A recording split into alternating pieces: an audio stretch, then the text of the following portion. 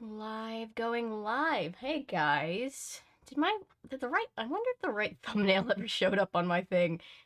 It's showing up for me. Has everybody seen the right thumbnail? We seen the Slappy New Year? Yeah, we're seeing the thumbnail. That's good. It was doing this thing where it was like, sometimes I forget to change the thumbnail before I send the new population live, and it just does this thing where I'm just like, give me my thing. Adriel, hello! You are the first person here to chill with me tonight. I appreciate you being here. How are you?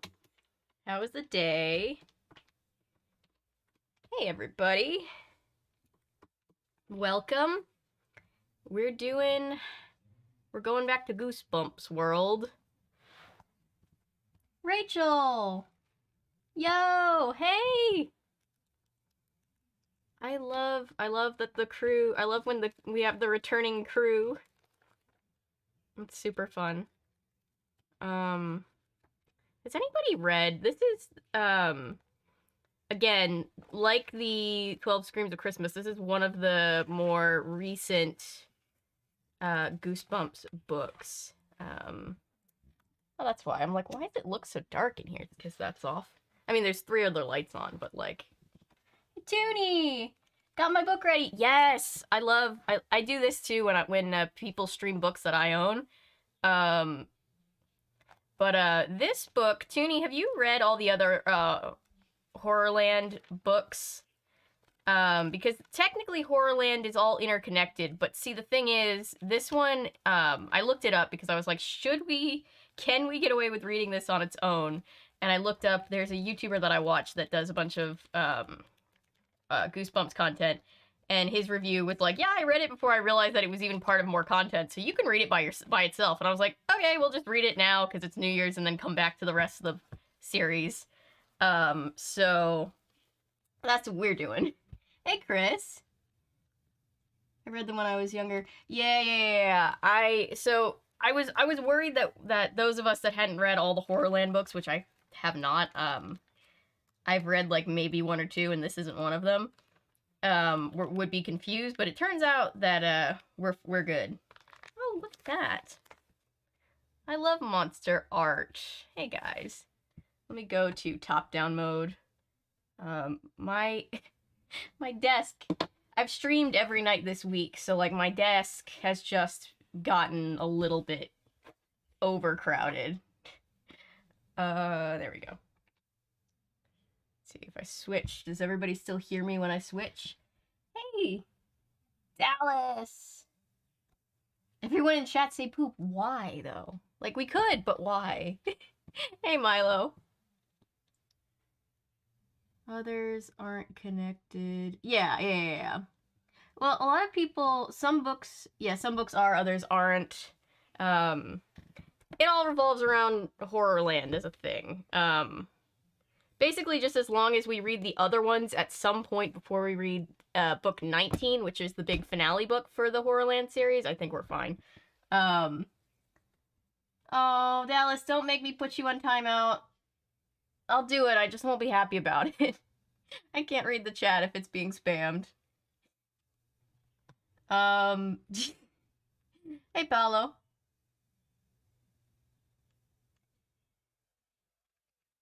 Try not to puke from the boss. Bruins ad. Oh, what? Oh. What's new with the Boston Bruins ad campaign? Is it another Pepsi with the Pepsi ending racism bad, or is it just like annoying bad?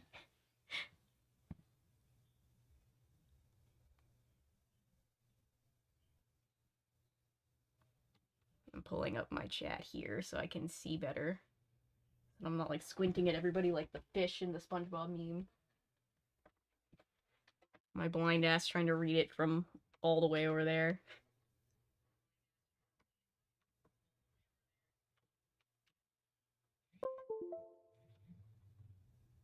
I didn't even know there was Boston Bruins ad drama. I'm interested.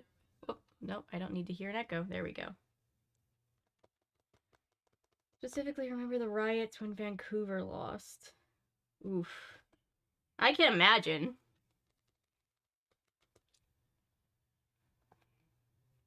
So what year did Slappy New Year? By the way, you know that this man writes I won't say too many books, because you know I love the Goosebumps books. You know this man writes a lot of books. When you can't even list all the books that he's written previously in, like, the also by in, like, 2 pages worth. What is a Bruins? I assume we're talking about the sports ball team. People were setting cars on fire? What? Sorry, I wasn't expecting that. Fun fact, the main character's name in this book is also the same name used for another main character in a Goosebumps Most Wanted book. I don't know if R.L. Stine did that on purpose or not. I mean, he's written, like, what, over 400 Goosebumps books? There's bound to be a duplicate somewhere in there. And I do know that these, like we were talking about, this connects to other books somewhere in Horrorland, but this one's pretty, standalone, and really it just comes together, like, we're able to read this one as its own thing. We'll just come back to Horrorland later and just be like, hey, remember the kid from Slappy New Year? Woo, go sports! Ball and net. Hockey, LMAO. I wasn't even... That's true, it's a hockey team. It's not even a sports ball team. Hockey, sports balls, puck. I call everything a sports ball team, regardless of whether or not the sport includes a ball. I really need to buy one of the Philip DeFranco shirts that just says sports ! I feel like that sums up my relationship with sports pretty well. So,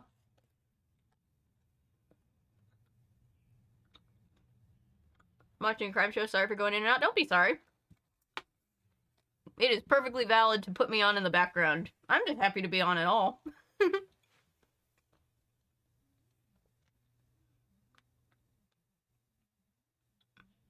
Nightmare on Clown Street. Ooh, I have that one. I haven't read that one. I haven't read a lot of the new ones, and all the old ones I haven't read since I was a kid, so it's like reading them for the first time. This came out in 2010, which means this was published 4 years before 12 Screams of Christmas. By the way, for anybody who is wondering about book reviews, we have not done book reviews for the past 3 books because I have been exhausted by the time we finish the book each time. So I think at this point, I'm just going to double down and we're just going to have, like, we might just start a stream one night just by getting caught up on all our book reviews, but so you know, I didn't forget. I'm very aware that we haven't been doing them. I'm gonna leave you a link to the Righteous Gemstone show, but thought it might be a bit much for you. No, for sure. It's totally fine if I start watching it and I'm like, oh, it's too much. I can always not, but I'll definitely check it out. New Year's goal will get my learner's permit for driving. Anyone else? Oh, that's a good New Year's resolution. Let's see. We're not really like, not that we don't do resolutions, but like on New Year's Eve, we don't make a point to like write out and do anything with our resolutions because my mom was always just like, we should try to be better every day. And she's right. But it means that every year, I'm always just like, oh, what are my resolutions? And then it feels like I don't have any goals for my life. Canadians, that wouldn't happen. No, never would happen in the United States. We never overreact over anything here. Definitely not sports. Planning on drawing of Bride Living Dummy for Valentine's Day. Nice. That's really cool. Sports ball. Yeah, sports ball. Particularly the sports ball that's played with a hockey puck and not a ball. What are my New Year's... Oh, so I can tell you, I know that I've been talking about, like, channel New Year's resolutions. I want to refocus on, Beyond Belief. I want to make sure that we get a bunch of Beyond Belief videos edited, and out. I want to do more than just the one monk video that I did, because it's one of my favorites. I want to do, more Murder, She Wrote. I love Beyond Belief too. What have we done? 10 episodes? We've done 10 Beyond Belief videos, I think. There's a playlist. It's been a couple months since I did the last one. Ah! That's a fantastic version of the sports. Oh, Americans wouldn't apologize publicly after rioting. No, that actually, like, no sarcasm. That actually wouldn't happen. I didn't see that message. More Twilight Zone, yes. So I know. Does anybody else? It's a tradition in our house because of Sci-Fi's tradition of playing all the Twilight Zones every year. People, is it? Does anybody else partake in the New Year's Twilight Zone marathoning like we do? I've been wanting to. I wanted to do a Twilight Zone video to commemorate the New Year. I also have a bunch of Christmas stuff to do, so I don't know if I do my Twilight Zone later or do it now and then go back and do some of the Christmas stuff I didn't get to do. But yeah, that's a tradition for us, so definitely gonna. I would say, yeah. It's easier now when it's all on streaming to just marathon it. But yeah, Sci-Fi forever has been doing this thing where like they do a days-long marathon where they just marathon all the Twilight Zones. And it's like a big tradition to just watch as many of them as you like watch them all. And we've just been like, we have all of the episodes and they're loaded onto our Plex server. So we just are like, cool, marathon. We just start with one and just let it play. More semi-regular exercise with bicycling as I once had slacked off, particularly last year. That's a good one, Cameron. How are you doing?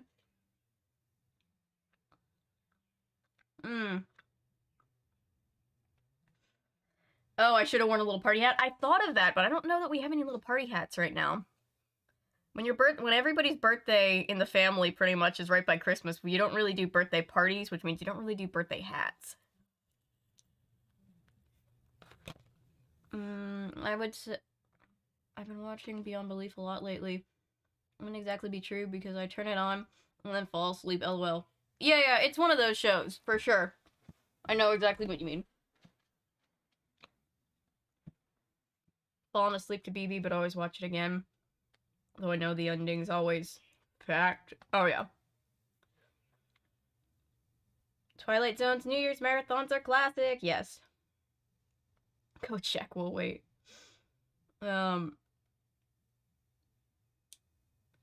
also like to finish more projects that I start. That is genuinely a very real resolution. If I now that I'm sitting here and thinking about it, I really need to get not that I don't think about this all the time, but it is true that I need to like be better with time management in the new year. It's really hard. My homies with ADHD can absolutely tell you like that time blindness and like prioritizing and trying to get stuff done is just, it feels like a losing battle sometimes. Which is one of the reasons I'm really very glad that Santa brought me a little timer.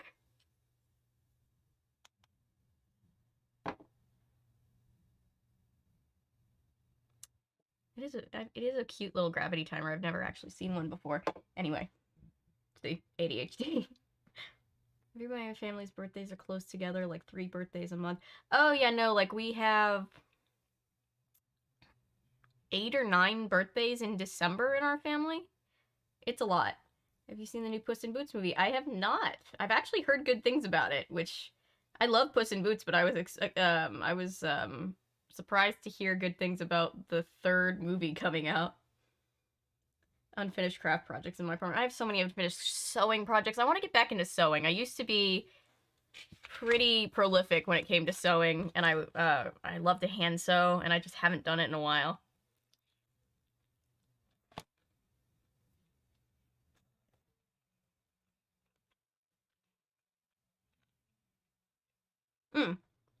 Second, sorry. My brain made up a fictional Puss in Boots movie that didn't exist.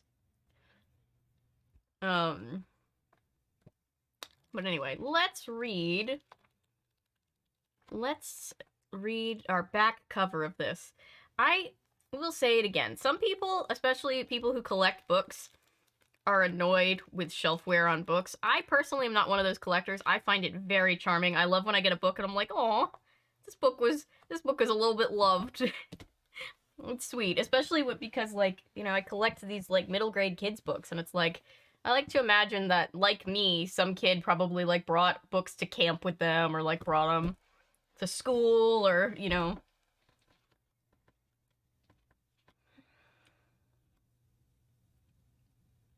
Where's my mug getting a night off? I figured I forgot to wash it, and then I was like, well, it probably does need a night off, so I have this mug that Natasha gave me. It's a little black cat mug.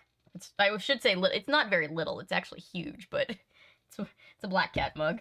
And then I also have my backup water, because we're trying to stay extra hydrated in this Hogwarts cup that I've had forever. I brought crochet patterns for a ton of Doctor Who dolls and finished 0. Oh, we've all been there, yeah. Yay, thanks for that, brain. Yay, H2O. Natasha is truly the best gift giver. Anybody who was here for the live stream, I was blown away when she was like, here are some seeds that I, like, personally cross-pollinated for your new garden that you're starting. I was like, oh, thank you. Actually made it to another stream. Tilly's here! Hope Avery and everyone else does good today. Thank you, Tilly. I hope you're having a great day. I hope you're having a great holiday season. Yes, happy Slappy New Year, everyone. Happy Slappy New Year. I've never read this book.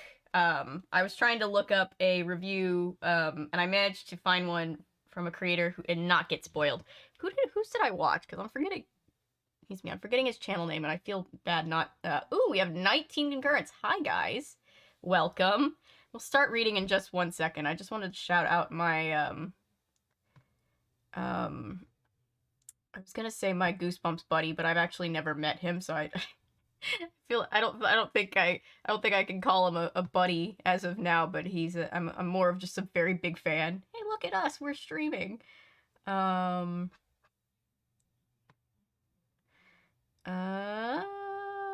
my there we go. That's what I was looking for.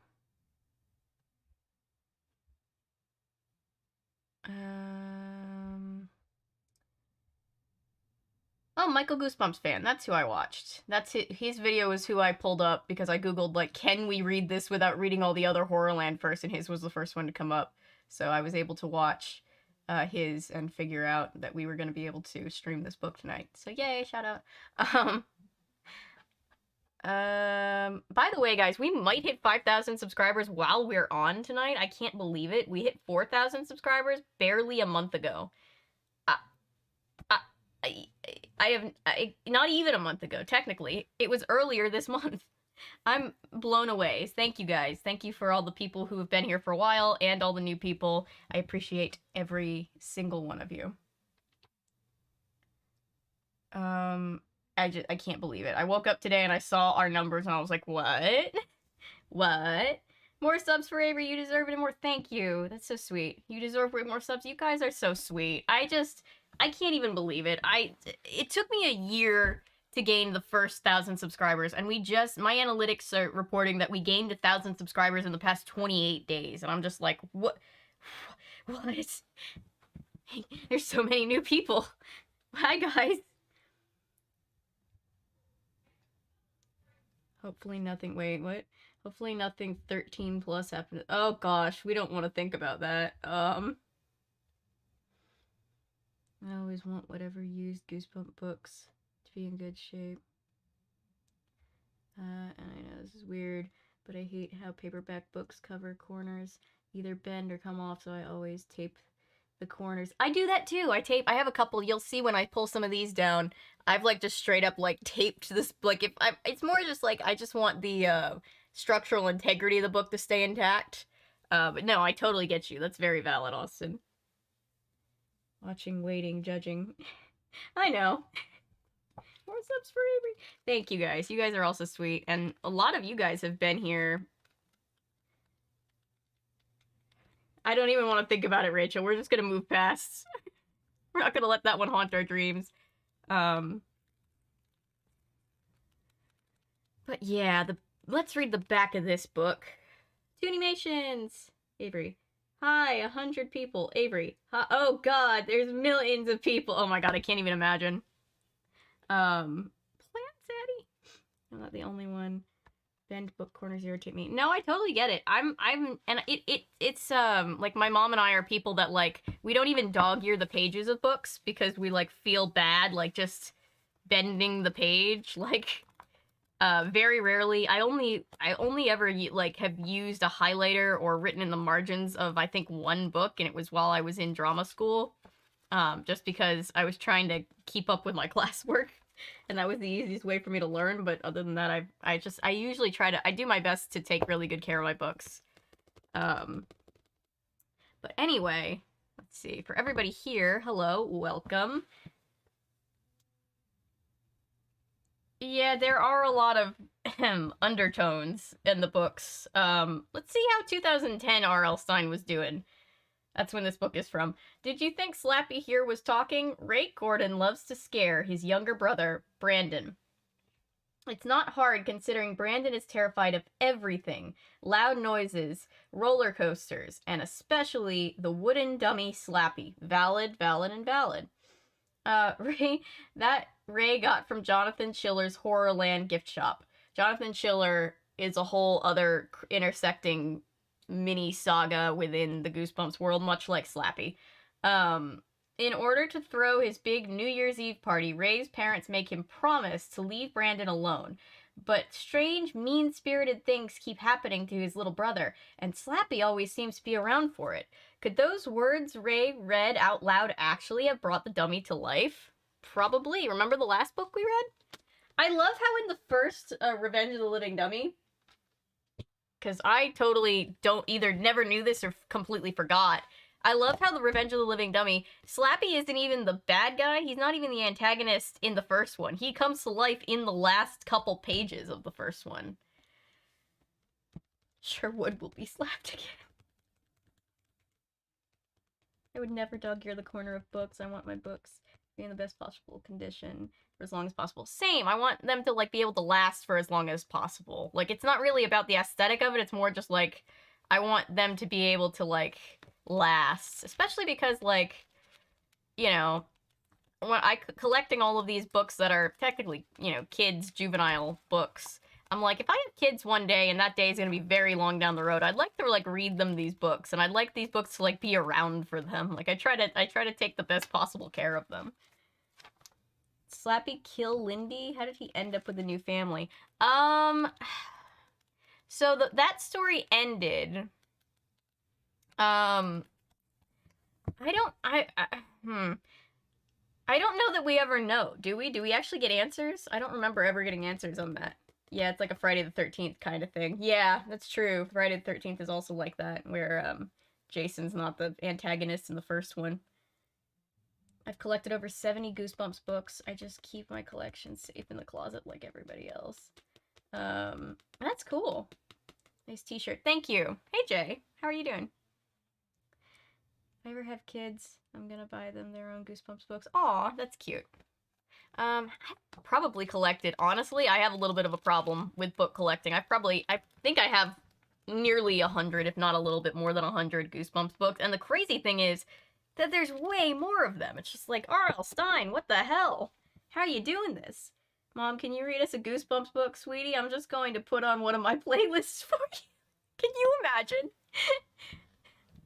You're just like the worst parent in the world, is like formerly popular YouTuber, formerly mildly popular YouTuber. It's just like, here, honey.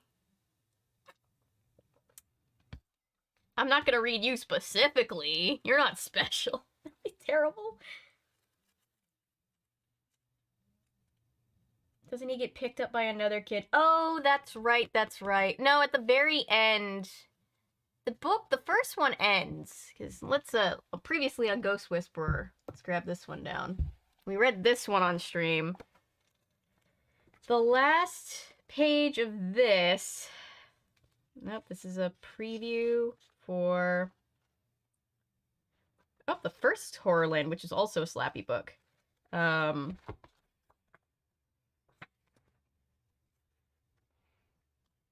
Try to keep us more centered on the camera tonight. Let's see. Yeah, the first one ends with them killing Mr. Wood, and then Slappy is like, cool, glad that guy's gone. Now you guys are my slaves. And we're like, oh, that's, and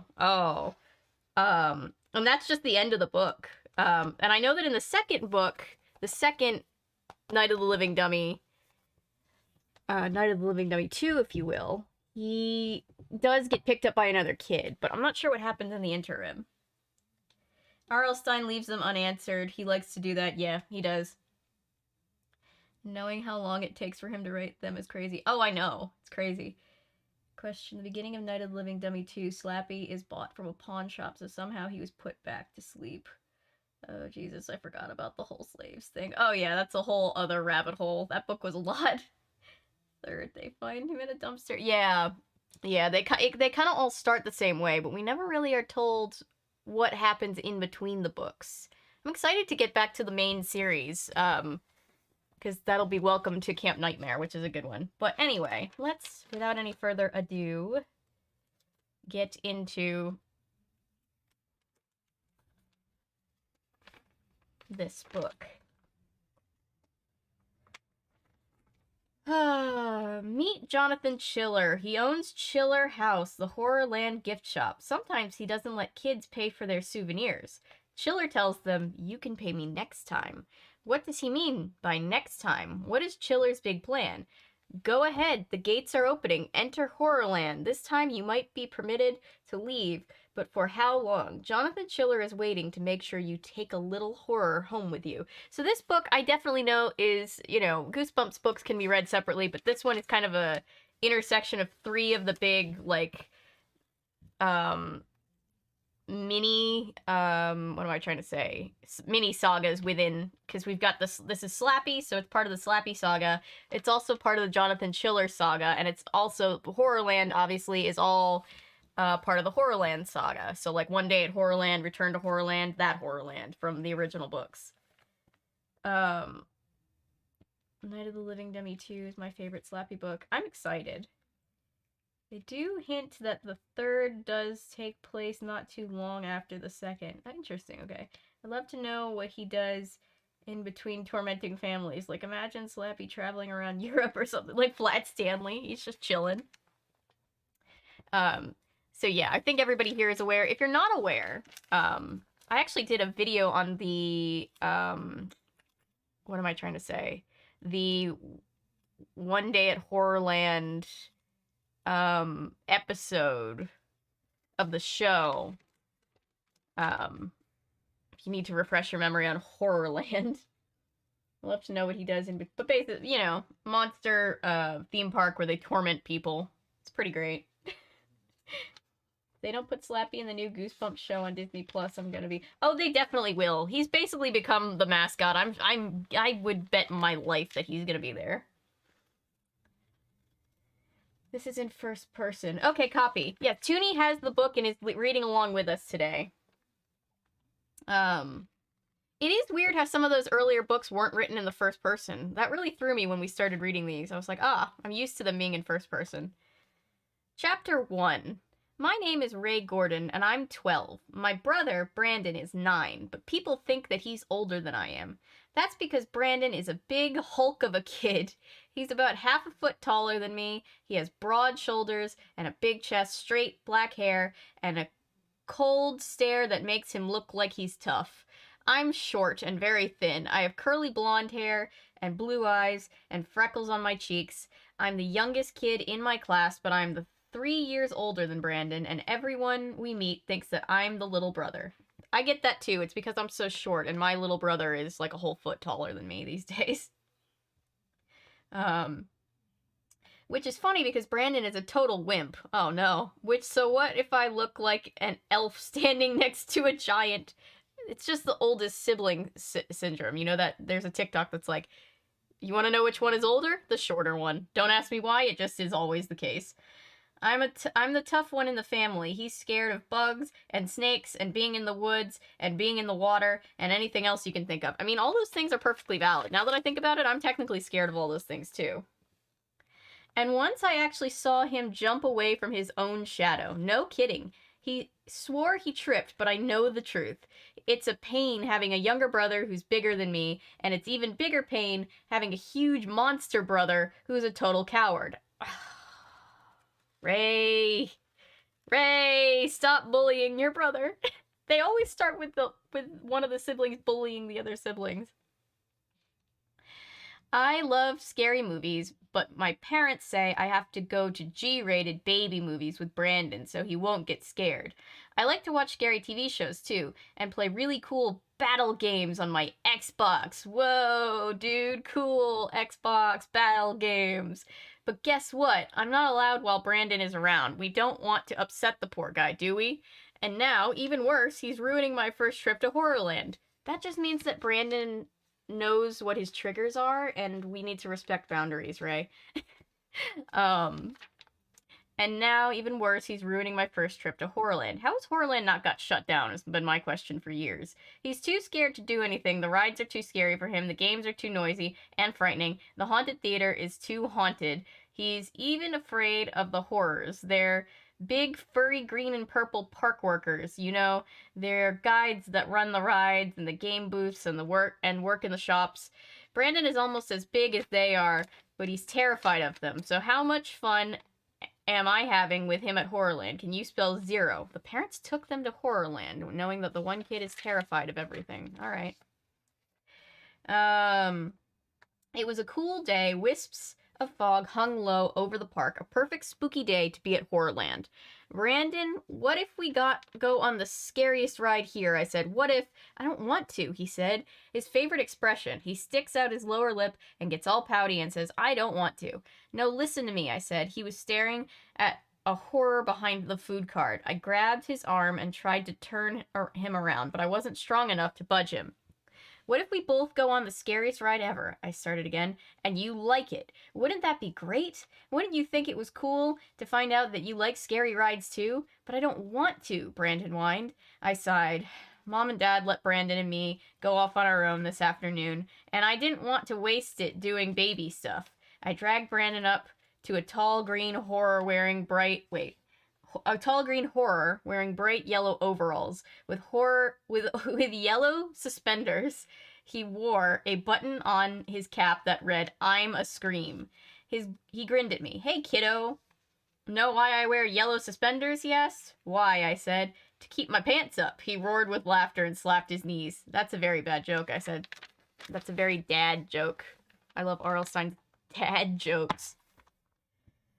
No, it isn't, the horror replied. It's a scream. He opened his mouth and screamed at the top of his lungs. Brandon covered his ears. The horror tapped the button on his cap. Just doing my job, he said. He coughed. I get such a sore throat from this job. What can I do for you? My brother and I want something to do way scary, I said. What's the scariest ride in Horrorland? The horror rubbed his furry chin. Have you tried the Doom Slide? Too scary, Brandon said, doing his pouty face. I did it with him, I said. It was okay, but not great. How about Annihilator Coaster? The horror asked. It's the world's only coaster where you ride in a coffin. That didn't go so well for the last kids that rode it. Brandon shivered and shut his eyes. Not for me, he whispered. It was good, but not really scary enough, I said. The horror stared at me for a long time. He rubbed one of the curled horns on either side of his cap. Okay, I get it, he said. You want something to make you scream like this. Again, he opened his mouth, tossed back his head, and let out a blood-curdling scream. Yeah, like that, I said. I get it, he said. Okay, come with me, guys. I'll take you to our test area. It's where we try out new things. No, not open to the public. You can be the first to try them. Awesome, I cried. My heart started to pound. Totally awesome. The horror turned and started to walk quickly away from Zombie Plaza. I saw where we were headed. A fenced-in area with a big sign. Testing area. Keep out. I jogged to stay up with him. I jogged to stay up with him, I think. I guess like keep up with him? Okay. I had to keep turning back and waving frantically to Brandon to follow us. Brandon kept shaking his head. I have a bad feeling about this, he muttered. Maybe I should have listened to him. Yes, you should have. You should have listened to him. Why are you bullying your... First of all, why are you bullying your sibling? Second of all, why are you bullying your sibling who's like way bigger than you? Feels like that feels like a stupid move, not just a mean one. I personally think the book One Day at Horrorland is better than the episode. I think you told me that in the comments of the video. I'm excited to reread because I read it ages ago. I'm excited to reread One Day at Horrorland. These children. SMH. It's so much.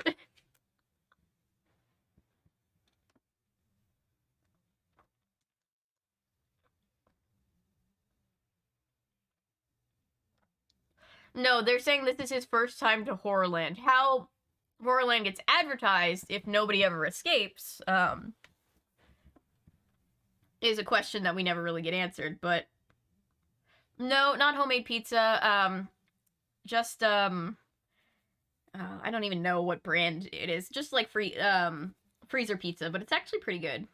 Sorry, I hope it's not bothering anybody that I'm eating.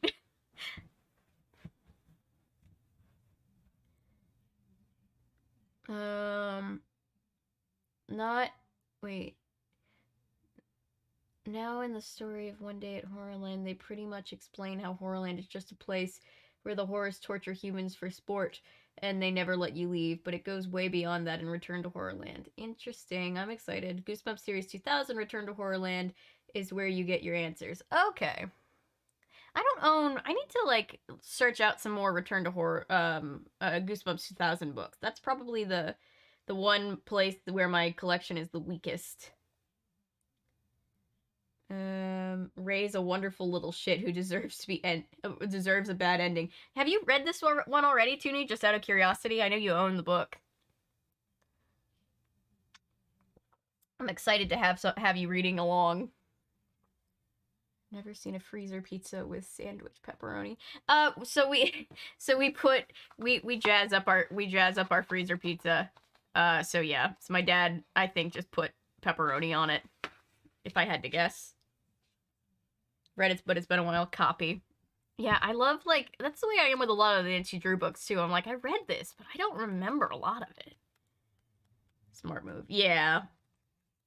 We're a family of cooks. I mean, not me. I'm not gifted in that way, but everybody else in the family is. So, like, even when we're doing, like, quick and easy, everybody, it's always, like, jazzed up a little. Alright, chapter 2. Let me make sure that I can still see chat, because every once in a while it just stops. Patrick! Wish I could say, but I'll see you later. Bye, Patrick! These books were around when I was in elementary school. Oh yeah, Toonie is a baby. Toonie, I am an old woman. These books, well, I was still in school, but like, no, I guess I was technically still in middle school when this one came out. I guess I could have been of the age to read this one, but I didn't. I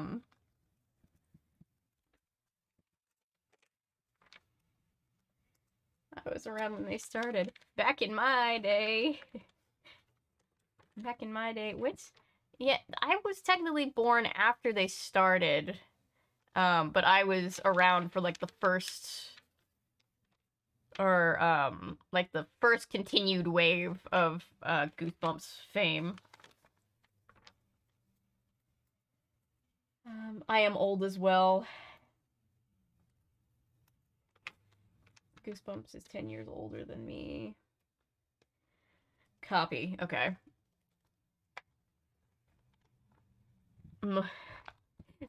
Us old people will need to be on our best behavior for the younger generation in chat.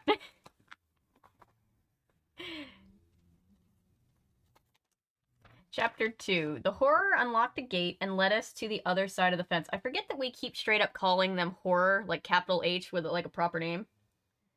Wait, how old am I? I just turned 26 on my last birthday. I once got I was working as an extra, and they took me away from my real-life friends and put me with a bunch of 12-year-olds and said, this looks more believable. She would be hanging out with the older kids, and I was like, but I am an older kid. Yeah, no, they're called horrors, and so one, it does sound like that to my brain too, Rachel, and two, you're the same age as my sister, we're 9 years apart. Okay, copy. I have one brother who's 3 years younger than me. Much like Ray, except I I try to make my younger sibling get into scary roller coasters and stuff, but I'm not mean when he doesn't want to. Instagram post about parents getting their kids into Goosebump books, and it was really sweet. Oh yeah, I saw I was at a bookstore and I was watching them buy this new mom buy like Percy Jackson books and Goosebump books like she read when she was a kid, and I was like, oh, our generation's all grown up. Sorry I'm late. What did I miss? You only missed the first chapter. These two kids are at Horrorland. One of them, the older kid, is all into scary stuff. The younger kid is scared of everything. And now they're being taken to the testing area where nobody's supposed to go, where the unreleased rides are.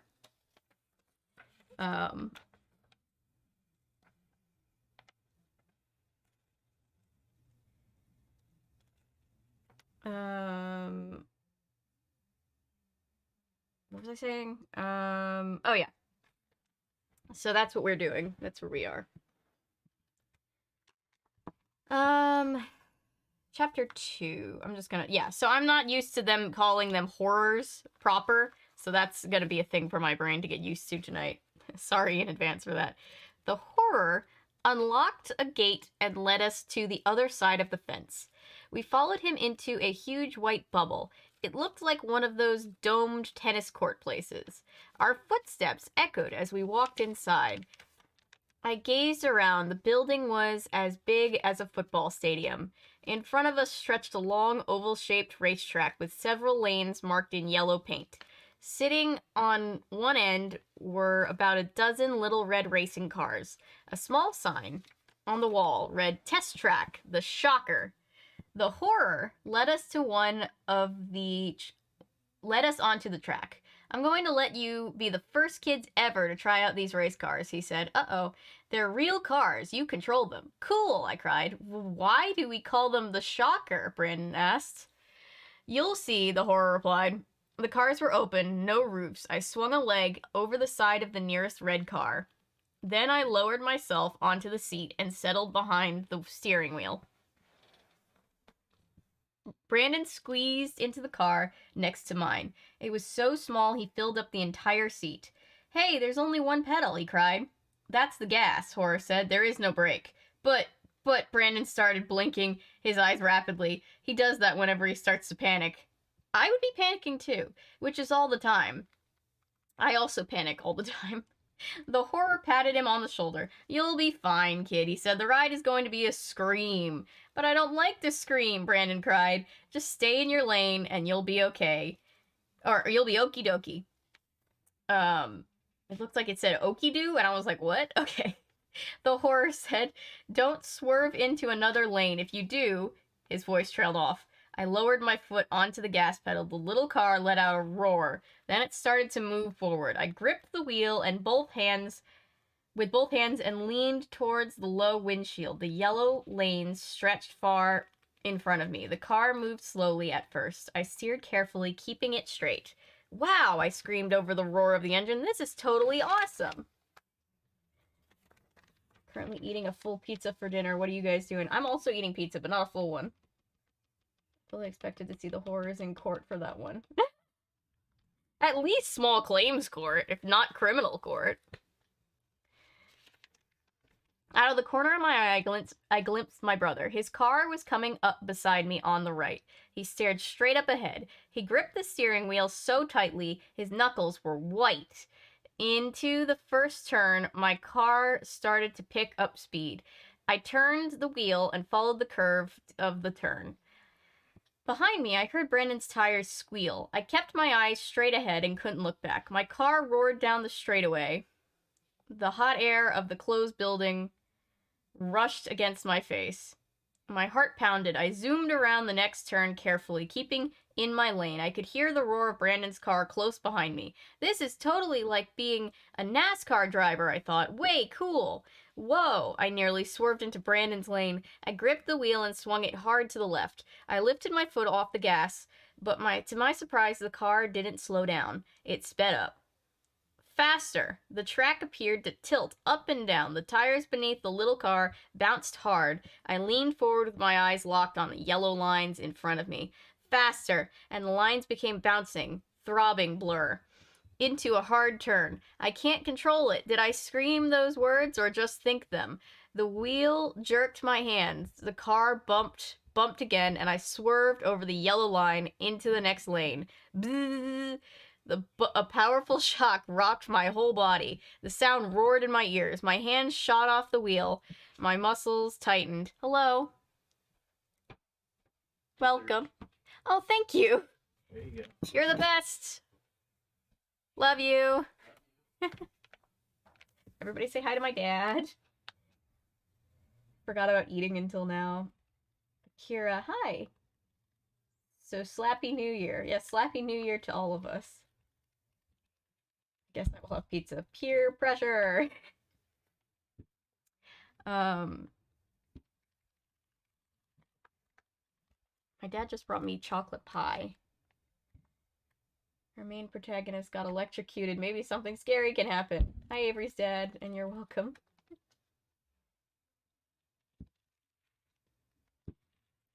I shook my muscles tightened and froze. Pain zigzagged up and down my arms and legs. I'm really glad that Dad didn't decide to bring me pie in the middle of the whole plant zaddy thing.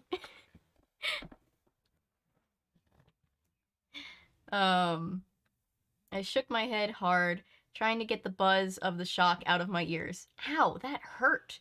Still gasping for breath, I grabbed the wheel. I spun hard to get back in my lane. I saw Brandon's car roar up beside me, too late. I crashed into him hard. My car spun into the center of the track.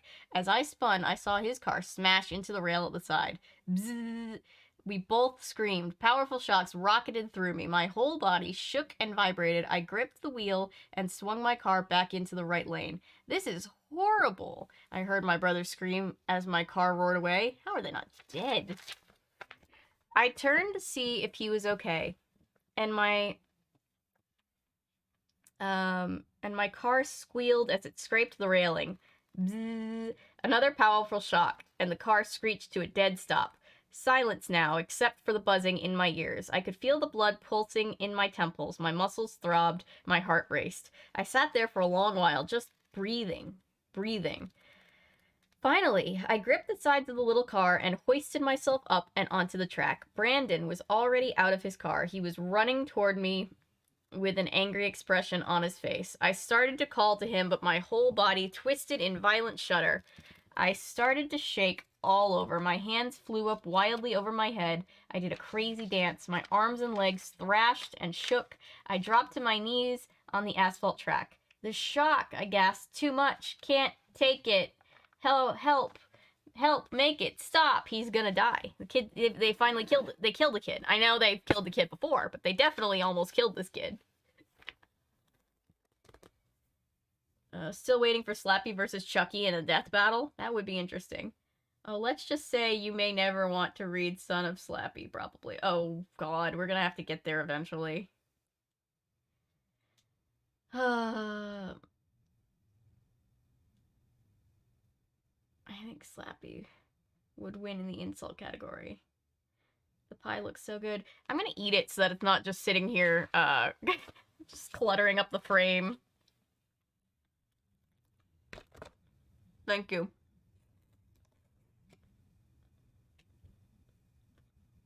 It's pie. My dad just came up and brought me. I think it's chocolate Oreo pie, but I could be wrong.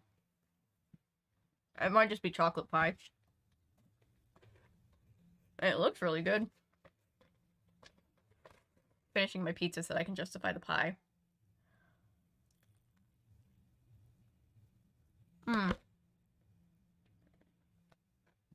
Yeah, Son of Slappy exists, which the name alone just gives off so many horrifying implications. Filling the empty space. Okay.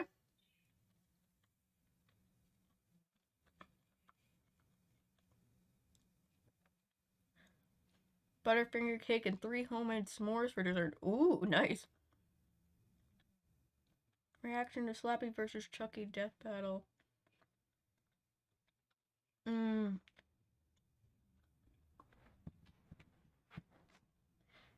Thinking I want some of that now. Sorry.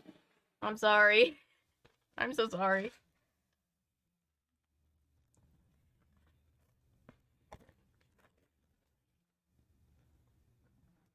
If Slappy versus Chucky happened in a death battle,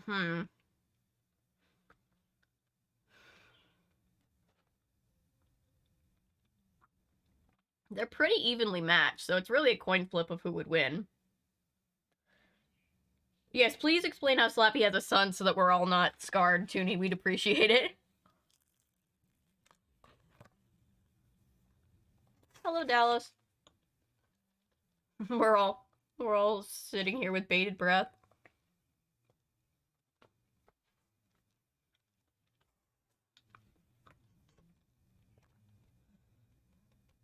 There probably is a YouTube video of Slappy versus Chucky. I'm sure somebody's done that. Because I know there was, like, mini controversy. I'm not gonna talk to my mouth full. Hang on.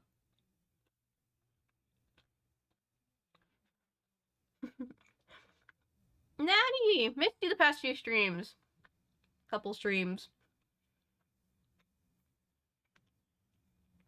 I'm good. How are you? I hope you're having a good holiday season. Ready for the new year? I know there was mini controversy back to the Slappy and Chucky thing where people were like, R.L. Stein stole the idea of Chucky. And it's like, okay, fine. But, like, the idea of the haunted doll has been around for much longer than Chucky. Like, and that's really all it is. Like, Slappy and Chucky and insert all other scary dolls. Like, it's all more or less the same.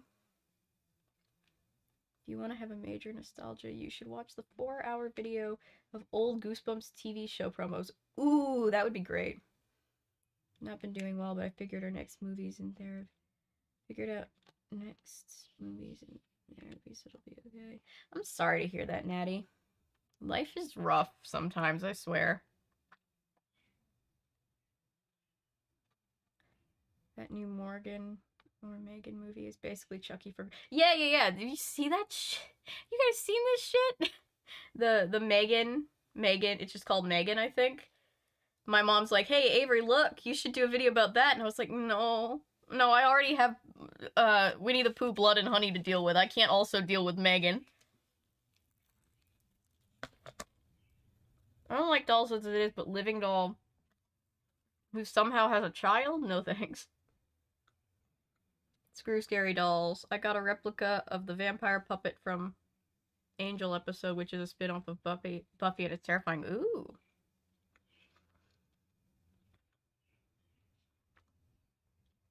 I actually should watch dolls. I've been told many times to watch dolls. Cuddle me! Oh god, I almost forgot. I almost blacked out.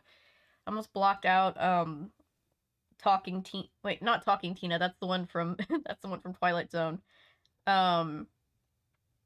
The doll from Round the Twist. Slappy doesn't have a son. Spoiler. Okay, that's not so much as a spoiler as much as it makes me a little bit less panicky about reading the book. Like, Death Battle could use Goosebumps that featured Slappy as research. Yeah. Yes, they're doing a Bambi horror movie. I don't know why, but they are. Can't wait for Mean One to go to Tubi. It looks terrible. I know. That Talking Tina video scared my mom. Tell your mom sorry. I'm always up for more explanation. I don't really know how much Goosebumps spoilers you can have, since it's all kind of connected and a lot of us have read at least some Goosebumps. A whole shelf of old dolls in my old room at my parents' house. Ooh. My grandfather once brought me, and it's a beautiful doll. It's like a porcelain, vintage collectible doll, but it terrified me. And it was always sitting up on my shelf, and I always just used to be like, oof. And it got to a point where my brother and I would take it and hide it around the house, and I'd just be like, stop, put it in the attic. Sorry, I had to. So everyone thinks Slappy is gone, and the main character has Slappy, and they say he's a fake. Ooh, it's a replica. Children are evil. Children are scary, but it's mostly because they don't realize how scary they have the power to be, you know? Kids just say the most terrifying shit sometimes. Along with my great-grandmother, and my grandmother was just going to get rid of them. Oh, wow. They call him Son of Slappy. Turns out it's real Slappy. So it's just Slappy. It's just Slappy, but he wanted to call it Son of Slappy. Okay. Finished the entire pizza. Be gone for maybe 10-ish minutes, and then I'll be back. Nice. And that him being gone was a rumor.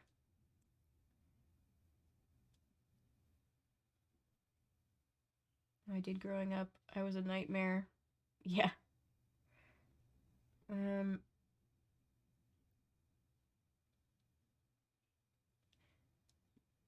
LOL, I think everyone is capable of being evil. Yeah, no, I think everybody looks back on their childhood selves and are like, why did I do that? It's like, because you were a child. Like, that's what, the children are children. I once saw a YouTube video of 50s commercial, The Laughing Doll, and it certainly sounded and looked creepy. Oof, I bet that was creepy. TV show didn't make Night of the Living Dummy Part 1, but replaced with Part 2. Yeah, I guess that's just because... Probably just because they wanted to go right to Slappy. And Slappy doesn't have anything to do in the first one. Slappy controls the main character to do things. So he is the son as he does the thing. Okay, so it's like Ratatouille, but with Slappy. I'm sure not exactly, but that's what I'm picturing. Oh, dare at 4. Chase my sister and cousin around the backyard with a chainsaw. Wow, I'm impressed that you could hold a chainsaw at 4. I was a shit kid, too. Then you have children and karma comes to you. Like I said, him being gone was a rumor. Yeah, okay, copy, Toonie. That makes me feel a little bit better.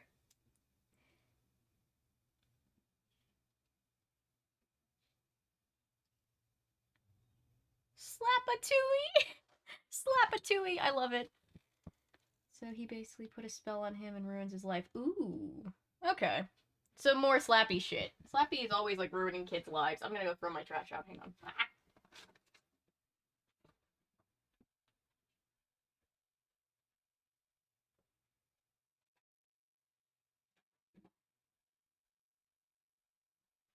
And yes, I'm being a baby and throwing out my crusts. I know. Ha!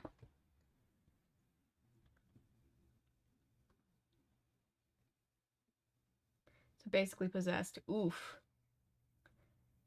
It's Slappatooey. I'm gonna call it Slappatooey. Alright, let's get to... Magic School Bus, my favorite TV show, but same before I moved some seasons on Netflix. I have a Magic School Bus book in the collection. We'll probably read it at some point. Still being in his dummy body. Okay. I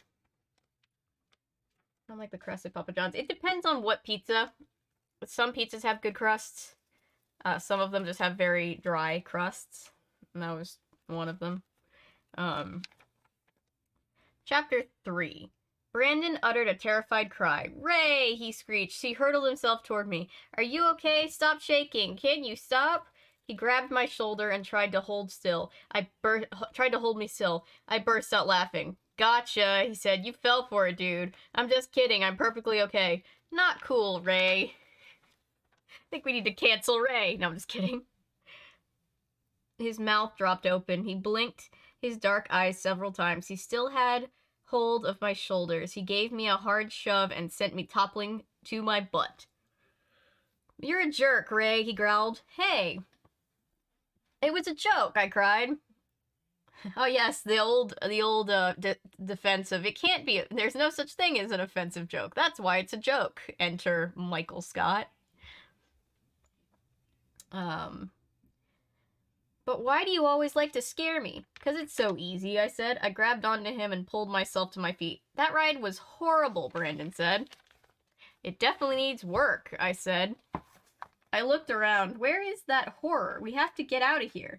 I didn't see him anywhere. Did he just leave us in here? We started to walk along the track. Our footsteps thudded loudly in the deep silence. I think we came in over there, I said, pointing. We heard a shout. Brandon and I both turned as a man came jogging after us. He was big, with his huge stomach bouncing in front of him. He wore a loose-fitting, pale blue sweatshirt.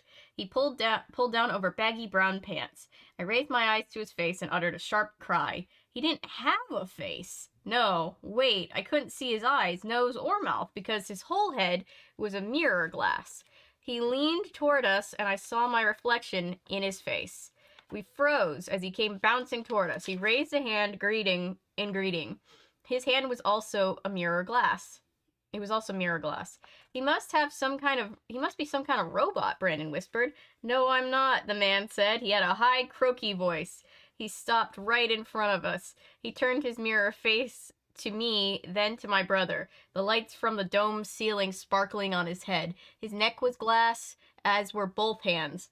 Allow me to introduce myself, he said. My name is Seymour Window. I see. Okay. I pointed to his face. I could see my hand reflected back at me. Are you wearing some kind of mirror mask? I asked. He shook his head. It sent rays of light sweeping across the floor. Is it painted on? I asked. He shook his head again. No, I worked at a glass factory. There was a terrible accident. Oh no. Brandon and I both stared at him. Was he serious? Reflect on that, Window exclaimed. He laughed a croaky laugh. He shrugged. I'm picturing, when you say croaky laugh, I picture the Jared Leto Joker laugh, where it's like, I don't know why. He shrugged his wide shoulders. I can only joke, he murmured. What can I do? Gotta keep my sense of humor. Was his body really damaged in a glass factory accident? I couldn't tell if he was for real or not, but the mirrored face and hands were way creepy. I was told you want to see something really scary, Window said. Not really, Brandon replied. Yes, we do, I said. I tried to give Brandon a shove, but the big hulk didn't budge. Window motioned for us to follow him. I just finished building a new attraction, he said. A hall of mirrors. When it opens, it'll be the scariest thing in Horrorland. Brandon stopped walking. Do we have to go? He whispered. Is this canonically before the original Horrorland? Because wasn't the Hall of Mirrors in the original one? Brandon stopped walking. Do we have to go? He whispered. I tried to tug him forward, but he was too strong for me. No, it can't be because he was playing Xbox. Okay.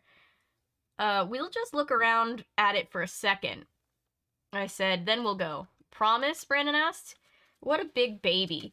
Window let us out of the bubble building and across the test area. I didn't see anyone else around. I was totally pumped. Brandon and I were getting a chance to see so many parts of the park that no one else got to see. Lucky. And the sun had finally come out. The man's mirrored head reflected the bright sunlight. He led us... Oh, so he's just blinding everybody. He led us to a long, low building. It had a narrow door at one end and no windows. The front wall was painted black. I didn't see any sign saying what it was. Window unlocked the door and pulled it open.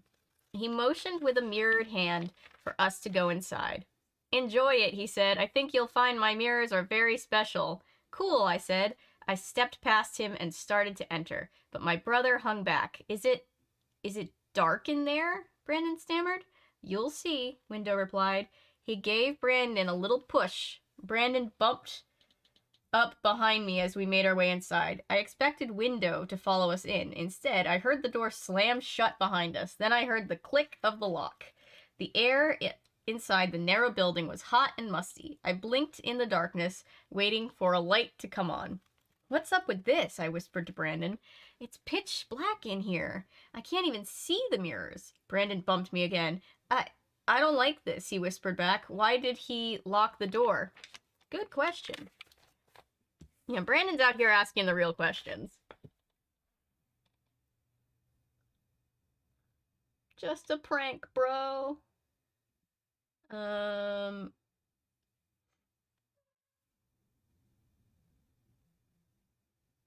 It's weird. I imagine it's weird. Domino's crust is all garlic.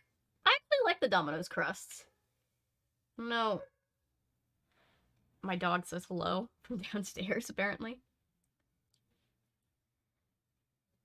High school bus, doppelganger theory. Ooh, interesting. Hashtag cancel Ray. Just a prank, bro. Mr. Stein does a fake out in every book. OMG. Oh, yeah. A staple of the horror genre. Oh, yeah. More like every chapter. Yeah. Slappy is the first Goosebumps villain to be an anti-hero in Slappy's nightmare. Ooh, interesting. Plus, Slappy was in Toy Story. That's true. Slappy was in Toy Story 4. I always forget about that. I like this guy, LOL. Yeah. A lot of problems wouldn't exist if these kids weren't such little shits. Yeah. I have a song stuck in my head that isn't even a real song. Write it down. It can be a real song. Hope Sony made Goosebumps 3.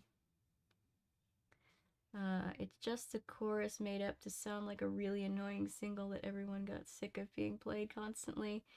You should cover the Buddies movie, like Snow Buddies, Treasure Buddies. I really should. My grandmother loves the Buddies movies. There are a lot of Buddies movies. I need a tissue. Hang on one second, guys. Ah.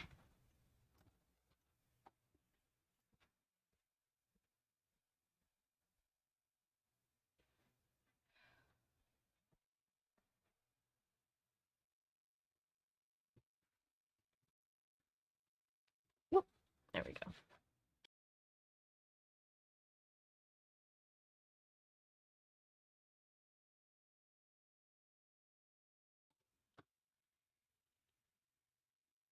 This is more Buddies than I've had in my entire life. Same. They're good Disney movies. They're cute. I'm back. What's happened now? So they survived the one ride, and now they've been locked in a dark room that's supposed to be a hall of mirrors. But they got locked in, and they have no idea where they are, and they can't see anything. So, yay.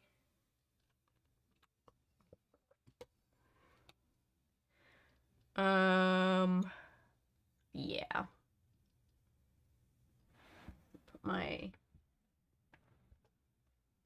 keyboard back up here for a second, or I'm just gonna pull it up here so I can check something real quick. Hey everybody, Texas! Yo dudes! Just got back from Zoo Lights. Ooh, I hope that was fun. I was just going to quickly log that we're reading this book on our Goosebumps, or our Goodreads account. If you're a Goodreads fan, feel free to follow me over there, Avery Talks. Well, it's linked on the banner of my channel with all my other socials. Slappy New. Keep accidentally, this keyboard is different from the, obviously my laptop keyboard, and so I keep accidentally hitting the caps lock, and then I just start typing in caps, and then I feel like a boomer. Read the Viking Book of Love from the Twist. Oh god. Avery's chair. Yes, the chair holds it down. Should cover your top 10 best Magic School Bus 1994 episodes. I do need to do... I haven't done any Magic School Bus videos proper. I need to. Avery read the Iliad or the Odyssey on stream. Oh, we'd all suffer. It would be horrible. Hey, Anton! Kissing the Michael doll. It just came out of nowhere. I'm like, okay.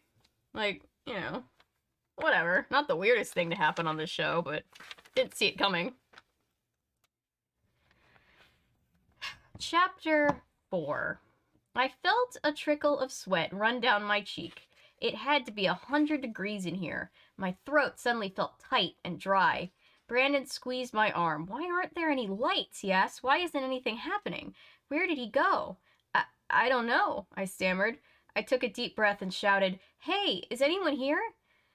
I stuck my hands out in front of me. I could feel glass, warm to the touch, but I couldn't see it.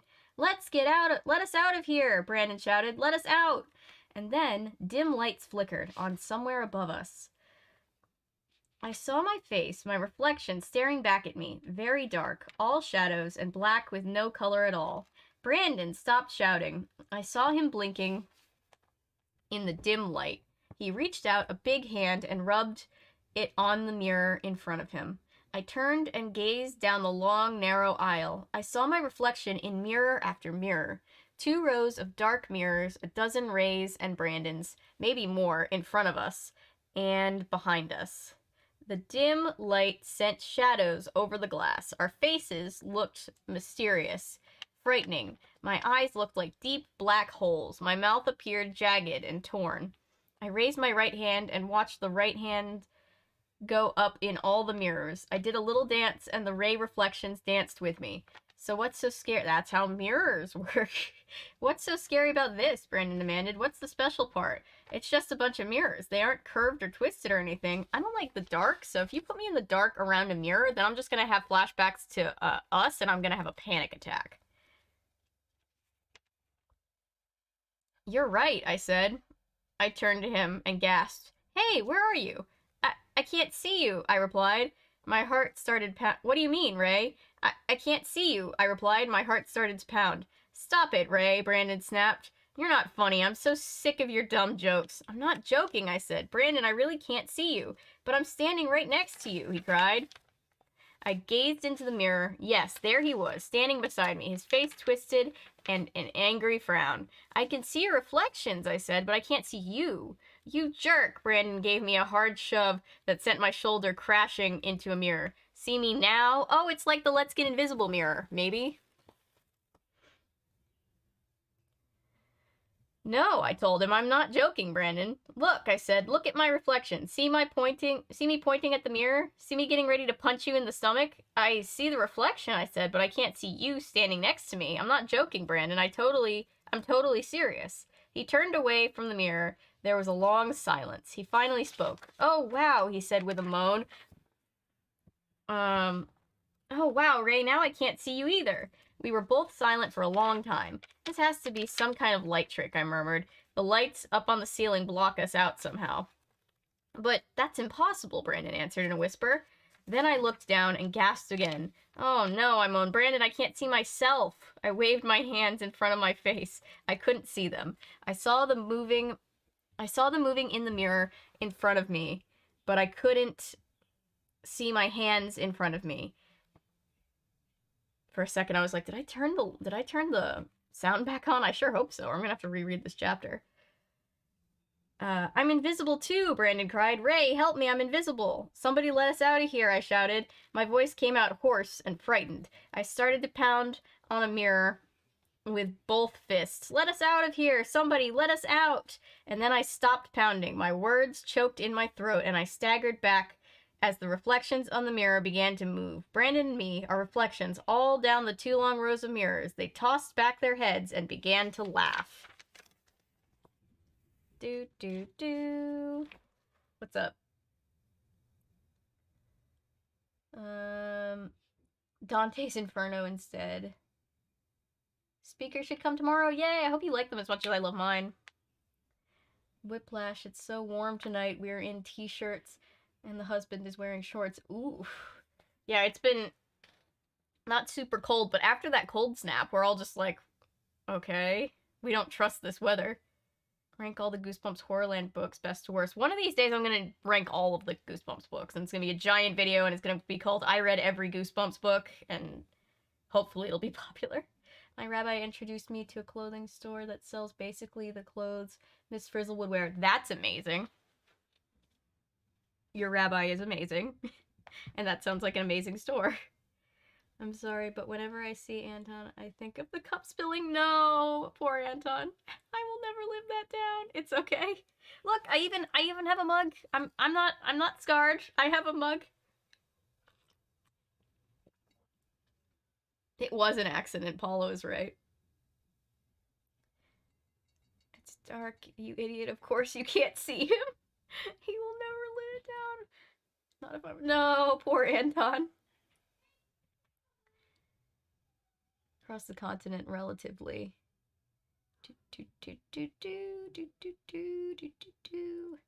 Listening while watching the game. Apologies in advance if I miss a bot or message. You're good, Paula. Thank you.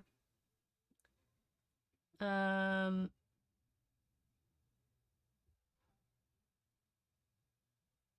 hope my sister enjoys it too. I'm sure you guys will love it. It's for such a tiny little speaker, they're so loud. You're gonna really like it. I have a dress with the dinosaurs. Space from there. Ooh, nice. And sharks and dreidels, different ones, not all 3 at once. That's so cool. Really, really fun.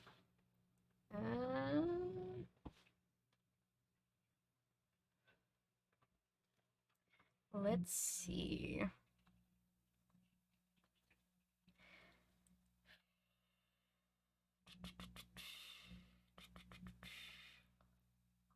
All right, let's get back into things. 21 concurrents. Hi, guys. Thank you all so much for being here to read this next Goosebumps what have you with us. I hope everybody is having a great holiday season. I'm very excited for the new year full of hopefully, well, definitely more Goosebumps and Nancy Drew and all the stuff we love to read, so.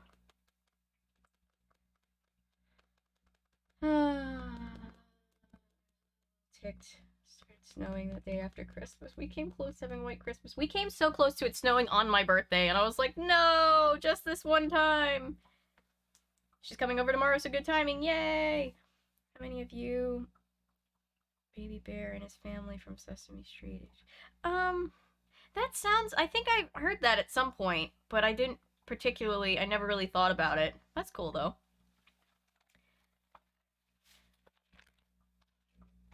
I knew it was a big deal because Mr. Hooper was openly Jewish, and for the 70s, that was kind of a big deal on American television, so it was like a good, like, representation. Miss Mr. Hooper. Everyone has a good 2023. I hope we all do. I hope it's gonna be a great year. And if not, we'll be here reading Goosebump books all the way through it. Yeah, Sesame Street is just... I love Sesame Street. My grandmother was... I went into her room and she was just straight up watching Sesame Street. And I was like, everybody loves Sesame Street. Shit show encore of 2020. I mean, maybe. But you know what? We've already handled 2020, so we can handle 2023. Probably.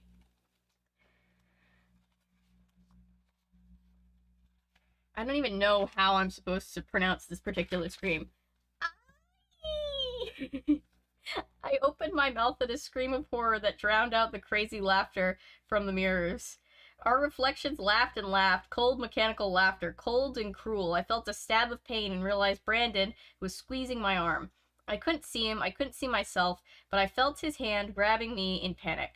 I stumbled back against the mirror. I pressed my hands over my ears, trying to shut out the wild laughter. And suddenly, the reflections all vanished. The mirrors went blank, dark, empty mirrors, no reflections, and no Brandon and me. I stood there in silence. I realized I was holding my breath. I let it out in a long whoosh. My legs were trembling. I stared straight ahead at the dark mirror in front of me. This is just existential crisis, the thing. Hey, I uttered a startled shout as bright lights flashed on. Blinking, I turned and saw Brandon. Yes! He was standing there, looking as shocked as I was. We stared at each other for a long moment. There we were, back, under the bright lights, our reflections bright and in front of us. The door swung open. We raced each other, bumping, squeezing down the narrow aisle, out into the daylight. I struggled to catch my breath. The cool afternoon air felt good on my hot, sweaty face. Yay! I pumped my fists above my head. I stopped when window appeared in our path. My reflection stared back at me from his mirrored face. You liked it? He asked. Brandon and I stared at him. We were both still breathing hard. How did you do that? I finally found my voice. Tell us, how did you make us invisible like that? Yeah, Brandon chimed in. How did you make our reflections laugh at us? Window scratched his glassy head with a mirrored hand. Huh?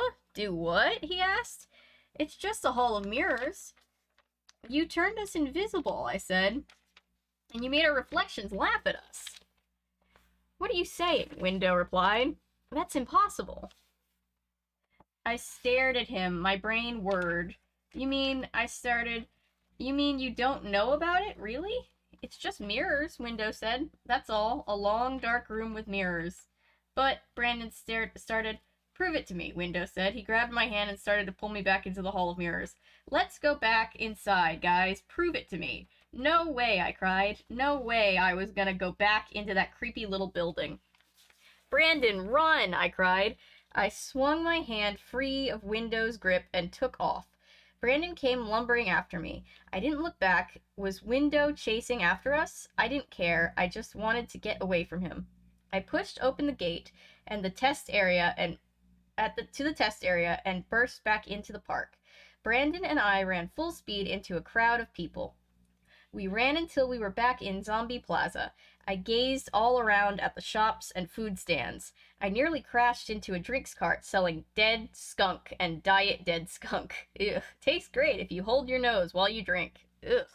I think he's coming after us, Brandon's voice cracked. His black hair was matted to his forehead, with sweat, his chest heaving up and down. I pointed. We'll hide in the shop. We dodged through the crowd, up to the front door of the little store at the end of the row. Chiller House. That's what the sign above the door said. I saw skulls and funny dolls and other souvenirs in that front window. I pulled open the door and bolted inside. A bell rang overhead. Brandon stumbled in after me. We made our way to the back of the shop. I kept glancing at the door. No sign of Window. The shop was long and narrow. Cluttered shelves and display cases rose up on both sides of us. I bumped into a wall display of brown shrunken heads. The heads bobbed and swayed as if they were alive. Check this out, Brandon smiled. He held up the building set for kids. Coffin Fun Kit. The box showed a little man lying in a handmade wooden coffin with his arms crossed over his chest. Sweet, I said.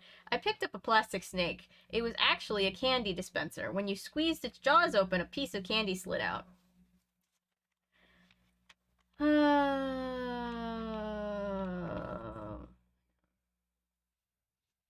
Okay. Awesome store, I muttered. I checked the door. Still no sign of Window. Maybe we lost him. Whoa! I saw something way cool on a table across from me. A wooden ventriloquist dummy. Uh-oh. It wore a tight-fitting gray suit and polka dot bow tie. Its brown hair was painted on its head. Its glassy blue eyes appeared to stare up at me. It had an ugly, totally evil grin on its painted red lips. Brandon, check out this awesome dummy, I said. My brother dropped what he was looking at, and I came over. I reached for the dummy and started to lift it into my arms. Before I could pick it up, the dummy opened its mouth and shouted, "Get your clammy hands off me!" He's back on his bullshit. Let's see.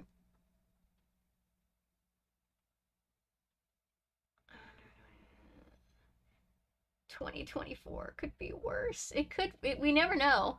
Eee!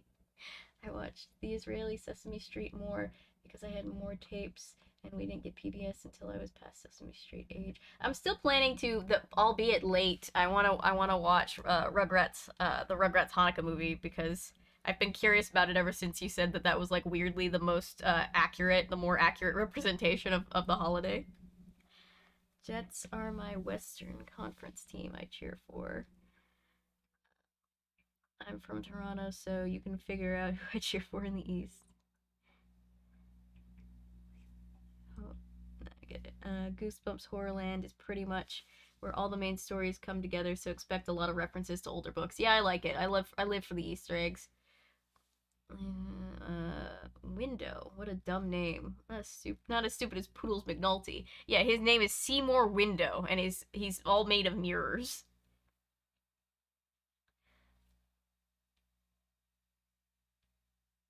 Dead skunk. Dead diet skunk. Great band names. Yes. I think there's a Goosebumps book called How I Got My Shrunken Head. Yes. It's up here somewhere. It's on this shelf. It's in the main series. Goosebumps is confusing when you first start reading and collecting the books, because it's like there's all these different series. Oh, well, where do I start? Really start anywhere. They're all the same, more or less. It's just different branded versions of the same basic thing.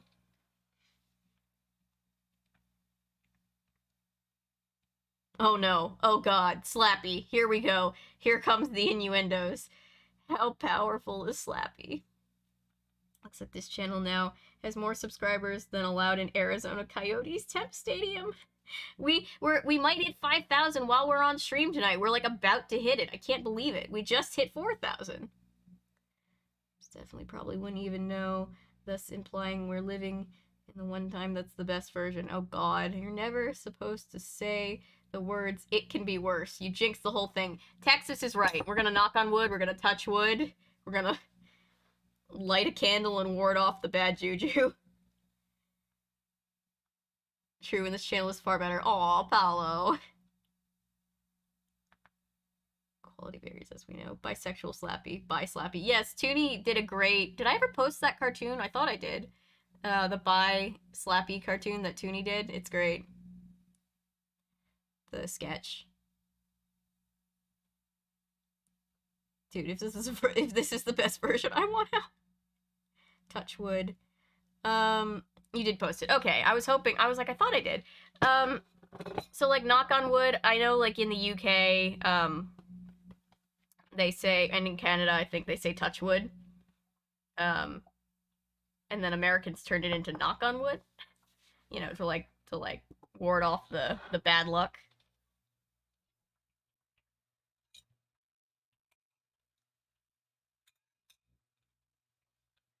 I already have incense lit, so we good. Thanks, Natty.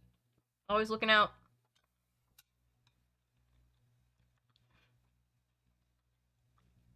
Not Mr. Wood. Just like knock on wood. Different cover from another country of the Haunted Mask. Ooh, interesting. If you look closely at the thumbnail for tonight, guys, it's the... Ooh, my neck popped a little bit. It's the, it's this cover, the American cover of Slappy New Year, and then I think I also ended up pulling the French cover just because of it looked... I liked the contrast between it and this cover. But looking at the Goosebumps from Around the World covers, pretty great.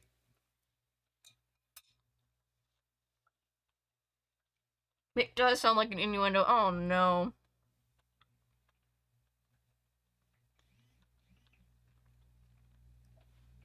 Oh, you right. We'll stick to knock on wood.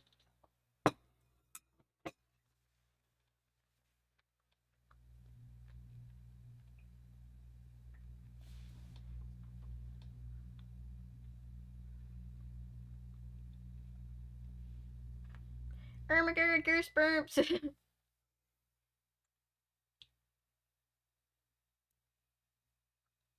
Oh yeah, let's see if we can show chat. Wondering how to show chat. Let's see. What would be the best way to do this? Ooh! The Vietnamese cover. That's amazing. Whoa. Let's see. Can chat see this? Let's see. Meh. It's hard to navigate with my thing. Not within reach. Hang on. Ah. There we go. Let's see. Chat, look at this. Look at this Vietnamese cover for Haunted Mask. This is so cool. Would Mr. Wood... Oh no.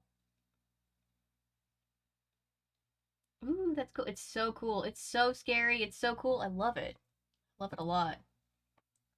That's terrifying. I love it. Same.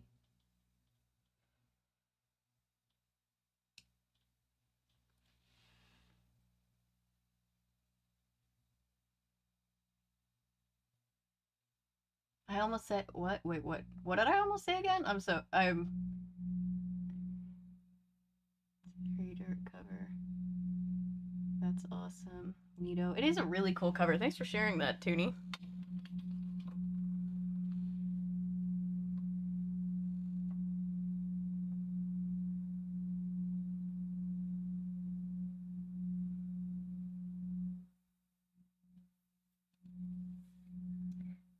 Over the French covers, books, and story changes on DeviantArt. That's cool. Looks like somebody's chasing Carly. It does. I have some screenshots of Perry from the last stream. Because I was so tired after the stream. I was tired after the stream, too. I crashed after the stream. All the foreign countries have rather menacing variants. Nice. Vietnamese cover is giving, hey kids, don't forget to eat your vegetables or I'll come find you. It does. It's giving me, like, Laughing in the Dark from Are You Afraid of the Dark vibes, you know what I mean? If that makes any sense? Alright.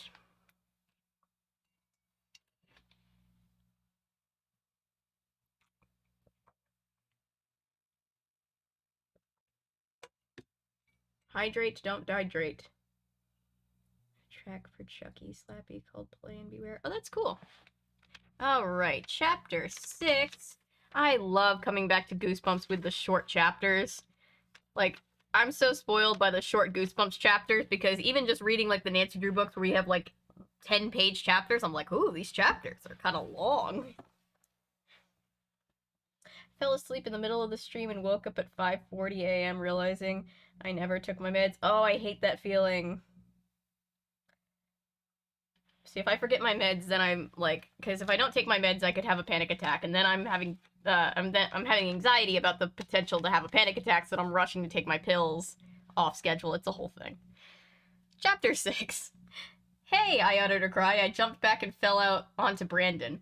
An old man popped up behind the dummy. He had a shiny forehead with thinning white hair combed straight back. He wore weird-looking square glasses at the end of his nose, and he was dressed in a brown suit and vest that looked like they came from an old movie. He held the dummy up in his hands. Did you think Slappy here was talking? He asked. Well, I started. I was a little surprised. The man laughed. A gold tooth sparkled on the side of his mouth. I confess, I did it, he said. He set the dummy down on the counter behind him. Welcome to Chiller House. He waved his hand around the shop. I noticed that his shirt cuff was ruffled. My name is Jonathan Chiller, he said. Do you like Slappy? No, sir. Yes, I said. Is he very expensive? Not very, Chiller replied. You don't want him, Brandon said. He pushed me away from the dummy. He's too ugly and evil looking. Brandon knows what's up. Chiller snickered. He does have an evil grin, doesn't he? I think he's cool, I said. Maybe I'll start a dummy collection. I collect a lot of stuff. Dad says I have a collecting bug. That makes it sound like a disease, but I think it's fun. Depends on how much storage space you have. I have a skateboard collection, and a Transformers collection, and a baseball card collection, and a cereal box collection, and a lot of others. I gazed at the grinning dummy. I pictured 6 or 7 dummies like him sitting around in my room. Don't buy it, Ray, Brandon said, tugging my arm. Really, I don't like it. It's not for you, it's for me, I said. But I'll see it every time I go into your room, Brandon said. It will give me nightmares. You know I'm afraid of puppets and dummies. Same, Brandon. That's way dumb, I said. Get over it. Brandon pulled me toward the door. Come on, Ray. That weird mirror guy is gone. Let's get out of here. I could see that my big little brother was really afraid of this dummy. I have to help the poor guy get over his fears, I decided. I'll buy the dummy, I said to Chiller. The old man's eye twinkled a bit behind his square glasses. His eyes, both of his eyes twinkled. Very good. Slappy is yours. Come up front. He picked up the dummy and carried it to the cash register at the counter. I followed after him. Brandon grabbed my shoulder and spun me around. Please, he whined, please don't buy that thing, Ray. It's too creepy. Remember that movie you made me watch? The one with the dummy that comes to life and kills all those people? I believe he's talking about, Chucky. I laughed. Yeah, that was funny. Awesome movie. Then I remembered how angry Mom and Dad were at me for making Brandon watch that film. He had nightmares and had to sleep in their bed for a week. Dummies don't come alive in real life, I told Brandon, so grow up. Ah, but you're in a Goosebumps book. Please, Brandon whined. This one is so totally creepy. I stepped up to the counter. Don't listen to my brother. I'll take the dummy, I told Jonathan Chiller. Chiller opened a drawer and pulled out a little green and purple doll. He held it up. It looked just like the horrors who work at HorrorLand. He tucked the little figure into the pocket of Slappy's jacket. Take a little horror home with you, Chiller said. We don't want it, Brandon cried. I ignored him. I reached for my money. How much is it? I asked. Chiller waved a hand. No, don't pay me now, he said. He lifted the dummy into my arms. You can pay me next time. Huh? Next time? What does he mean by that? Let's go, Brandon said. He kept shaking his head unhappily. Mom and Dad are waiting, Ray. They're not going to be happy about that dummy. Don't be a total jerk, I said. I flung the dummy over my shoulder, then I thanked Jonathan Schiller for following Brandon back out the zombie plaza. Then I thanked Jonathan Schiller and followed Brandon back out onto the zombie plaza. Sorry. The park was crowded. A horror walked past while dozens of black helium balloons bobbing over his head. All the balloons in Horrorland were black. Want a balloon? I asked Brandon. Oh wait, you're probably scared of balloons. Don't be mean to me, Brandon pouted. He stuck out his bottom lip. Don't make fun of me, Ray. You'll be sorry about that, dummy. You really will. Poor Brandon. I feel bad for Brandon. We walked toward the hotel. The dummy bounced on my shoulder. Brandon had his pouty face on the whole way. We were almost to the hotel when the dummy tilted its head toward Brandon, and it said in a hoarse whisper, "You'll be sorry, punk." Brandon punched me in the back. Stop it, Ray. That's not funny. Stop it. I turned to him. Stop what? I said. I didn't do anything. Stop trying to scare me, Brandon said. You made the dummy talk. I know you did. I squinted hard at him. Huh? Me? Are you crazy? Part 2. We've reached part 2. Assorted friends and family. Black balloons are creepy.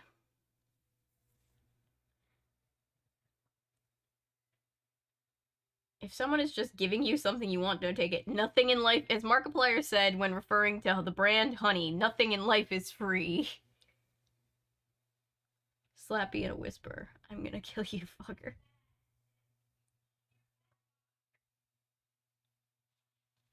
Hang on, let me back up and chat for a second. Meds are important. Yes, meds are very important.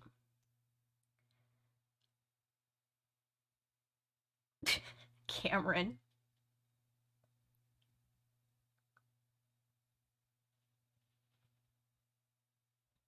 Look, take it up with Britain. It's a saying in Britain.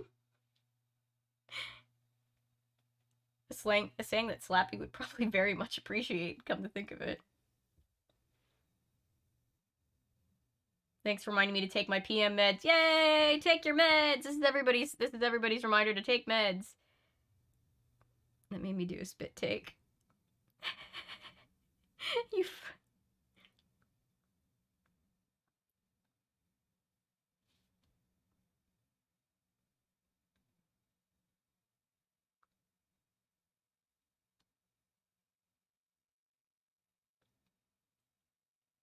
I don't think I've ever seen that movie. Meds are important. Yes, they are. Chiller. I assume that's supposed to be to the theme of Thriller. Jonathan Schiller. Why are the names dumber than the last?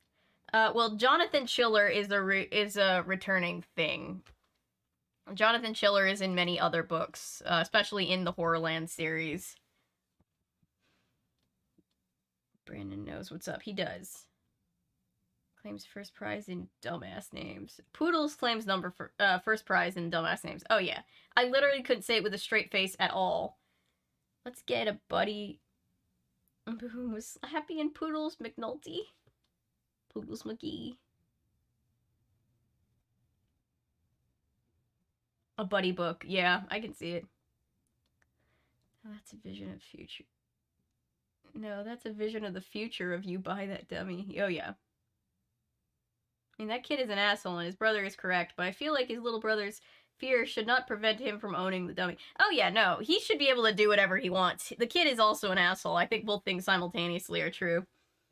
Always ruins my immersion when a fictional character says, "This is real life." I know. Maybe, you know, that it's like, well, what if we're just peering in? What if our life is a book to somebody else's reality? Though, you know, those existential quandaries.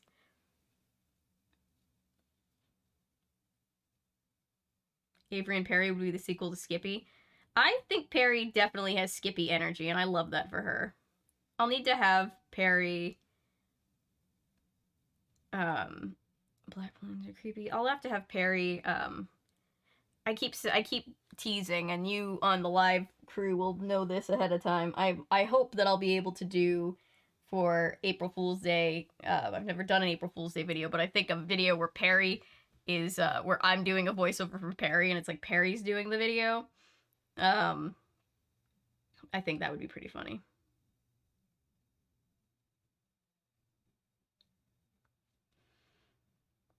Like, why is Slappy true body, which is Eric's, die and turn into a dummy with soul inside? I have no idea. I just counted roughly 250 Goosebumps books and spin-off books. I think I googled some at some point and it said there were like over 400. But that just might be all of R.L. Stein's books, period. R.L. Stein has written a lot of books in his time. There are a lot of them. Okay. No, bitch.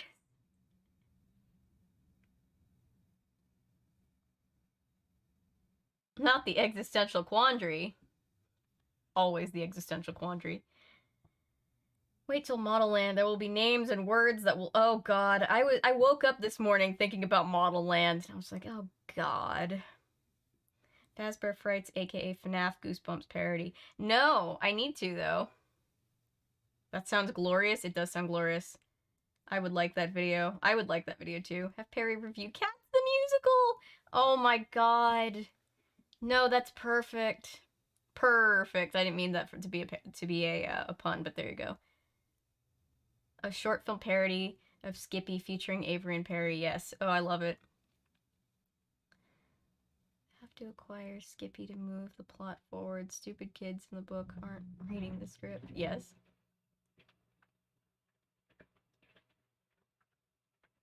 If my life is someone else's book, then my writer sucks. The story's boring as hell. Yeah.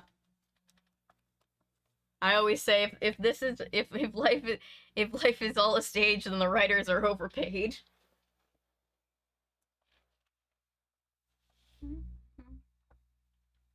Hey guys, just coming in. We are continuing our read of Goosebumps HorrorLand. Book number 18, Slappy New Year, just in time for the new year. Cats versus dogs. I want to see Perry wear kangaroo ears and feet. I don't think we could get feet on her. We might be able to get the ears on her. Maximum number of puns per 10 seconds of verbiage. Oh, no. Forgot about the maximum. Model Land is so funny, makes no sense. I'm so excited. I know we're gonna have to read it. Hey, Chris. How are you?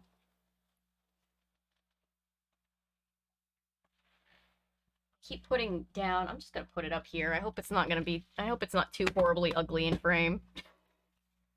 Trying to keep an aesthetic going in here.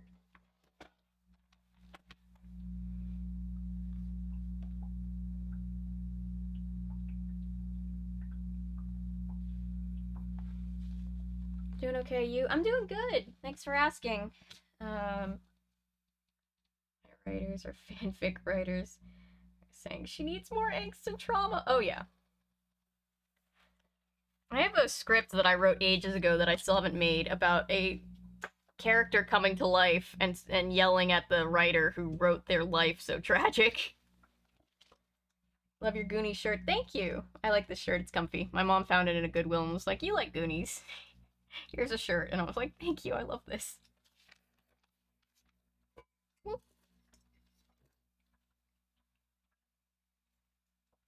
Chapter 7. This is the beginning of part 2. We are away from Horrorland. Somehow they lived so far. Have you ever read the spoof Goosebumps by R.U. Slime? No, but I've heard of it. I've heard that that's a thing. That's really funny. I haven't seen the Puss in Boots movie yet. I haven't seen the first one from forever. Viewing the Cats musical movie from a few years back for April Fools. Write it down, that would be perfect. Yeah, oh, I'm not even gonna need to write it down. I was gonna stick in my brain. I've been trying to think about what she should review if she ever reviewed one. Chapter 7. Back home 2 days early. That's right, Mom and Dad cut our Horrorland visit short. Why? 3 guesses. Brandon. Why did they... I'm still confused as to why they went if one of their kids hates all things horror. My big, hulking little brother was too scared of everything, so he had to come home. You know how to spell his name. Annoying. Annoying. A few days later, I woke up early. I don't know why it was a Saturday morning. I usually sleep late, but that day I woke up before everyone else. I opened one eye and saw Slappy staring at me from the little rocking chair I put him in next to my bedroom window. Chuckling to myself, I picked him up and tiptoed out of my room. I crept silently down the hall. The floorboards felt cold under my bare feet. The house was silent. I could hear the refrigerator humming downstairs. Brandon sleeps with his door shut tight. He's afraid of wild animals and werewolves, or a killer bat bursting in while he's asleep. He also has 2 nightlights because one isn't bright enough. I feel akin to Brandon. I also have to have the door closed to sleep, and I also still sleep with a nightlight. Carefully, I turned the doorknob and pushed open his bedroom door. It creaked a little. I peeked in. No, it didn't. No, it didn't wake him. His jeans and t-shirt from the whole week were piled in a heap in the middle of the floor. His SpongeBob SquarePants pillow lay on the floor beside his bed. I saw his paint jars and other supplies lined up neatly on his art table. My brother is a pretty good artist. He likes to paint and make sculptures and papier-mâché animals and stuff. Aw. Silently, I stepped into the room. Carrying Slappy in front of me, I tiptoed up to his bed. Brandon was sound asleep on his side, one arm tucked under his pillow. Holding my breath, I crept behind him. Then I lowered myself to the floor. I ducked real low and raised the dummy. I would die. I raised the dummy's head over the bed. I brought it real close to Brandon's pillow and just a few inches from his nose. And then I screamed at the top of my lungs in a high, shrill voice, "Kill! Kill! Kill!" I'll never forget. It's in the book. Don't boot me for my own stream, YouTube. It's not a threat against anybody. I'll never forget the look on my brother's face as he woke up, opened his eyes, and saw the dummy in his face, shrieking at him. "Kill! Kill! Kill!" What a riot. Brandon tried to scream, but he choked instead, and a gob of drool dripped down his chin. Poor Brandon. He leapt from the bed, got all tangled in his covers, hit the floor on his elbows and knees. Then he started to scream for Mom and Dad. He pulled himself up and tore out his room. I heard the heavy thudding footsteps as he ran screaming down the hall. A few seconds later, he was crying and whining in Mom and Dad's room. Quietly, I picked up Slappy and ran down the hall back to my room. I dropped Slappy back into his rocking chair, then I jumped back into bed, pulled the covers over me, and pretended to be asleep. Mom and Dad came stomping into my room. "Ray, we need to talk to you." "Why did you scare your little brother again?" I pretended to wake up slowly. I yawned and blinked my eyes. "Huh? Scared who?" I asked in a sleepy voice. But they weren't fooled. "We heard you running back to your room, Ray," Mom said. Dad picked up Slappy and shook him. "Why did you buy this, Ray?" he asked angrily. "Just to torture Brandon? Why are we still here? Just to suffer?"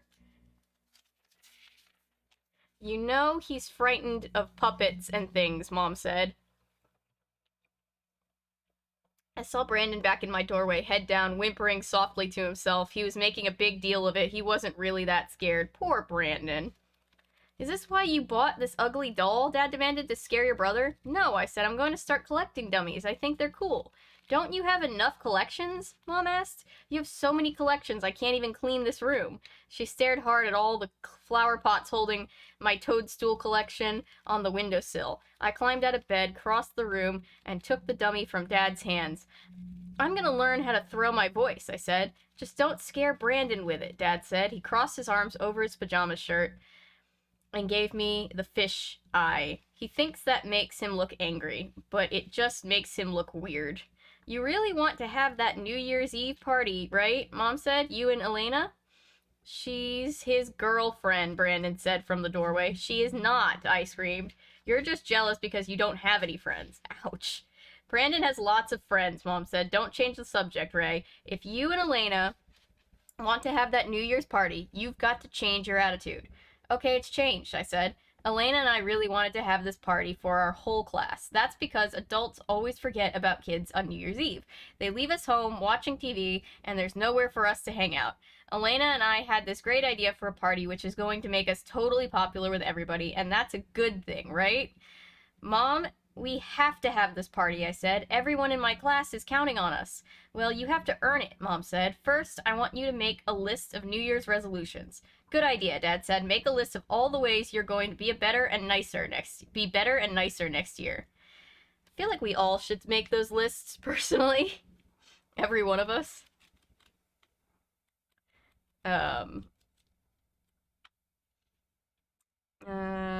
better and nicer next year. I stared at them both. You're serious about this? They nodded. And what should number 1 on your list be? Mom asked. I took a wild guess. That I won't scare Brandon?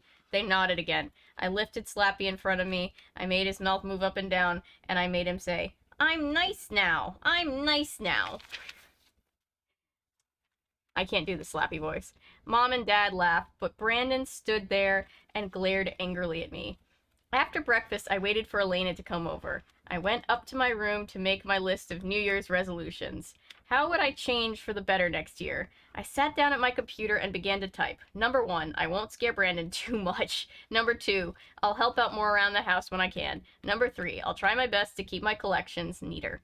These were pretty good, but I needed a few more. I was struggling to think of a fourth when Brandon wandered into my room. His eyes were on the dummy propped up in the rocking chair in front of the window. Don't get mad or anything, Brandon started. I just wanted to ask you a favor. Okay, shoot, I said. Would you get rid of that dummy? Brandon asked. It really scares me, seriously. Oh, seriously? I said, mimicking his voice. That's a big word for you. Please, Brandon said. I've got an idea, I told him. Go make your own list of New Year's resolutions. Number 1 should be to grow up and be brave next year. Jesus. Brandon opened his mouth to reply, but before he could speak, we heard a loud, angry yowl from the... I don't know how to do a yowl. Yowl is a fun word. From the window. I leapt to my feet. Oh, wow, I said. That was Slappy. Chapter 8. Joins the chat. Kill, kill, kill. Sorry, everybody. It's R.L. Stine. I can't do anything about what R.L. Stine writes.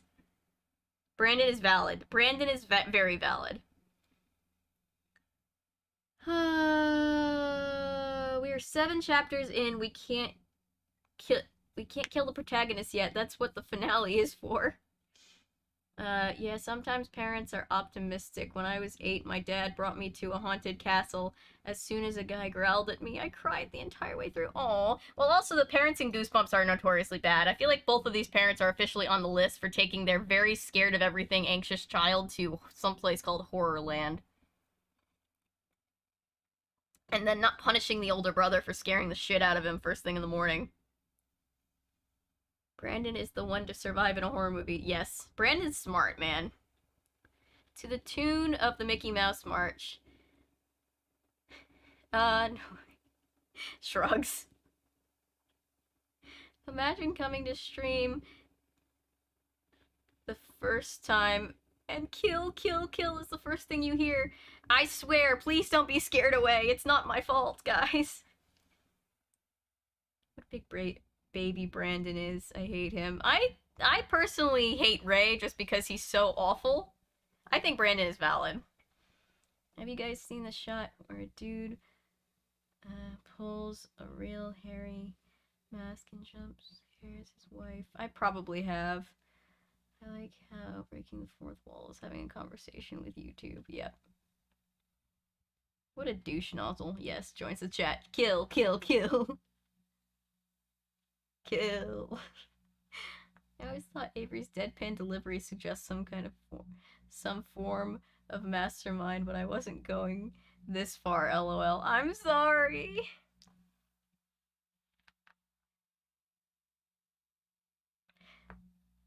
I don't even think my deadpan is that good. I make myself laugh way too much. I'm trying not to be Jimmy Fallon and just laugh at everything.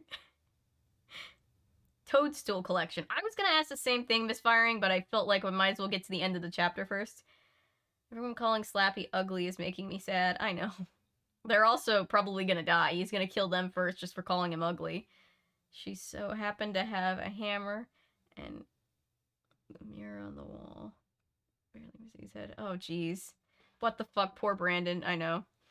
My therapist gave me a sheet for New Year's so I can put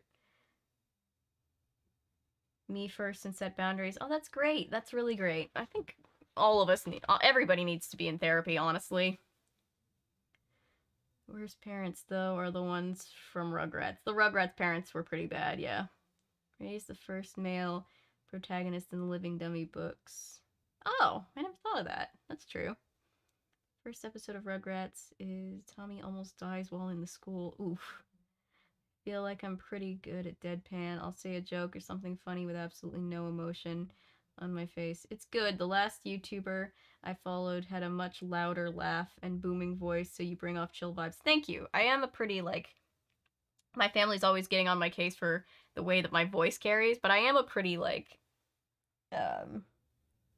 much more laid-back personality. Like, I thought... It's funny that you guys... I appreciate you guys for appreciating that about me, because when I started YouTube, I was like, I don't, like, have a personality for YouTube. I'm just gonna bore everybody to death.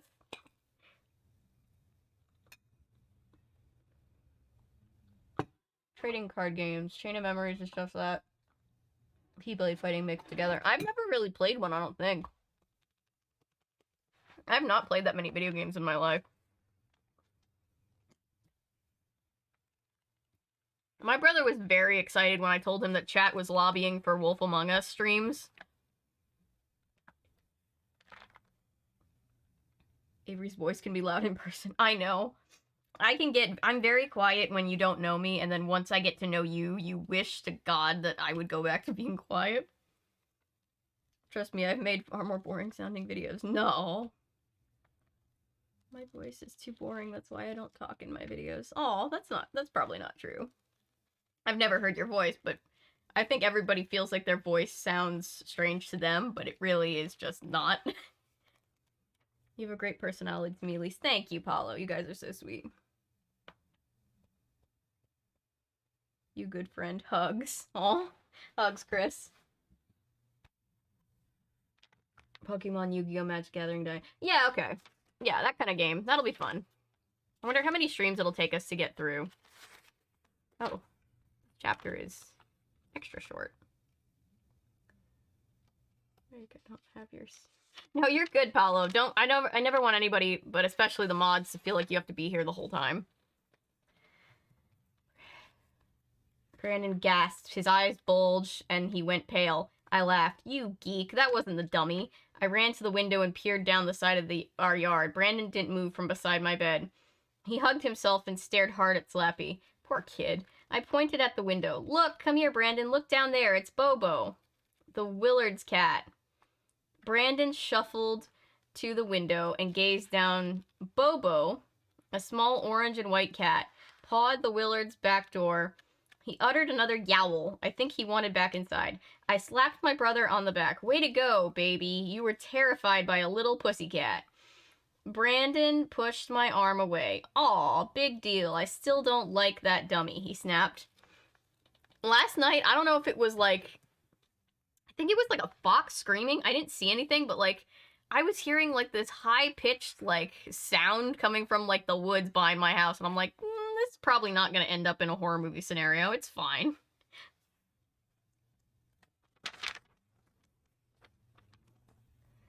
Elena walked into the room, shaking her head.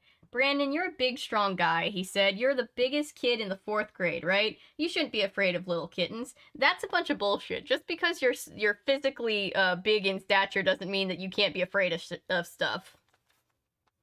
Brandon's face turned bright red. He wasn't happy that Elena overheard everything. I think he kind of has a crush on her. I'm not afraid of kittens, he muttered through clenched teeth. He pushed his black hair off his forehead, then he turned and stomped out of my room.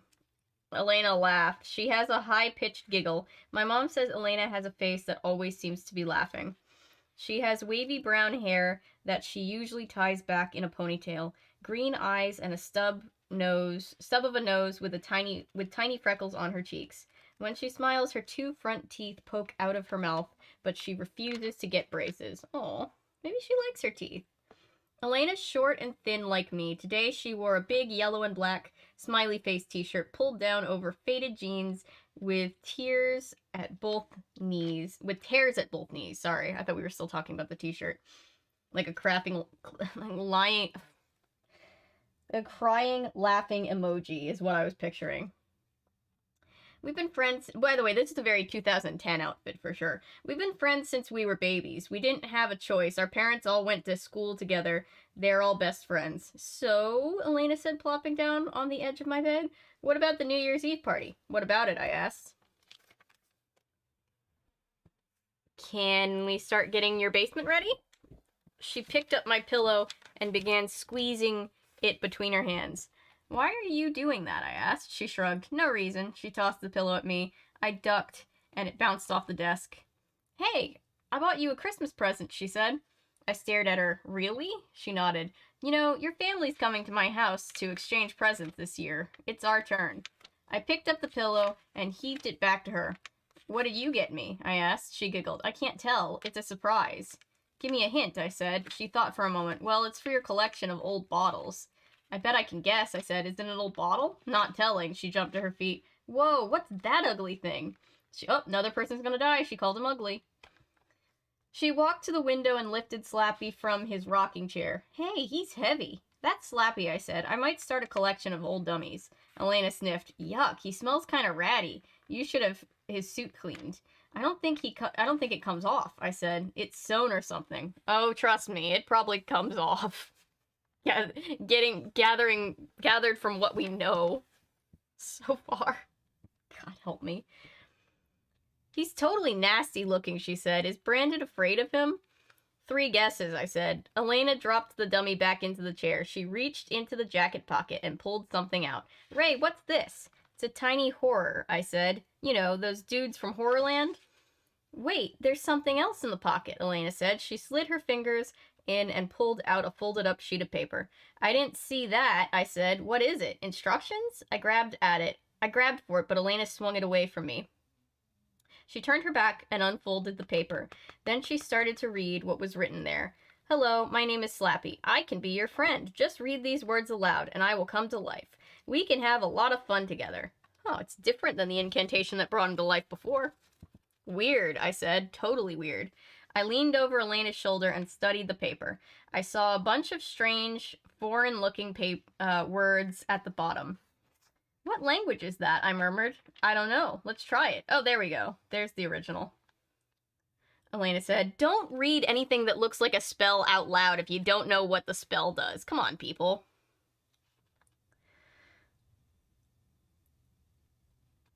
She giggled. Let's bring the dummy to life. She lowered her eyes onto the page and began to read. Karu Mari Odana.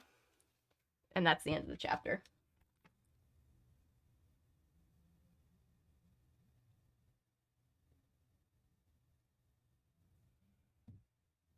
Our voices sound weird to us. We only hear them from inside our bodies. Yeah, we hear them like reverberating off our jawbone, and we hear it in just like a warmer, deeper tone, and then we hear it back on recordings and it sounds different. It's the same reason why like you like the way that you look in a mirror or are more comfortable with it than the way you look in pictures, because you're seeing in a mirror, you're seeing your reflection mirrored back to you, but in a picture you're seeing the reverse of that, so your brain thinks it's off. Not that there's anything wrong with the way you look, it's just that your brain is tricking you. Voice can't be boring, a personality decides that. That's true, Pablo, that's very true. If I made YouTube videos, I feel like nobody would understand what I'm saying because the accent in most of what I say is incomprehensible. I mean, I say go for it. I tell everybody to go for it because I used to say to my brother all the time, I want to do YouTube, but I don't have enough interesting things to say and nobody would watch my videos. And now here we are at almost 5,000 subscribers, so you never know. If I can do it, you can do it. Yes, go to bed so chaos may reign. Bobo. Bobo the cat. What the fuck kind of name is that? Bobo. I don't know. I once was walking in Centennial Olympic Park, and anybody who's been there knows that there's all the like the bricks that are dedicated, and it says like to, you know, to Sally, to so-and-so, to Grandma and Grandpa.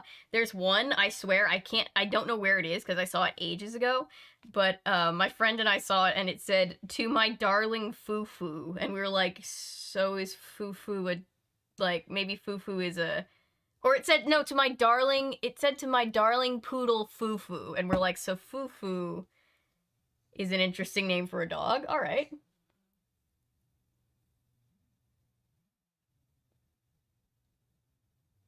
Sounds like a skinwalker, not a fox.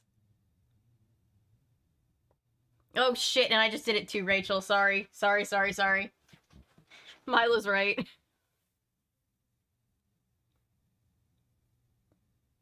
My sister theorized.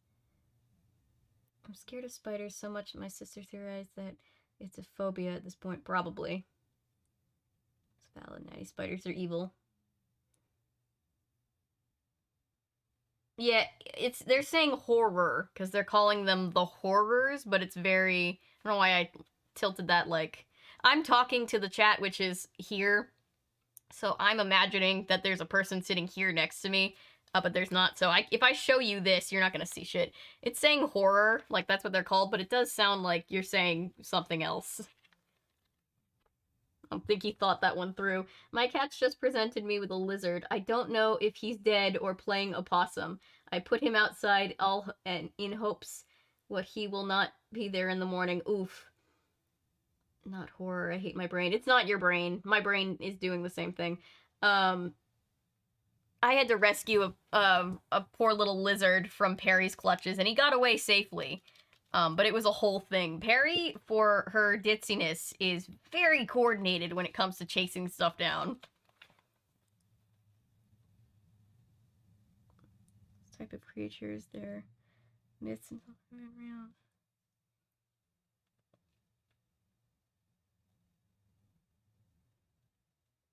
I say we hedge our bets, you know? It's always fine to play on the safe side.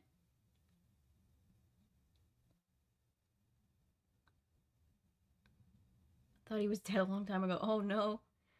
Maria is different too. Too lazy to do YouTube, plus I dislike my voice and looks. Aw. I bet you all would be great YouTubers. Again, if I can do YouTube, anybody can do this. So you're not supposed to call them by American name, apparently. It's not.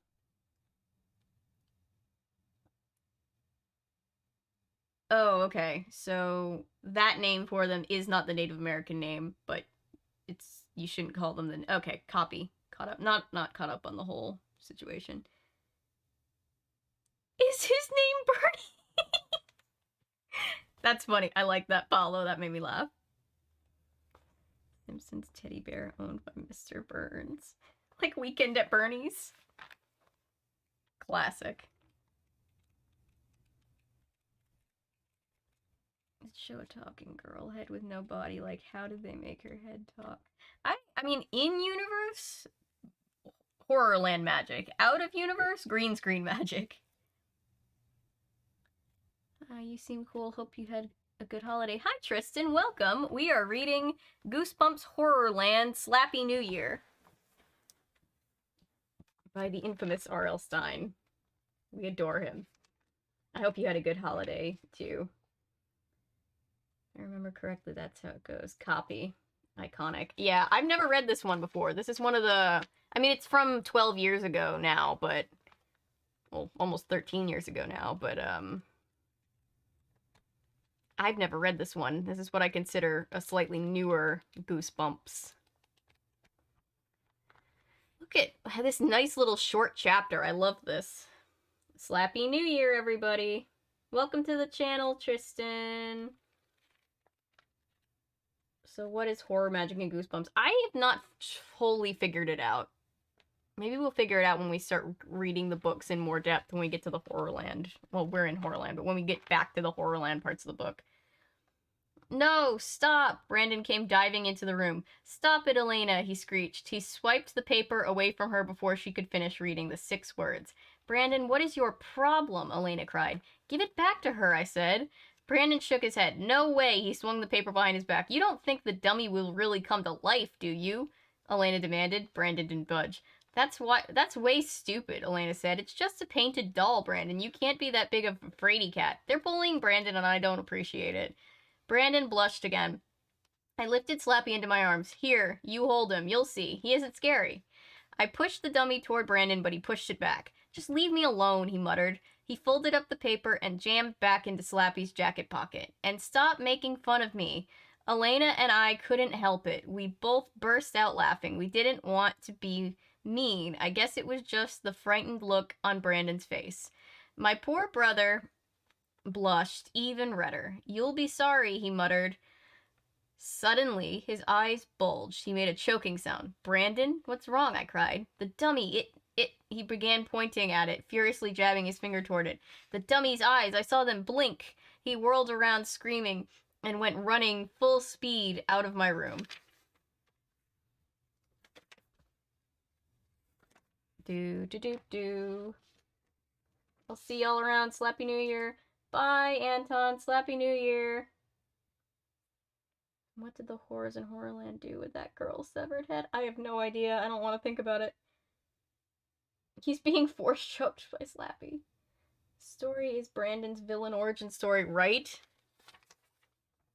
If Brandon becomes a villain at the end of this, he's still valid. This is some messed up shit that he's going through.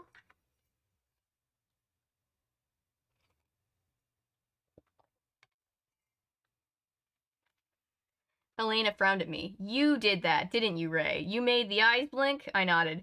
A grin spread over my face. Yeah, I did it. I heard Brandon's heavy footsteps as he ran into his room and slammed the door shut.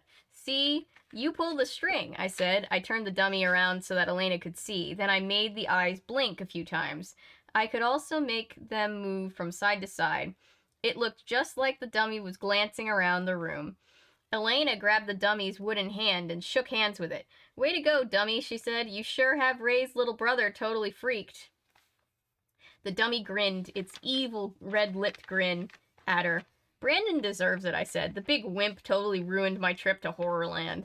I know, Elena said with a groan. He made you come home 2 days early. You told me that 100 times.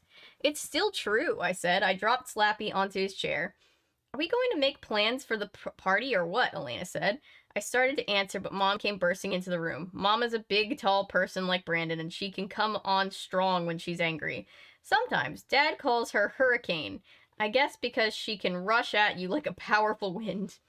Well, she was definitely in hurricane mode right now. Did you scare your brother again with that ugly dummy? She shouted. Her dark eyes flared. She stopped and tapped one foot on the floor rapidly. The tap, tap, tap. I didn't do anything, I cried. I just made his eyes blink. How scary is that? Well, put the dummy away, Mom said. She crossed her arms tightly in front of her. Put it away. I don't want to hear any more about you scaring Brandon. Okay, I muttered. You won't hear any more. This is very similar to the setup of the first Night of the Living Dummy, just with boys this time. Don't be smart, Mom said. She turned to Elena. What did he say? You won't hear any more. Don't be smart, Mom snapped. She turned to Elena. Tell him to be nice to his brother. Ray, be nice to your brother, Elena said. Mom rolled her eyes. You're as bad as Ray. No, I'm not. Elena said. I'm nice to Brandon. I think he's cute. Cute, I cried. He's a Hulk. Mom's expression changed. Brandon is cute, she said. He's sweet, too. Know what he's doing right now? He's in his room making his own Christmas wrapping paper with his paints. Big whoop, I muttered. So this is technically before Christmas, I guess? Or are they just maybe they're celebrating with the other family after?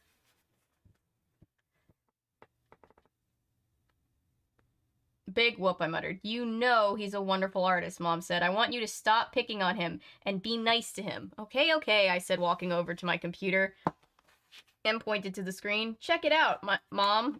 It's my #1 New Year's resolution. I read it to her, the one about how I was going to be nicer to Brandon when I could. Mom squinted at the screen, then she turned to me. I hope you mean these resolutions, she said. I hope you stick to them. If you don't, no New Year's party, I'm serious. I would make him change it to I won't scare Brandon, period, not as much, because that feels like a loophole. Don't worry, Elena chimed in. I'll make him stick to them, Mrs. Gordon. We really want that party. The phone rang. Mom hurried downstairs to answer it. Elena crossed the room and stepped up to me. She snapped my nose. She snapped my nose with 2 fingers. She snapped my nose with 2 fingers. I guess, like, she flicked him? Don't mess up, Ray, she said. Ow! I rubbed my nose. How much do I hate it when you do that? She snapped my nose again. A lot? She laughed. I have to go home anyway, but remember, everyone is counting on us to have this party. No problem, I muttered. Catch you later. After she left, I sat at my computer. I tried to think of more New Year's resolutions, but couldn't come up with any. I turned and gazed at the dummy. I walked over and picked him up. The glassy eyes seemed to stare at me. I saw a tiny chip in the dummy's lower lip. Hey, that rhymed. I reached into the jacket pocket and pulled out the sheet of paper. I put the dummy back on his chair. I unfolded the paper and stared at the 6 strange foreign words. Should I read them out loud? Why not? I held the paper in one hand and started to read. Karu Mari Odana, I admit it. As I slowly read the words, a shiver of fear ran down my back. Loma Malonu. Ray, come downstairs. Dad's shout came before I could read the last word. Damn it. Coming. Just read the last word, I called. I tucked the paper back into Slappy's pocket and hurried down. Dad was waiting with his parka on. Come with me to the hardware store, he said. It might snow. I want to buy bags of salt for the driveway and the front walk. No problem, I said. I wanted to show Dad how helpful I could be. I raced to get my coat. I felt pretty good. The horror didn't start until the next day.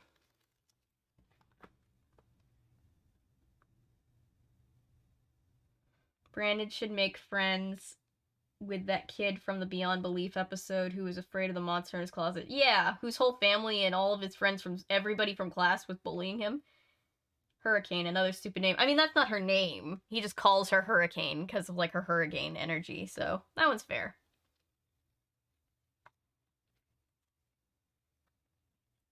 Like, did the horrors live in the forest till people destroyed their homes and made a theme park, but the horrors cursed them to become horrors? I mean, that's a good... I like that theory.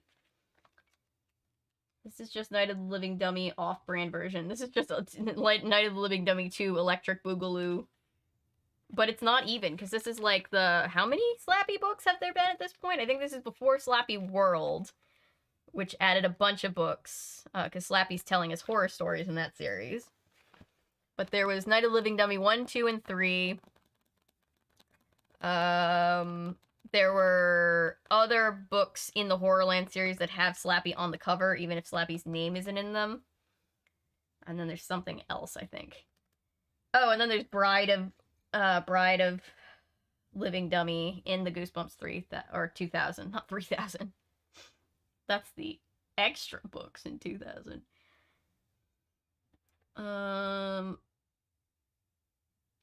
That's sweet, actually. Plus one day. HorrorLand didn't show Guillotine Ride that the girl rode on and lost her head. True. You know what? Brandon deserves a hug. I know. Do you mean about making his own paper? That's so cute. No, don't read the words, you stupid kid. Like, why do people feel the need to read words on paper out loud? Just read it in your head. I know, right? Although, I mean, I'm memeing him, but, like, if those words actually brought something to life, I'd be totally screwed, because I've read them out loud for 2 separate books now. I feel like after 3 books, Slappy would have lost his charm, but I guess not, since there are a million sequels and spin-offs. I think everybody just likes Slappy. Slappy's just a piece of shit, and we appreciate him. Or something, I don't know. He has kind of become the mascot of the whole series.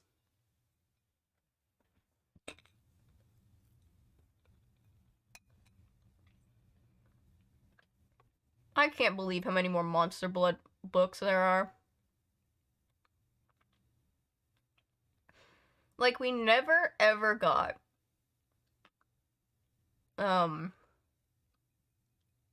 Escape from Terror Tower. Or what's it actually called? Night in Terror Tower. We didn't get a sequel to that one. That one just left off on a cliffhanger. But we got like a million Monster Bloods that literally no one asked for.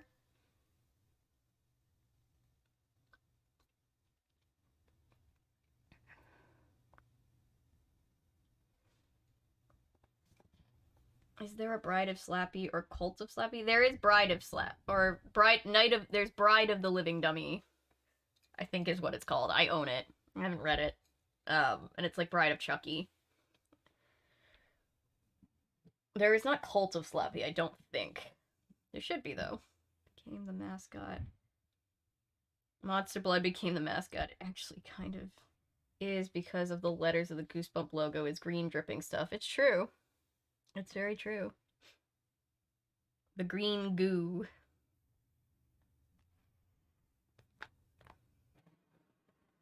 Alright, let's see. Chapter 11. Another short one. Thank you, R.L. Stein. These are ADHD-friendly books for real, man. It's also just an ADHD-friendly series because, like, each book is separate, so you never get really tired of any one story. And if you do, you just don't have to read the sequels to that one. Just read the other one. We're already on 11? We're flying through this book. Yeah, the chapters are a little shorter. We're on page 52. And this book, I think, is... I was gonna say it's slightly shorter than last night's book. It's about the same length. Maybe like 10 pages shorter. But yes, we're flying. That's the horror magic of these books, short chapters. Oh yeah, gotta love the short chapters. I live for books. If any aspiring writers out there, I don't know how this holds up in like the literary circles, but as a consumer, short chapters are gonna get my attention. Please don't write 40-page chapters. There's 31 chapters plus epilogue copy. I see that there's an epilogue. I haven't spoiled myself, but I did see that there is an epilogue back there. Right, chapter 11. Whoa, these are heavy, I said. Dad lifted a paint can off the pile. Hold it by the handle, he said, then put a hand under the bottom. He carried a can to the wall and set it down next to some others. I'll do the gallon cans, he said. You carry the half gallons. We were in the basement clearing a space for my New Year's party. I didn't count them, but there were paint cans stacked high all over the room. Dozens and dozens of paint cans to move out of the way. My dad had a paint store in town, but it went out of business a few months ago. Dad is storing his paint cans down here until he figures out what to do with them. We'll make a wall of cans over here, Dad said, and we can stack some more over by the washing machine. I lifted a can in each hand and staggered toward the wall. Wish Elena was here, I said, with a groan. She's missing out on the fun part. Did you call her?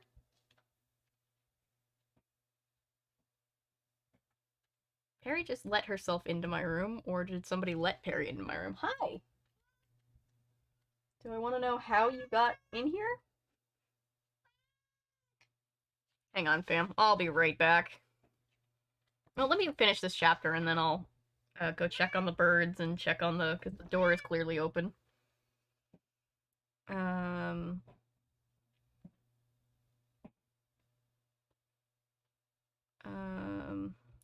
Wish Elena was here, I said with a groan. She's missing out on the fun part. Did you call her, Dad asked. I nodded. Yeah, her mom said she had a tennis lesson. Dad tilted his can of paint. Oh, hi! Tilted his can of paint. Oh, what are we doing? We don't need to be on the desk. Hi. No, you don't need pie, either. No. No. No. Read the book.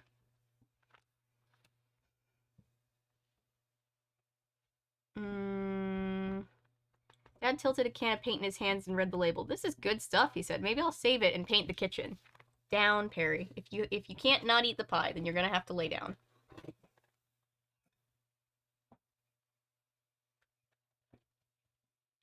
Sit. Sit, please. Thank you. Down, please.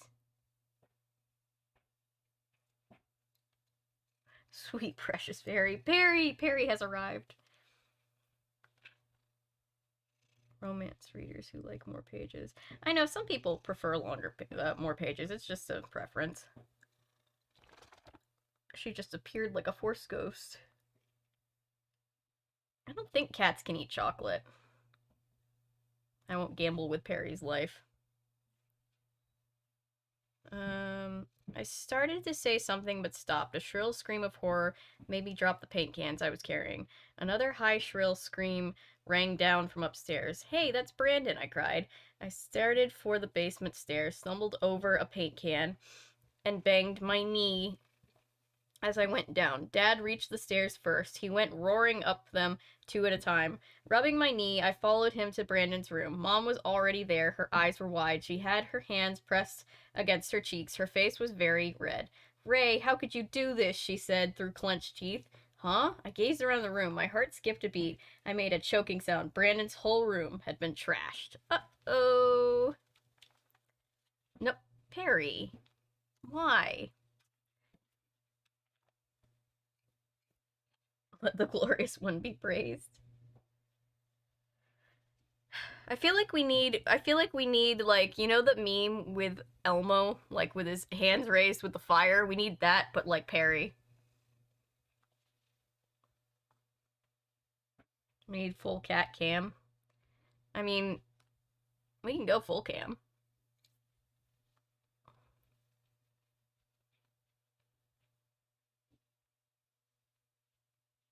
You read Goosebumps Cry of the Cat. I have not read Cry of the Cat yet. I own it, but I haven't read it yet. It's one of my favorite books and episodes. Nice. R. Perry, who art in awesomeness, just wants the pie. You can't have the pie. You cannot have the pie. If it was non-chocolate, I'd probably cave. But I don't think you can have chocolate.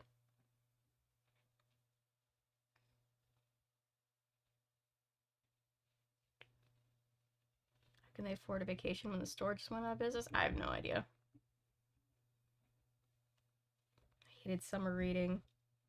My mom, we were homeschooled and my mom knew to let us at least pick the majority of books that we read for school because she knew that if she forced us to read, then we'd just hate it, and she didn't want us to have a hatred of reading. And that's how I ended up doing a whole unit study on a specific Nancy Drew book that my mom still has. I'll be right back. I'm gonna go check the cats and make sure that Perry hasn't destroyed anything out here.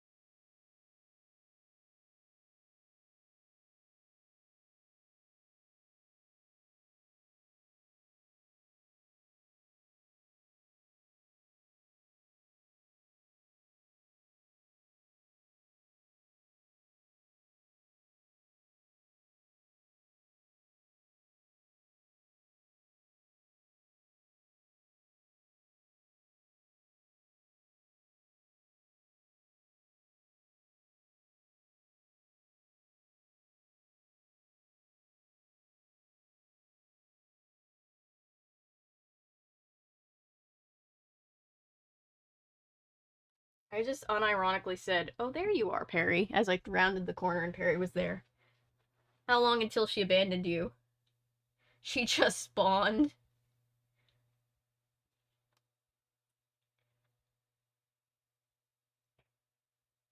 Bye, Perry, baby Perry.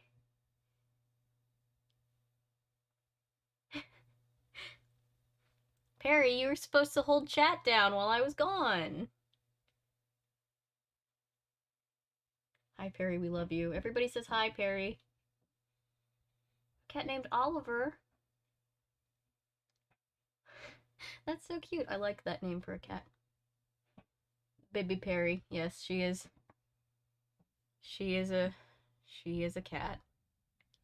She didn't mess anything up, did she? Are we still being seen and heard?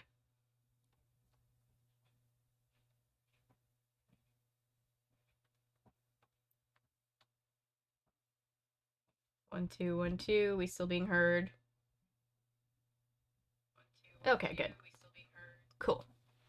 Sorry. Just had to make sure. I just had like this flash in my head of Perry like jumping onto the stream deck and shutting everything down. Score!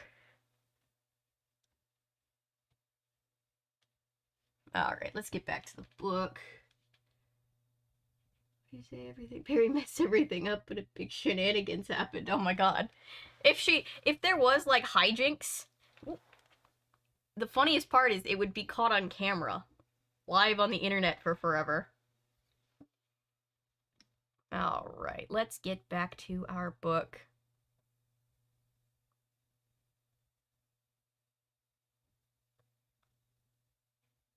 Alright.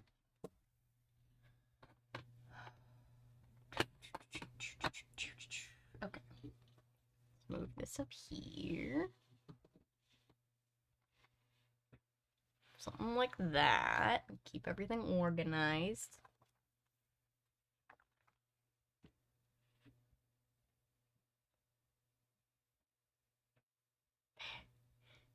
Perry the Bush Kitty Cat. I was reading it to the tune of the Perry the Platypus theme song, and then my brain had to recalibrate.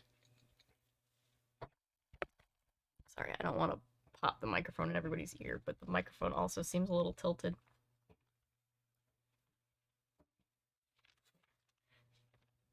Not like the microphone's been out drinking, like it is just straight up askew a little bit.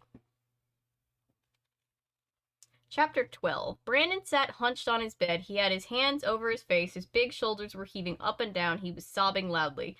I stuttered.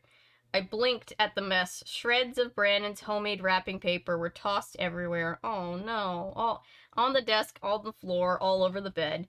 The wrapping paper had been ripped to pieces. Strips of it, still wet, were stuck to his mirror on the wall. The paint jars rolled on their sides. Thick puddles of red and blue paint spread over his white shag rug. His bedspread was smeared with yellow paint. How could you, Mom repeated, staring hard at me. When she pulled her hands away, I could see tears running down her face. Ray, how could you do something so horrible to your brother? She demanded. She didn't yell. Her voice was raspy whisper.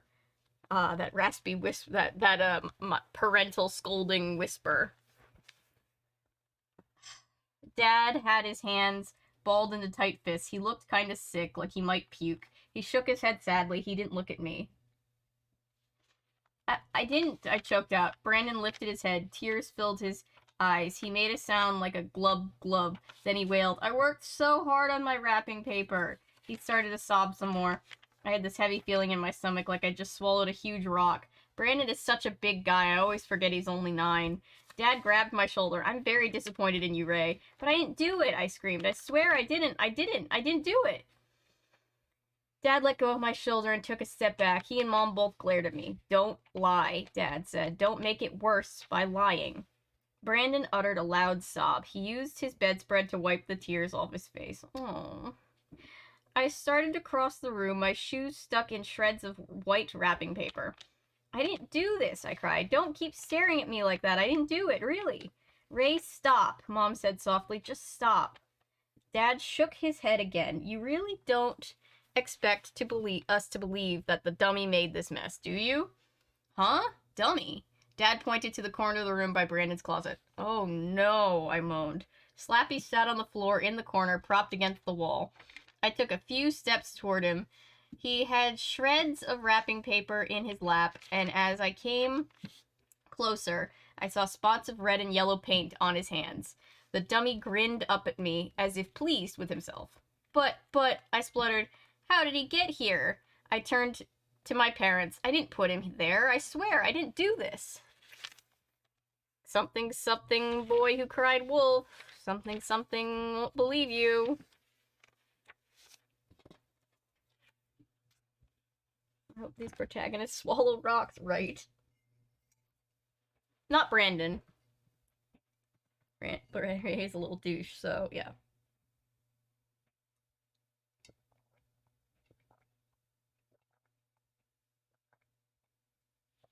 Wouldn't it be funny if Brandon did it to get back at him?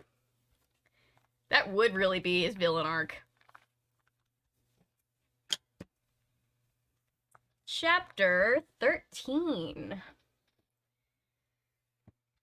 Yeah, I think the Nancy Drew book last night felt like we were going by slower just because the chapters were slightly longer than the Goosebumps books, even though it was roughly the same amount of pages. So, like, at this point, we were only on, like, chapter 4 or 5, and now we're on 13, you know? If R.L. Stine wanted to rewrite Night of the Living Dummy, why did he take him so long? I feel like we've read this before. It is very similar, but there's extra HorrorLand things in there. What a horrible mess. Of course Mom and Dad didn't believe me. I wouldn't believe me either if I was them. How did that dummy get there? And how could he do all this damage? Karunari Odana, the strange foreign words slipped into my head. The words that were supposed to bring the dummy to life.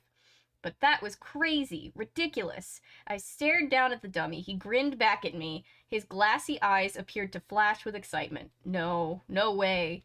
I didn't even finish reading the weird words out loud. I never read the last word. Besides, dummies don't come to life.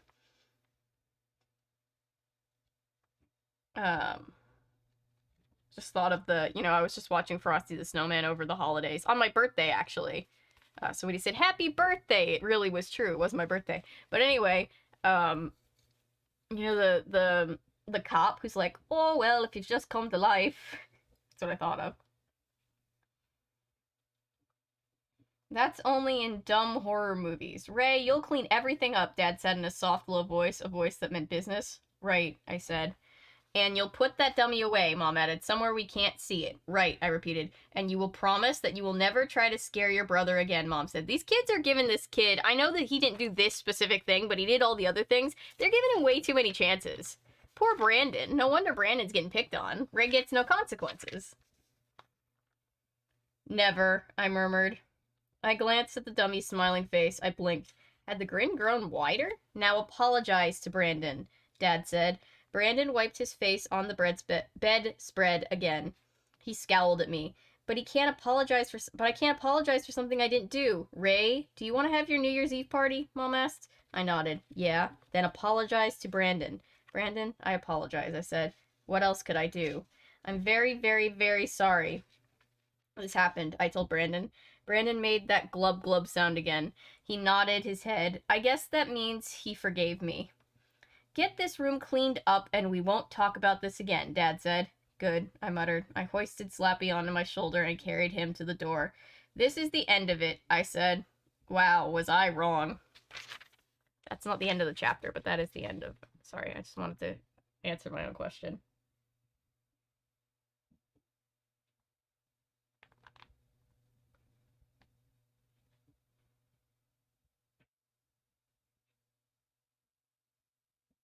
Okay, sorry.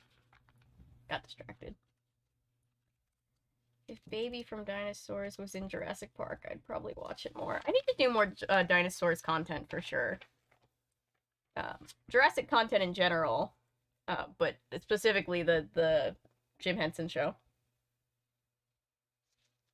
Okay, but for real, what even was the point of sending the boy to watch the sheep if you weren't going to listen? True, that is true. Why'd they keep sending him back out? All the Slappy books are pretty much the same. Slappy makes trouble for a kid, no one believes him, and Slappy threatens for the kids to be a slave. Yeah.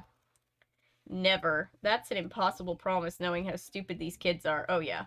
So R.L. Stine was creative enough to create these monsters and unique stories, but not for Slappy. I mean, Slappy, it's the same routine. There's more. We'll get into more Slappy books as we keep reading on stream. How was I wrong? Page 60 we're on. Nice. I tossed Slappy onto the floor of my closet. His head clunked hard on the floorboards. I shoved him under my shirts. Mom and Dad, you're gonna get jump scared by him one day when you're digging around to get a shirt. Mom and Dad were still down the hall in Brandon's room. I closed the door to my bedroom. I had to think. My brain was doing flip-flops. My stomach still felt like a rock. What exactly was going on here? I was the only one in the Gordon family who knew I was innocent.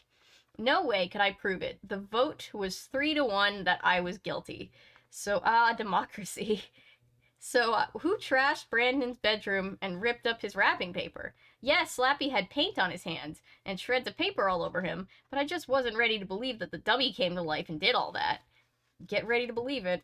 I pulled out the carton I kept on my bottle collection in. I keep forgetting that R.L. Stine says cartons when he means cardboard boxes. I know that's valid, I just have never heard anybody else particularly say that.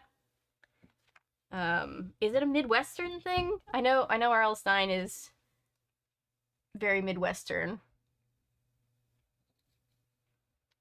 Like how here in the South we call, strollers buggies.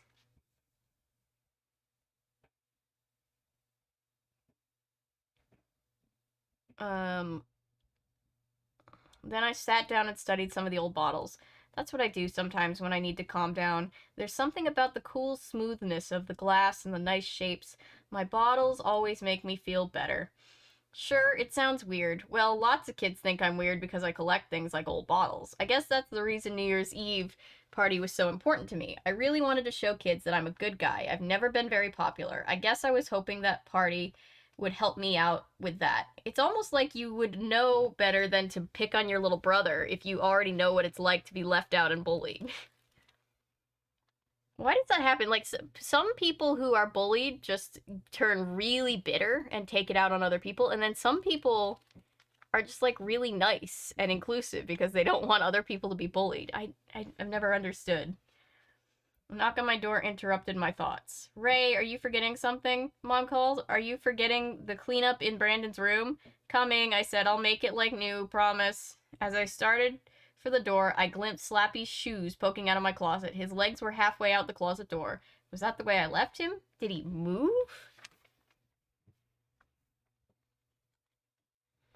Do you know how fast Slappy would have been on a pier? On a pyre and the ashes soaked in holy water if I said he was alive. My family didn't fuck around with the supernatural. My family too.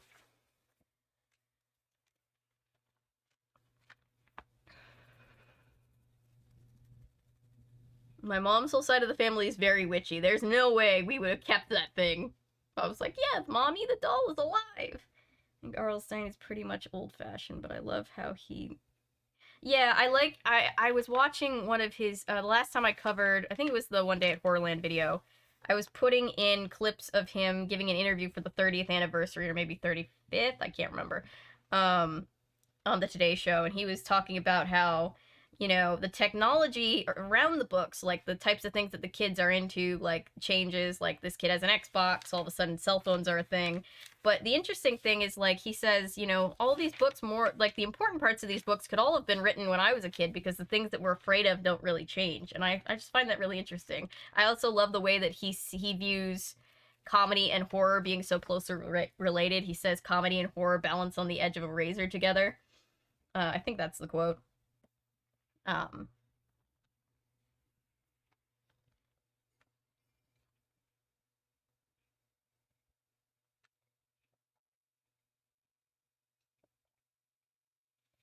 We stand Stein, is what I'm saying. That's what I'm getting at.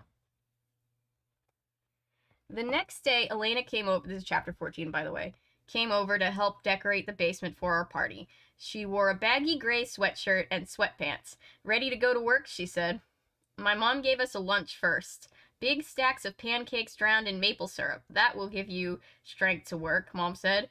Are all the paint cans out of the way? Most of them, I said, with a mouthful of pancake.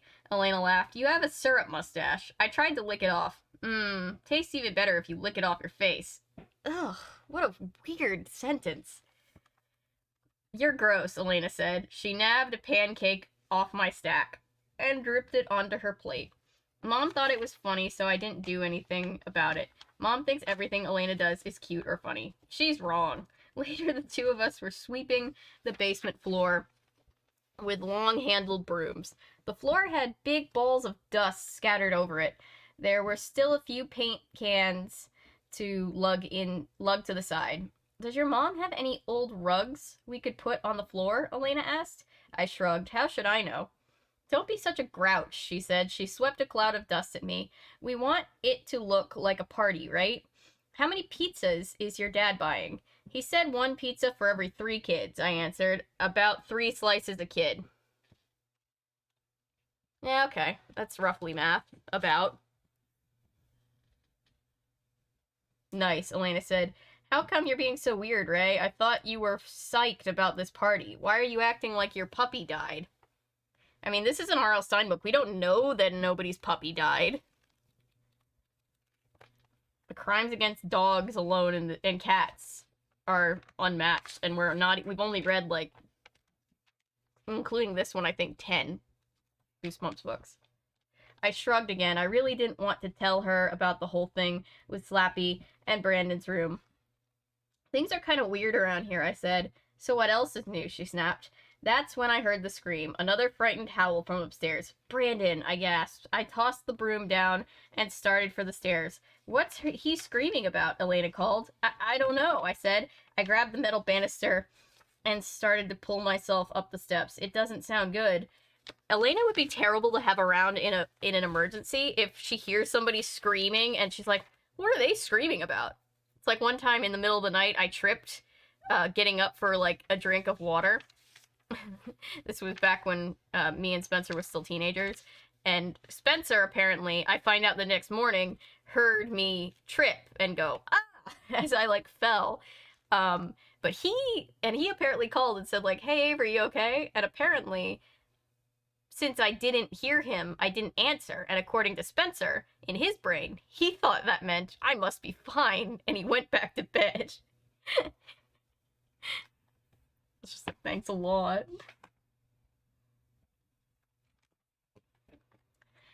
Where were Mom and Dad? Could they hear Brandon's high screams? I bolted through the kitchen to the living room, then hurtled up the stairs to Brandon's room. What's up? What's wrong? I shouted breathlessly. The first thing I saw was Slappy. The dummy was perched on top of Brandon's dresser with his legs dangling down the front. The top drawer was open. The dummy grinned at me with his mouth hanging open. Elena stopped in the doorway. Brandon? What's wrong? She cried. Brandon stood in the center of the room. His face was red and his eyes were wide with fright. Look, he cried. Look in there. He pointed frantically to the dresser. How did the dummy get out of my closet? I demanded. Is that what you're screaming about? Look, in the top drawer, Brandon stammered. My t-shirt drawer, look at it. Huh? Elena and I stepped up to the dresser. Oh, wow. What was that dark brown gunk poured all over my brother's shirts? It looked like motor oil. Ugh, I dipped a finger in it. Don't dip a finger in it if you don't know what it is. Sticky and thick. I sniffed it. There's no way to find out, Elena said. She dipped a finger in it. Then she tasted it carefully with the tip of her tongue. What? Why? She made a disgusted face. She swallowed once, twice. Oh, yuck, what is it? I asked. Elena grabbed her throat. Can't breathe, she choked. Poison. It's poison. Why would you eat it? I have questions. Why are people in horror media always touching and tasting nasty substances? I don't know. There's even an episode of Psych where they call it out, where they think they see blood on a rock, and Gus is like, taste it, and touch it. And, Sean is like, what's that about? Why are we doing this right now? That's why I think R.L. Stine is the Willy Wonka of horror books. Yeah. Imagine Slappy kills Brandon. No. Ray can go. I'm not attached to Ray in any specific way. I know he has to go on a character arc and stuff, but I don't know. Poor Brandon deserves better. Well, he's killed He has killed. He has killed before, for sure. Particularly dogs. I once had a rabbit try to pull me into its cage by a finger, and after like 15 seconds of me yelling in pain, my ex, who was admittedly sick at the time, was like, "Are you okay?" Oh, gosh. What did you say? Sticky and thick? That's what it said. I didn't write the book. That's what it said. I love Psych too, Austin. Psych is a classic. I probably should do some videos on Psych eventually. Hey everybody, just jumping into chat. We are reading Goosebumps HorrorLand. And for anybody who might be confused, we are still keeping our Project Hope donation campaign open until the 31st, since that's when Project Hope Miss ends. Our community has already raised $1,100 for their work helping people in crisis around the world, and I'm so very proud of us. Guys, we're at 4,993. We're 7 subscribers away from the 5,000 mark, guys. I might be able to say that we celebrated 4,000 and 5,000 on stream. Amazing. I can't believe it. Doesn't feel real. Gotta watch more Monk because I can relate to him. Watch more Monk. Monk is a fantastic show. I need to do more videos on Monk. Toonie, no! Detective Jazz Hands is one of my favorite Shaw names for Gus. I personally like, and this is my partner, MC, clap yo hands, and then Gus starts clapping. Oh, thank you, Paulo. If you feel like donating, don't feel nobody should feel obligated to donate, but since it's there, I'm just reminding people who haven't donated or want to, you know, donate, you know, just that it's there. I had to. We were all thinking it, but we were trying not to say it. I was trying not to say it. I knew somebody in chat would say it.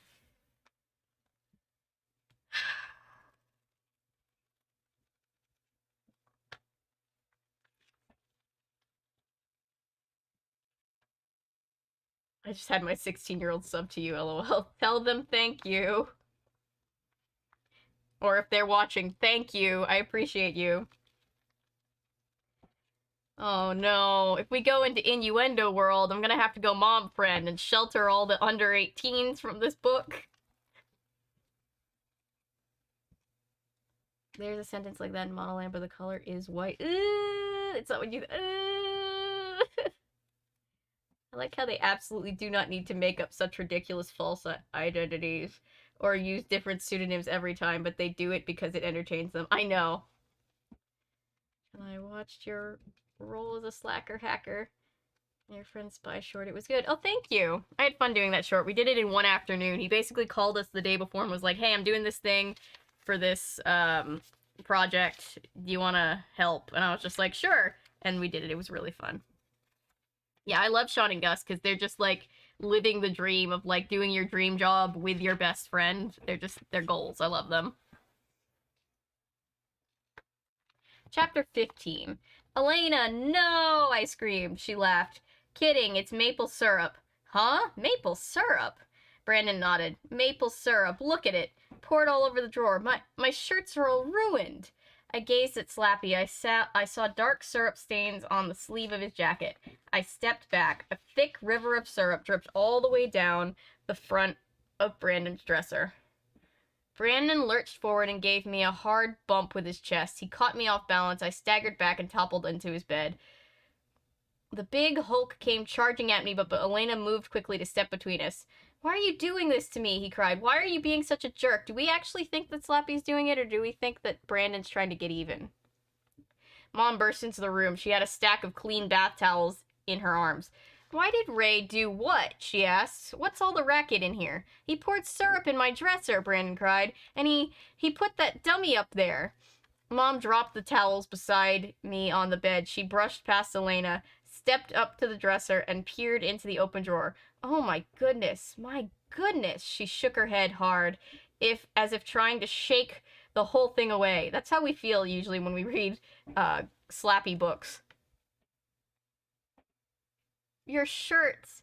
My goodness. Oh, it's all so sticky. What a mess. She spun away from the dresser and narrowed her eyes at me. Why did you do this? Have you totally lost your mind? I jumped to my feet. The stack of towels fell to the floor. I didn't, I stammered. My voice cracked. I cleared my throat. I didn't do this, I swear. Mom started angrily stamping one foot on the floor. Don't lie, Ray. I assume since he said started, like she did it with every word. Just tell us why you did it. What is going on with you? Nothing, I cried. Nothing is going on with me, Mom. I'm telling you the truth. I didn't bring the dummy in here.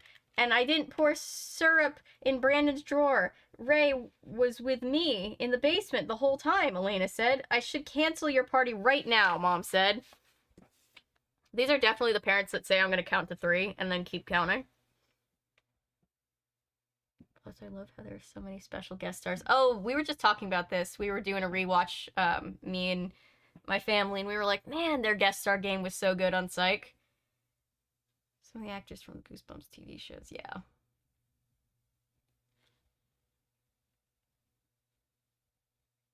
They're more of an improv duo than a private investigation business, yes. No, a stick. Milo. Hannah! I won't spoil any more of this particular sentence from Model Land because it leads up to one of the funniest sentences in the whole book. Oh god. Hey Michael G! Welcome! We are reading, for anybody just joining us, Goosebumps HorrorLand, Slappy New Year, which is the 18th book in the Goosebumps HorrorLand series, not to be confused with the main series, although very much the same. The HorrorLand books all kind of loosely connect to each other in like a big overarching plot. Overarching, I never know how to say it. But this one we're reading, this is the first HorrorLand book that we read because I wanted to read it for the new year, so we are.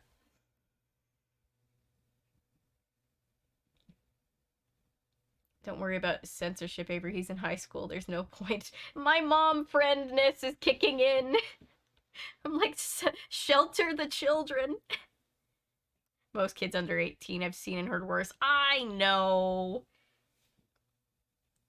Besides, he didn't get on. Yeah, I'm turning into my mom. Children! No. Listen, we're up to more slappy hijinks, Hannah, so brace yourself. I love how some episodes of Psych are homage to classic movies. Yes, their 100th episode that was an homage to Clue. I love that episode so much. I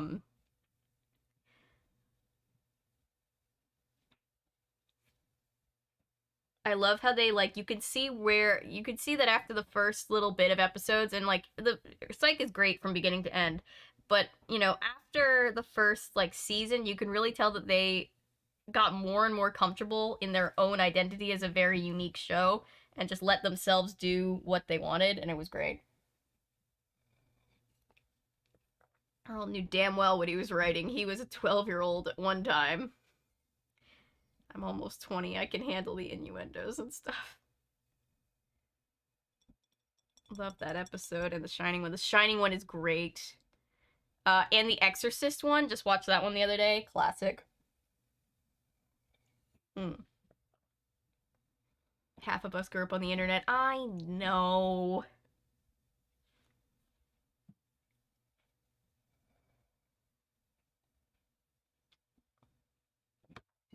Alright, I've officially drank my tea. I'll slap you, but no wood tonight.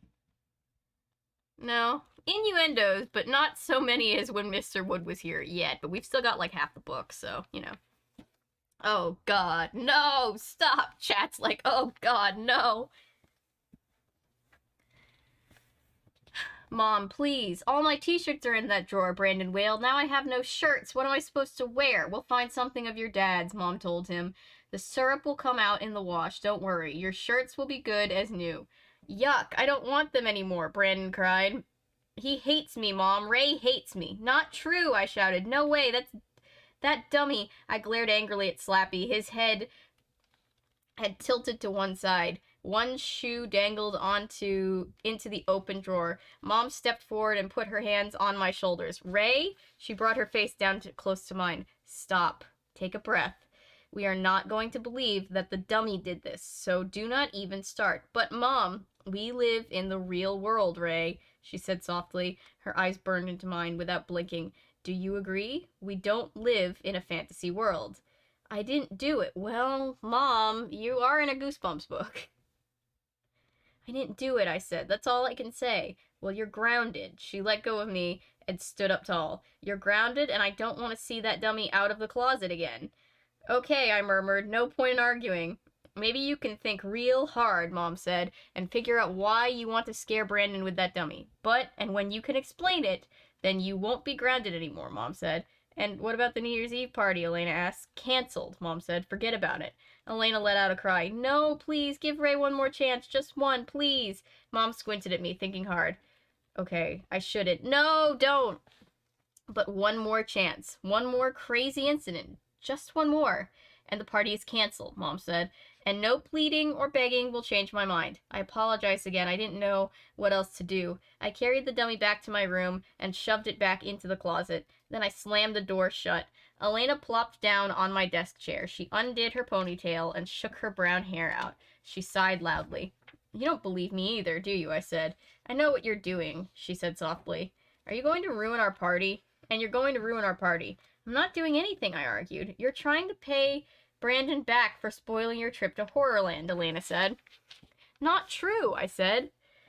Suddenly, I remembered the words on that folded-up piece of paper. Elena, listen to me. You know those weird words that are supposed to bring Slappy to life? Well, I read them. She squinted at me. Really?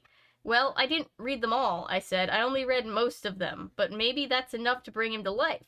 Elena jumped to her feet. She tied her ponytail back up. I'm leaving. No, listen, I said. The dummy. She shook her head. Ray, let's say the dummy came to life. Why is it only doing bad things to Brandon? Answer that. Well, bye. She stomped out the door. She turned the dummy. She turned in the hall. Just don't do any more tricks with that dummy, okay? I really want to have the party.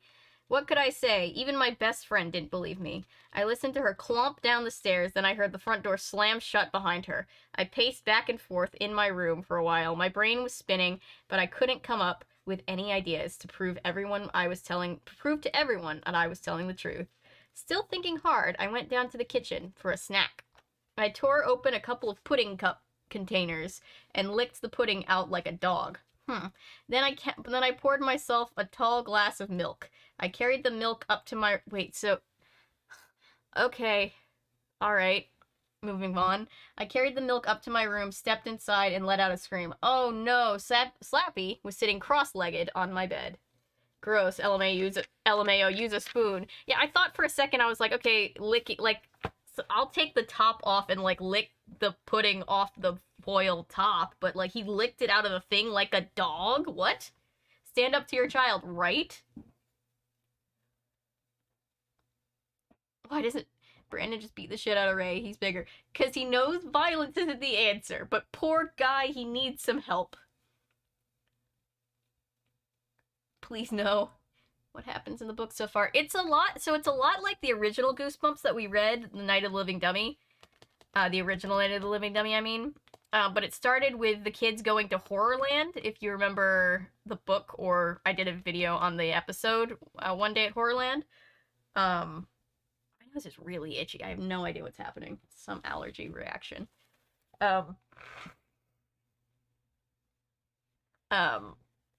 And they got the doll from Jonathan Chiller, who, if you don't know, is also the Chiller. It's him here on this part of the, right here. He's a big recurring thing in Goosebumps, specifically in Goosebumps Horrorland. I like how there are a lot of pineapples in Psych. Yes, I actually remember playing the sweepstakes, where it's like, find all the pineapples and answer them to enter to win a prize. It was really, really big. Nothing, absolutely nothing. Not absolutely nothing. So far, we've got two kids, they're brothers. One of them is scared of everything, and one of them is always trying to scare his little brother. and the one that's older and always trying to scare his brother bought Slappy from Jonathan Schiller, who's like, oh, pay me back next time. And the brother was like, what? And now, like, Slappy is ruining his life by framing him for all these really mean pranks being pulled on the little brother. Slappy be like, that's what you think. I was like 40 minutes in the past. Oh. Would be the first time. Hello. Oh my OMG, it's like the 80th chance. But also at that point, why does Ray just burn Slappy? I don't know why nobody's... I imagine Slappy has some kind of magic protecting him and wouldn't burn, but honestly, they don't try it as quickly as I would. I would be lighting his ass on fire. What chaos did Slappy do so far? So far, he ruined the kids. The little brother had made all his own homemade Christmas wrapping paper that was really pretty, and he shredded all of it, and the brother got blamed for it. And then the thing that just happened in the last chapter was he poured maple syrup into the drawers in his bedroom, so all of his clothes are like covered in syrup. These parents don't know what a promise is, idiots. The parents, so far we found one good parent, and it was technically the uncle, and the parent of only the side character. And it was in Curse of the Mummy's Tomb. So far, like, every single book has had terrible parents in them. Anybody got friends? Good sub to the channel. I ran out. Oh, thank you guys. We'll get, we don't have to get there tonight. I'm just saying, the fact that we're this close right now, I'm so, so grateful. You guys are amazing. So you know why Slappy's called Slappy? Uh-oh. Do I want to know? Repeat after me, Ray. He did it to himself. Wait.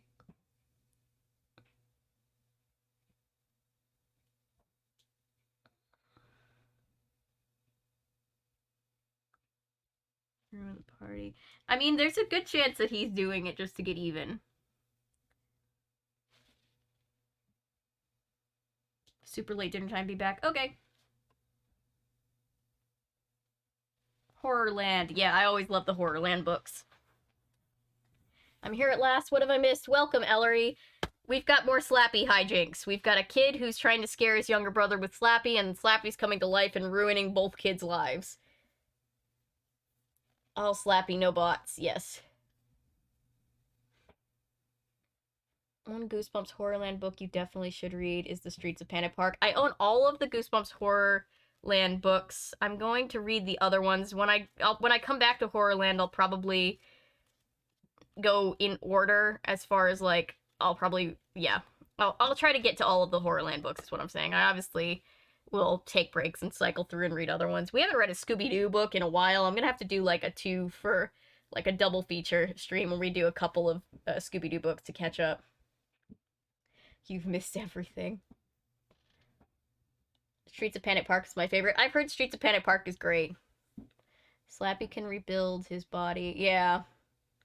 First signs of sentience, I'm calling an exorcist. That's what we're all saying. We're like, what parents are, like, hearing their kid be like, the puppet came to life, and are just like, okay. Like, be burning that thing in the backyard. Was just watching the Warner Brothers 100th anniversary trailer. It's cool, but it's a tad misleading when they include clips from films they didn't originally produce. Ah, actually have a Slappy ventriloquist dummy somewhere. That's cool. Every parent... No, it hasn't ruined your life. It's not a real one, right?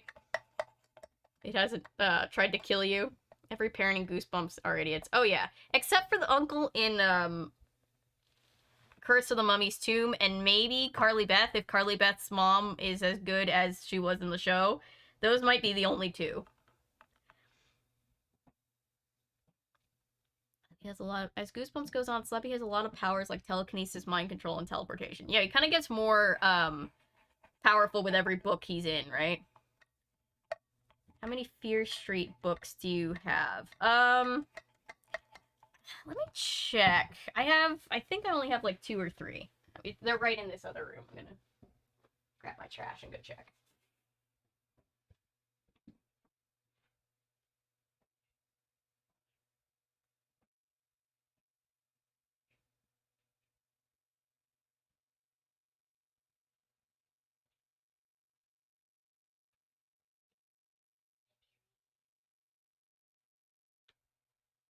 Harry is sacked out asleep on the bed. I have well, I have claws, um, masks of whatchamacallit, and then why I quit zombie school. Those three. Or the streams of something something. The one with the mask on the cover in black and white. That one. Hi Patrick, welcome back.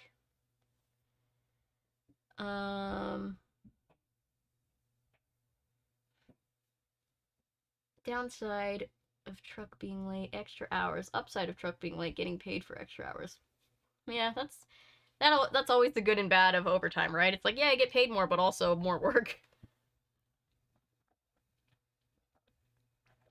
I want to live in Carly Beth's house. Looks very cozy. Yeah. Curse of the Mummy's Tomb. Carly Beth is one of my favorite protagonists in all of Goosebumps, and I think that's one of the many reasons why it's one of the strongest books that I've read from the series. Curse of the Mummy's Tomb uncle character is awesome. He was Brendan Fraser. Yes, he was awesome. That was another one of my favorites. I feel like making a plaster paper mache bust of your daughter is a little weird, to be told. I mean, it is weird, but she is genuinely trying to help her daughter. She doesn't, like, try to invalidate her feelings. She isn't mean to her. Obviously, those are, like, that should be the bar, but, like, that's a bar that most of the parents don't clear, you know? And the parents in One Day at Horrorland. The parents in One Day at Horrorland, oh god. Dr. Deep in Deep Trouble and Aunt Catherine in Monster Blood. Yeah, there's a lot of bad parenting. Can't wait for you guys to get those cookbooks I sent in another mystery novel. Thank you, Patrick. That's so sweet of you. Hi, back. I'm dead.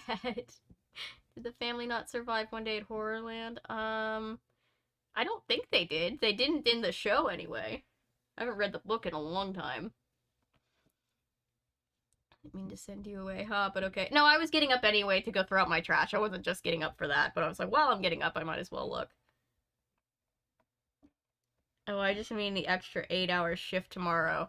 Ah, copy. Not even overtime.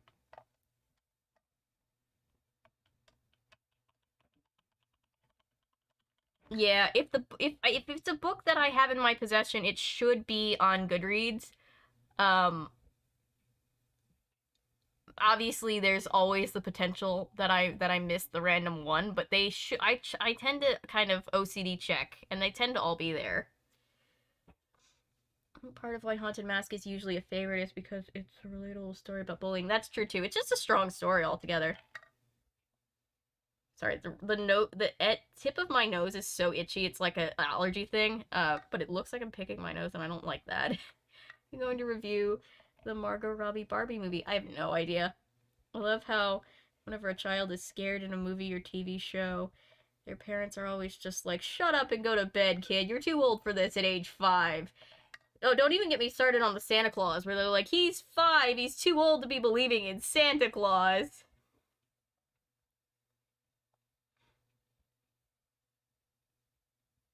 I guess most of the parents are stupid because to keep the conflict of the story, any parent would have thrown the doll away. Yeah, I get that. But it's also just like, oh god, these poor kids. I love how whenever a child is scared, yeah, it's just like, shut up, kid. I still need to send you some Fear Street books. Oh, thank you, Tilly. The cheerleader series, that was so weird yet a fun read. I will definitely read those on stream. For sure, for sure. Believe that your child believes those things. Yes. You gotta validate your kid's feelings. Never too old to believe in Santa. I put out ginger snaps and milk and Tylenol for Santa, and a carrot for the reindeer. I always do. My family's just like, okay, well, Santa is gonna go eat the cookies now, thank you.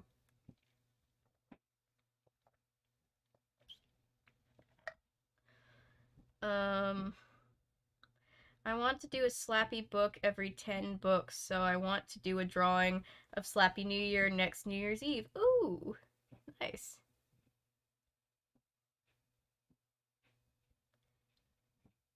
Feel that in the first Santa Claus movie, the kid was like maybe 6 and told not to. Yeah, they're like, they were like afraid that he was having like a mental breakdown. And they're like, he's 6.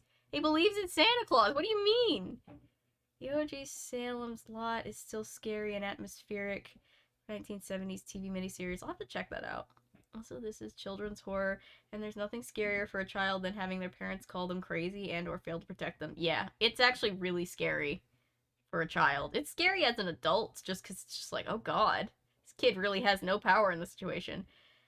If Santa is both my parents and me a gift, then yes, I believe. Do you like coins? Yeah. Why do you ask? I'm 20 and I still believe in Santa. I think everybody should believe. I think I've always said that I'm a big fan of Rise of the Guardians, because yes, I was a Tumblr girl. But it is a good movie. And, I always say that if I have kids, I'm gonna tell them the Rise of the Guardians version of all the mythical creatures. The kid saw a dead Santa on his front lawn, right? Still believe in Santa. Like the kid and Tim Allen just went to the North Pole, that's all. I know, right? Commented why Slappy has his name. Oh, I missed it. I'm sorry. I was looking for it.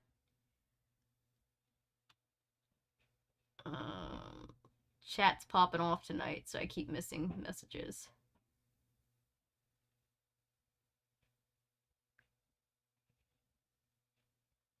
Because Slappy can rebuild his body. Rise of the Guardians, you say? Kicks door down. Rise of the Guardians, you say? I need to do a video on it. It's just a good movie. 27 and still believe. Everybody's got to believe in something, you know? And Buffy the Vampire Slayer, where the parents are oblivious to the vampires in town. Yeah. Just curious. Australian currency is special. Aw. Speaking of Tumblr and Rise of the Guardians, I hated the Jack Frost X Elsa ship. I was actually into it. There wasn't a lot of substance to it. It was just like, they both have ice powers. Wouldn't it be cute if they were dating? And like, I don't know, 14, 15-year-old me, whenever that was happening, just thought it was cute. But there wasn't, it was just kind of like a little, you know, it was like the cotton candy of ships. It was just kind of like, aw, that's sweet. Moving on. My friends had to be the one to tell their girlfriend that Santa wasn't real when they were both approximately 19. Oh.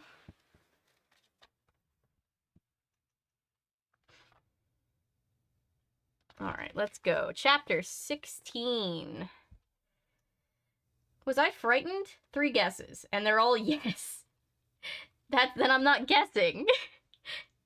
That night, I climbed into bed and pulled the covers up to my chin. I thought about Brandon and his night lights. Maybe it wasn't such a bad idea. Snow swirled outside my bedroom window. The wind made a creepy whistling sound.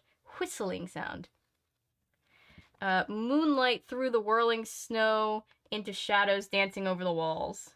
Wait. Moonlight through the whirling snow sent weird shadows dancing over the walls. There you go. Slappy was on the floor in the back of my closet. I made sure the closet door was closed. And locked. You can lock the closet? Okay.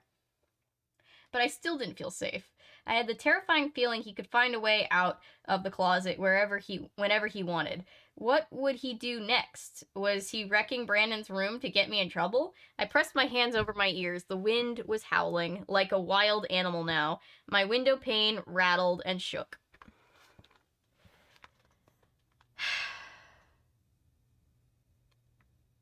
Do you guys... Oh, God. Do you guys remember, Love the Way You Lie, where Eminem said, watch him leave out the window, guess that's why they call it window pane, and it was the first introduction most of us had to I'm 14 and this is deep logic. I keep glancing across the room to the closet door. I pictured it swinging open and the dummy staggering out onto its flimsy legs. That's crazy, I told myself, like Kermit's legs. I shut my eyes tight, pulled the covers higher. I opened my mouth in a long yawn.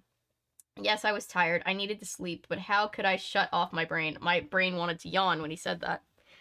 I kept thinking about the horrible things that happened to Brandon in his room. Even more horrible was the fact that my parents thought I did it. No one believed when I swore it wasn't me. I admit it, I was hurt. It hurts to have your whole family think you're some kind of wacko criminal.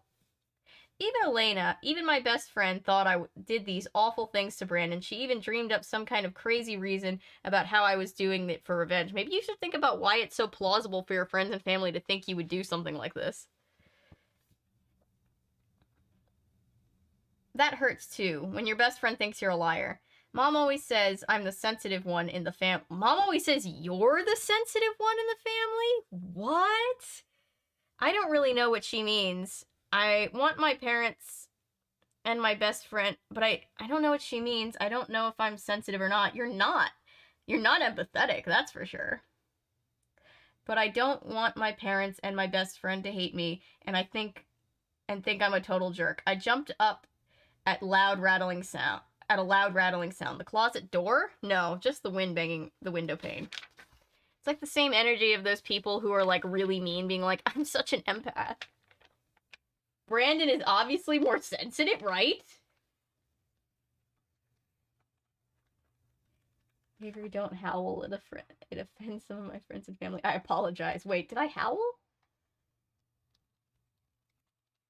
There's nothing wrong with having night lights. I have like a light up clock that's supposed to be for children, but I love that thing because it helps me sleep. I don't like the dark. Cries over everything and makes special wrapping paper. I know, poor Brandon. If you hate 8 coins, then I'd have no reason to send some to your P.O. box. But, aw, thank you, Miss Firing. You're so sweet. I like Jack Frost from Rankin Bass design better. It is a pretty interesting design. I do love Jack Frost from Rise of the Guardians, and yes, he is a Tumblr boy, but you know, we love him. I think a lot of the parents believe their kids in the new Goosebumps show, from what I've heard. Interesting.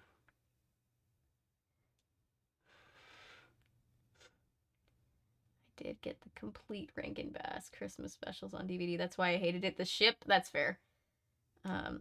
Cool. Patrick sent me a bunch of the Rankin Bass specials on DVD that I haven't gotten to cover yet, but I'm going to. They weren't actually compatible as a ship. They just had the same power, lol. Yeah, there wasn't really anything there, but you know, whatever. What would Rise of the Brave Tangled Dragons be without our starship, Jelsa?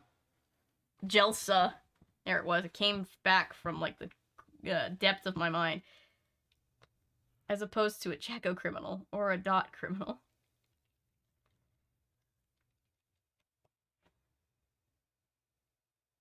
Don't get me started on the empathy. Empaths.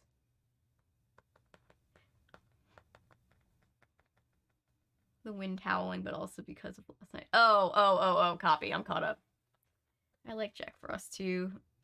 New hot ship, Jack Frost, X-Plant Zaddy? Which version of Jack Frost? This is the important questions. Kidding, there's nothing wrong with your howl. It might even be. You might even be one of us. Oh god, I'm turning into a werewolf. Does that make me powerful than the vampire form I already have? According to Herschel Walker, werewolves can kill vampires. I think that might be one of the only correct things he said, if it's correct.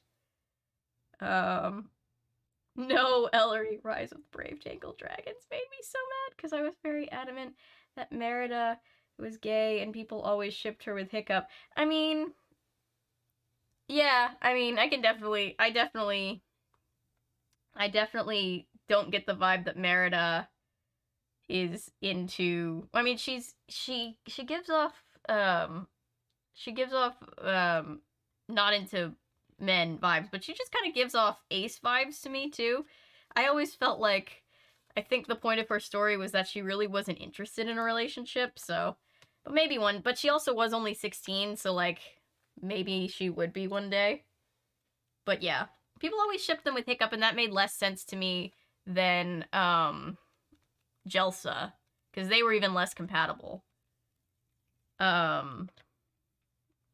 They didn't even have, they just had slightly similar adjacent aesthetics. You could be a werevamp. What a combo. What a band name. Werevamp? I love it. Thought you were a ghost. Well, I always say I'm a vampire because of the complexion and the always staying up at night. She's also never met any girls her own age. This is true. This is very true. This is a good point. Rise of the Guardians, Tumblr, Sexy Man Jack Frost, and our bargain basement Tumblr, Sexy Man Plant Daddy would be god tier, don't lie. It's true, it is true. Ellery, no! No, he's got a point. It would be god tier. I also like Rankin Bass Jack Frost better because They created a lot of stuff for him and lore, like he has a magic shadow. That is cool.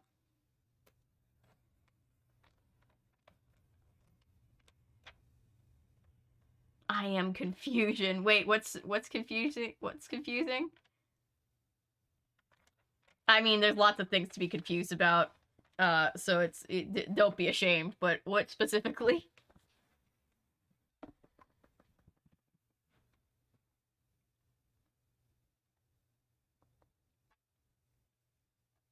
Woohoo, we are getting there in the book, guys.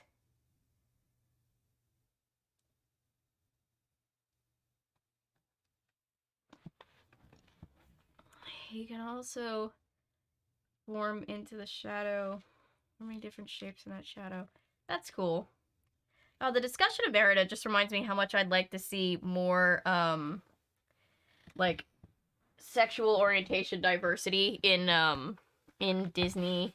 Like real queer representation in Disney, not just like the, oh, LeFou got to look at a cute guy for a second at the end of the movie diversity in Disney movies. That'd be cool. Where was I? Okay, I'm here. I'm on page 74.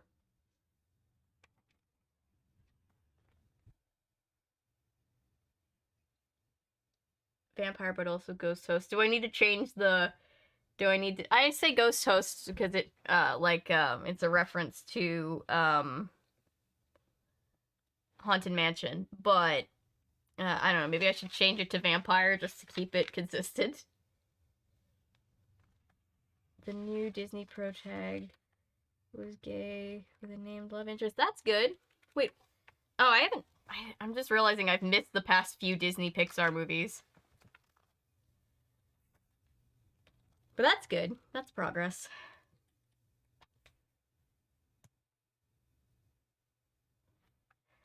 Alright. Starting to think I'm a were-vamp. More vamp than were. Okay, enough of my foolishness. I mean, we can be whatever we want to be.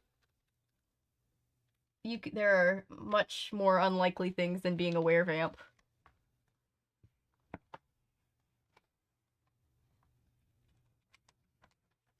I don't know what they are, but they probably are. That makes more sense now. Yeah, I'll change it so it's less confusing. Alright, maybe I should get rid of the dummy, I thought. It's only caused me trouble. I could put it in a big trash bag and drop it in a garbage can beside the garage. But what if it really is alive? That thought sent a hard shiver down my whole body. Even under the covers, I was trembling. I could feel my heart racing in my chest. I'll never get to sleep, I murmured to myself. I shut my eyes and listened to the howling wind. Silently, I started to count backwards from 1,000. I counted slowly, picturing each number as I counted. Sometimes that helps clear my mind in the past. 997, 996. After a while, I drifted to sleep, but it must have been a very light sleep. The rattling sounds woke me 2 or 3 times. I pushed my head deep into the pillow, trying to drown them out. I slept a little more, and then I woke up, totally alert at a different sound. A thud, a soft scrape, footsteps, moving lightly past my bed. My breath caught in my throat. I suddenly felt cold all over. I raised my head and listened. I pressed my hands against the mattress and pushed myself up almost to a sitting position. The floor creaked under someone's footsteps. I squinted into the darkness toward the closet. Shadows moved across the floor. I heard a click. The click of the lock on the closet door. Shadows darkened as the door slowly slid open. I struggled to breathe. Shudder after shudder ran down my body. Too dark to see. No moonlight through the window. The closet door squeaked. I heard a soft thud from inside the closet. And then soft footsteps again, moving toward my bed. Someone walking very quietly, trying to sneak past. Shaking, I pulled myself higher. I turned to stand up. As the dummy's face burst up in front of me, even in the darkness, I could see the glassy eyes set on me, and the grin, that evil grin. Slappy pushed his face up against mine and rasped in a cold, harsh whisper, "Don't mess with me, punk." So he is actually alive. Alright. Even I wasn't really believing that he was alive yet, and I know that he's technically alive.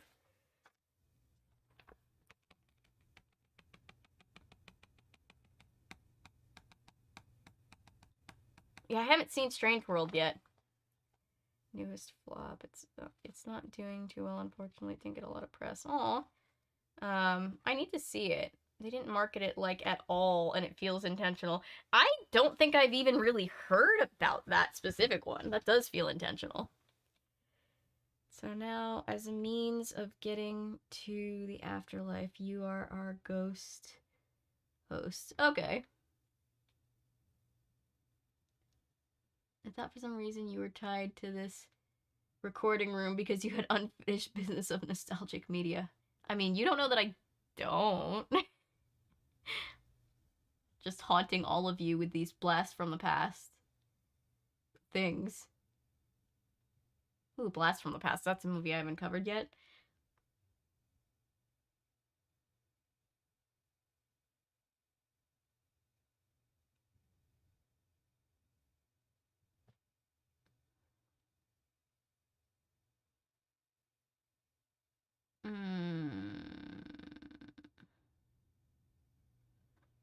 So if a ghost and a zombie started as the same person, could the ghost possess the zombie? Ooh, interesting. I watched any of Disney's Pixar newer animated movies. They don't seem that great, unfortunately. All hail Avery, Queen of the Vampires. Oh, thank you. Well, my name does mean leader of elves, so Strange World got the Treasure Planet treatment for much the same reason, to my understanding. Interesting. Inside Out and Red. Inside Out was good. Red was good. Or Turning Red. Great, but IDK, if it's quite as relatable as people who weren't young girls in the early... to people who weren't young girls in the early 2000s. I mean, I was younger than the protagonists were in the early 2000s. But I don't know. I feel like it's still relatable. But that's just my opinion. Special Treasure is now a series. No Nick Cage, so that might be a pass. I mean, Riley's technically my favorite part, but I would love to see Nick Cage show up. But Riley has always been my favorite. I need to do a movie on the second one and then maybe start covering the series, because when I covered the first movie, I didn't realize that they were making a series, so I was just like, oh, I'll put these on a playlist just to keep these two movies together when I cover both of them. But then we got more content. Found Red, cringy, but I'm not a girl. Born in the 2003, so I grew up in 2010s. Yeah. For me, I found it pretty relatable, but obviously that's just my opinion, and not everybody's gonna find stuff relatable, because everybody's different. My friends from various Asian families say it's very relatable in their cultural context. Yeah, I can't relate to it from a cultural context, but just from, like, being a little girl in the 2000s, for sure. Kind of cringy, but it was such a way that it was exactly how I acted at her age. Yeah, it was cringy in the way that, like, that's how, you know, preteens are. We were all cringy at that age. Riley was my favorite also. Well, I feel that way about Brave, too. I have seen countless people be like, why Brave is a terrible movie. And I disagree. Brave walks so that Lady Bird could run. Brave is the most relatable movie as far as, like, the mother-daughter dynamic I had ever seen, and I loved it. The scene with the merman drawing, I was laughing so hard, yup.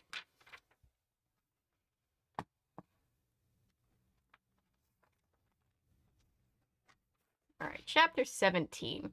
A weird sound escaped my throat, like a choked gulp. Choked gulp. Ugh. I don't even know. How does a choked gulp sound? Ugh. That's the best I got. This couldn't be happening. I didn't think. I just shot out my hands and grabbed the dummy's head. He tugged back, and I slid out of bed. As I hit the floor, the head slipped from my hands. I grabbed at the legs, my fingers wrapped around one of his little shoes. With a loud groan, I forced myself to my feet. I was tangled in the bed covers. My heart pounded like a bass drum. I held my grip on the dummy's shoe, reached out my other hand, and clicked on the bed table lamp. I blinked in the flash of bright light, and then I screamed, "Brandon!" Brandon had hold of the dummy's waist. It was Brandon, I was right. It was trying to pull Slappy away from me. Brandon in his red flannel pajamas, his dark hair down over his face, his mouth twisted in a determined frown. Brandon holding the dummy tightly, trying to sneak it out of my room. "You!" I choked out. I swung the dummy's shoe away from me. I untangled myself from the bedsheets and moved to block Brandon's path.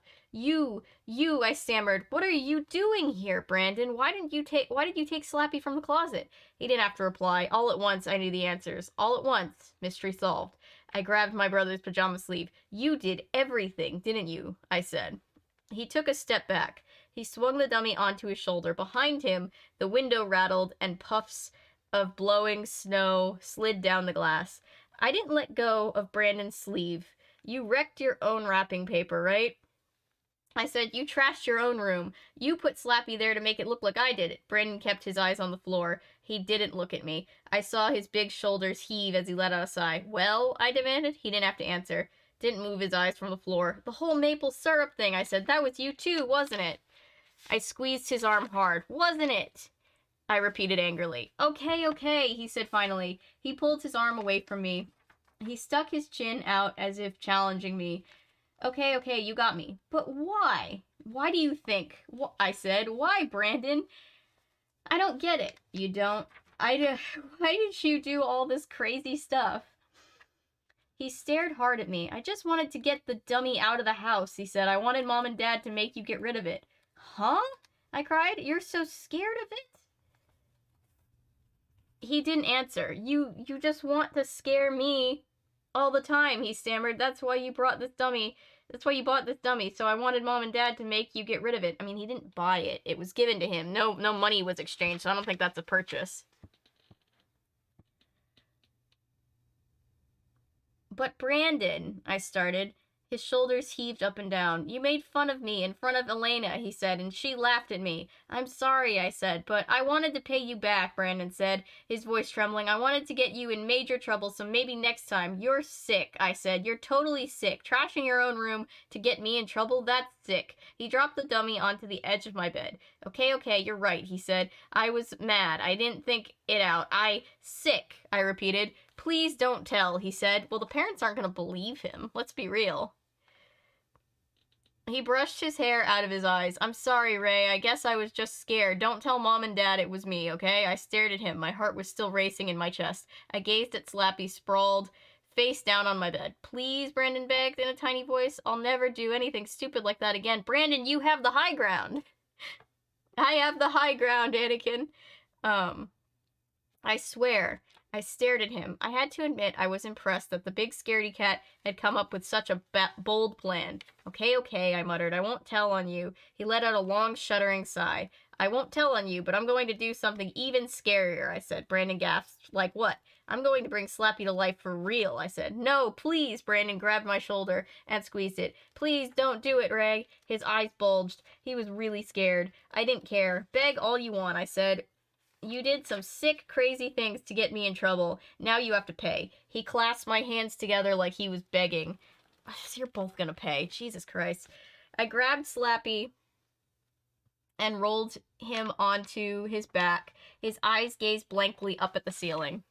I pulled the sheet of paper from the jacket pocket, unfolded it quickly, and I shouted out the strange words. And they didn't wake up the parents, huh? "Karu, Mari, Odana, Loma, Molanu, Carano." "Now watch," I said. Anakin, I have the high ground. Chat is popping off. Hang on.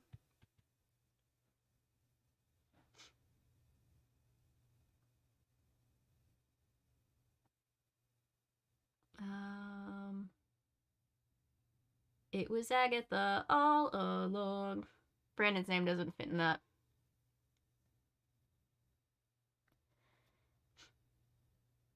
God, I asked my mom what she thought of Ladybird, and she said it was, quote, cute. And I realized right there she's never going to actually understand our relationship.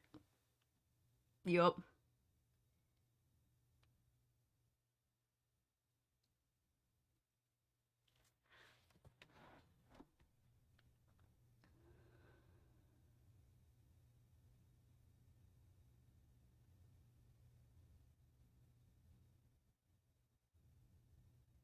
Yeah, I feel like if your mom doesn't, if Ladybird doesn't make you sob, then you just aren't grasping the dynamic.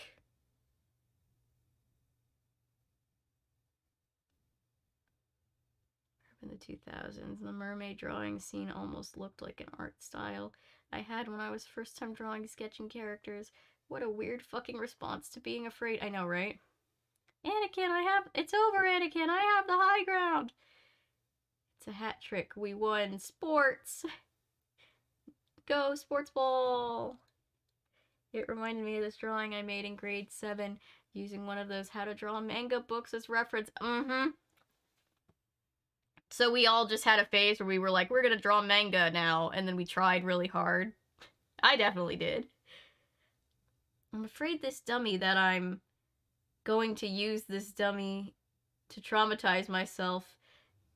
I'm afraid of this dummy. I'm afraid of this dummy that I'm going to use this dummy to traumatize myself and make my brother look like a crazy liar. I'm just proud of myself for calling it. Now they bring Slappy to life. What is this pacing? I have no idea. I'm not bored. And maybe it's because Monster Blood set the bar low. But, like, at least stuff's happening. But I would like to see Slappy come to life earlier in some of these books.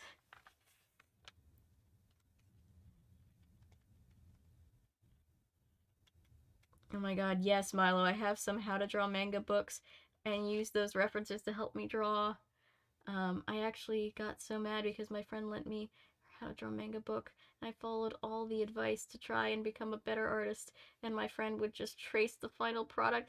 I taught myself how to draw at 14, 15 by tracing. And, like, now I can actually sketch pretty okay. I'm not the greatest artist, but, like, yeah. That's how I taught myself. Because you, like, get used to, like, how certain shapes are formed. Artist fate. I think Slappy is just sitting and watching the drama unfold with popcorn and a drink. Yep. Cameron, oh god. It was in and out because of game, but this one doesn't sound boring. It's not boring. It's not boring. We just want to have more face-to-face interaction with Slappy. I think that's valid.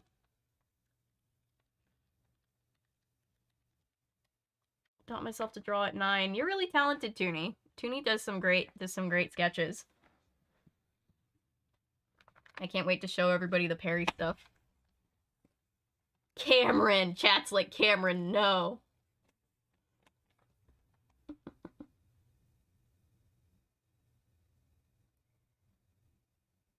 $4,996.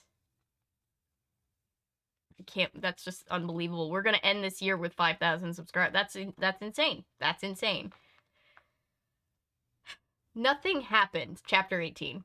Nothing happened. Brandon and I froze. Brandon's mouth hung open. I held my breath. We both stared hard at the dummy. The strange words repeated in my ears. I imagined Slappy twitching to life. The skinny arms and legs sliding against the bedspread. The painted grin growing wider. The glassy eyes blinking. It would be amazing. But no. The dummy didn't move. Of course not. Crazy things like that don't happen in real life. Brandon's laugh broke the heavy silence. It's just a joke, he exclaimed. He grabbed the paper from my hand and glanced at the words. Then he balled up the paper. And tossed it to the floor. I thought it said into the fire, and I'm like, what are these kids in, like, an old-time black and white movie? They got a fire going in their bedroom? Oops, I did it again. Why, Cameron? That's the third This Is Real Life in this book. There's so many This Is Real Life in this book. It's like, it's not, we all know it's not. Well, it is to them. I get it, but, like, come on. It's a dumb joke, Ray, he said, and you fell for it. He picked the dummy up and shook it in my face. You fell for it, Brandon said, shaking his head. Who's the dummy? Who's the real dummy, Ray? Go back to bed, I said. What?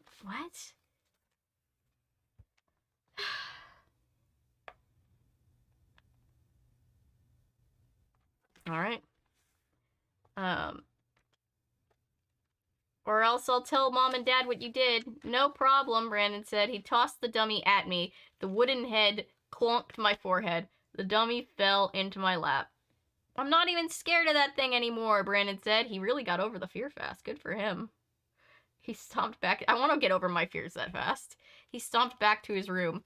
I rubbed my forehead, then I picked the paper off the floor, folded it, and stuffed it back into the dummy's jacket pocket. I carried Slappy to the closet and shoved him behind a pile of dirty clothes. I closed the closet door behind me and crept back to bed. The Slappy mystery was solved. I breathed a long sigh. No more problem with the dummy. Wrong again, Ray. Wrong again. Where's my ribbon? Where's my Michael doll? Where's my ribbon? I can't find the ribbon, Mom shouted from the dining room. We have a code red. We can't find the ribbon. Dad, Brandon, and I were in the kitchen. We were stuffing presents into shopping bags. I think you used it all, Dad called to her. Why do you need ribbon? I have one more package to wrap, Mom shouted. Oh, here it is. I was sitting on it. We were already late to Elena's house. Every Christmas, there's a mad scramble to get all the presents together. Okay, so this is a Christmas New Year's book. All right. Glad we read it now. Doubly. Doubly glad we read it now. That's a sentence. There you go.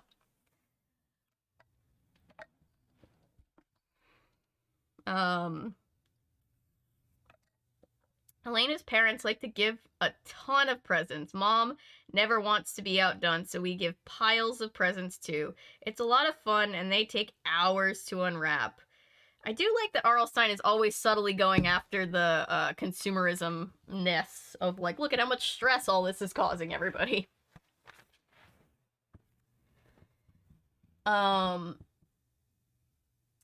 There are 4 of us and 5 in the Shear family because Elena has twin brothers, Dustin and Justin. Dustin and Justin, oh my, who are 14. Dad always says if we pile all the presents, we could open a store. Dad has a hard time with so many presents. He was very poor when he was a kid. He told us that one year for Christmas, his parents gave him a box of pretzels. Oh, his his only gift. He thinks we should be happy with a box of pretzels. Mom tells him to get over himself. Oh no. She came into the kitchen already, in her coat. She dropped the last glittery present into a shopping bag. 4 full bags this year, Dad said, shaking his head. Think it's enough? Mom pinched his nose. Don't be a Grinch. Let's go. We're late. We were supposed to be there at 7:30. I pulled on my parka and slid the hood over my head. Brandon struggled to zip his down coat. The zipper always gets stuck. We each carried a bulging bag outside. It had snowed for most of the afternoon, and the front yard was covered with 3 or 4 inches. A bright half moon made the snow gleam like diamonds. The snow made nice crunchy sounds as we walked down the driveway. Elena's house is only 2 blocks away. No one had shoveled the walks, the street, the sidewalks, and all the front yards were covered in sparkly white. Mom and Dad always walk fast. I had to jog to keep up with them. Oh, good parenting. Just leave your kids to slip in the snow alone. I heard Brandon heavy crunching footsteps behind me. Elena's house was brightly lit. Mr. Shear had strung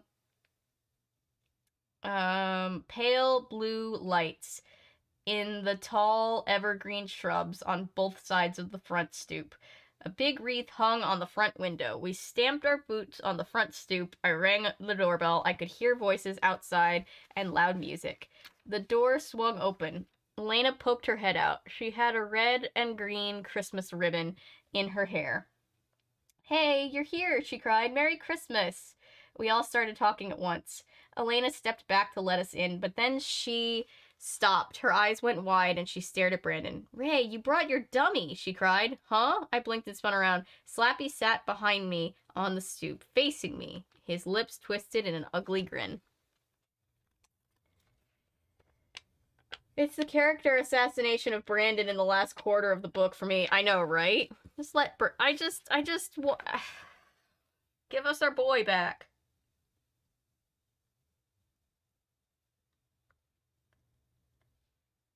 Been an artist since forever, nonstop, trying out different art mediums, paper crafts, clay pen, pencil, digital art. My mom's the same way. She's been drawing for as long as she can remember. Despite my teachers insisting I stop and focus. Who's laughing now, right? Well, you know, I was always getting in trouble for talking at the wrong time as a kid and talking out of turn, so now it's my career. This book should have been titled Have a Scary Christmas and a Slappy New Year. So far we haven't gotten to New Year's, it's just Christmas. Hate rhyming twin names, why would you do that? I knew twins back at my old youth group who were named Summer and Autumn, and honestly, I can get behind that kind of matchy-matchy, but Dustin and Justin?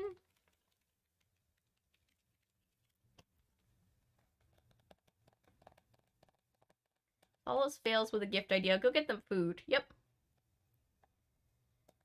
Well, she's kind of right, because he probably wasn't happy that pretzel year. Why would he still remember it's all those years later? He was okay. He was okay with it.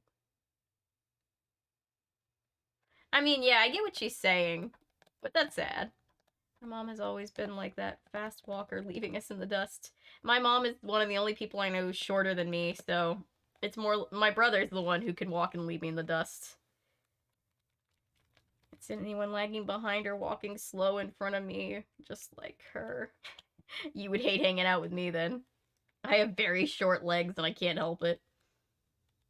This book is called Slappy New Year. They really are pulling a Night of the Living Dummy where Slappy is barely in the story. Plot twist, the real Brandon is in the mirror dimension. Ooh. That is interesting. We did get a throwback to Let's Get Invisible, didn't we? I almost forgot about that. I'm new here and thank you for keeping me company while I cook. Hi, Adam Ward. Welcome. We are currently reading, we like to do this a lot on stream where we read nostalgic books. We're currently reading Goosebumps HorrorLand Slappy New Year. And it's been a ride so far. Themed twin names could be okay, but I think it's just a little cutesy with yeah, and I don't like the cute name. I don't like cute names because I always think of them as like high-powered business people in suits. Yeah, well, I always also think with twins, like, twins are gonna get compared to each other their whole life. You don't want to enforce from the first day they're born. I don't think that they're like a pair and that they don't have any individuality. That's my only concern, but yeah. The real Brandons were the friends we made along the way. Like, I just think, would this be a good name for an adult in a yeah, because, like, you give a kid a name, they're gonna have to go through their whole life with that name, so, you know. And I love, like, my favorite are, I like old-fashioned names, and I like really unique names. But yeah. Like, my brother always says, you could always give a kid, like, a really weird, out there middle name, and then give them a traditional first name, so that, like, that way everybody calls them by their middle name. But then, you know, on, like, business papers, you don't have, like, I don't know what you would name a kid that was weird. If everybody calls them, like, Pookie, and that's their middle name that they go by, but, like, they have, like, a name that means people will take them seriously, you know, I don't know. Thank you for welcoming me. This is awesome. Goosebumps is so nostalgic for me. Yes, we love Goosebumps here. This is the 10th time we've read a Goosebumps book on live stream. All the VODs are up, and I do edited videos where I've covered many of the episodes of the show, and I need to keep doing it. But yeah, welcome. We're pretty fun. Everybody say hi to Adam.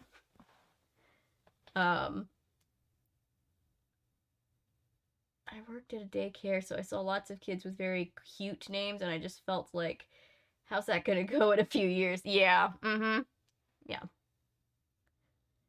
I also really like old-fashioned names. Esther is one of my favorite names. I used to swear that I was gonna name my kid Esther. My plan is to give my hypothetical kid a placeholder name and pay for a legal name change of their own for their 18th birthday, just in case they're trans like dear old dad, aka me. Oh, that's so sweet, Ellery. I like this idea. Because, yeah, the thing about naming a kid is they're a hypothetical when you name them, technically. Unless you name them, like, after they're born. But, like, even then, they haven't, like, grown into, like, who they are. They're just, you know, so you never really know.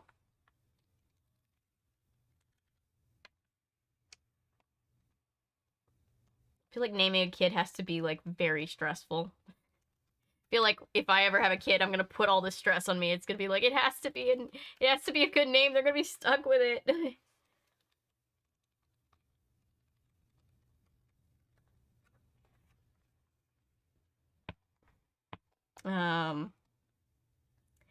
Ray, why did you bring that thing? This is chapter 19, by the way.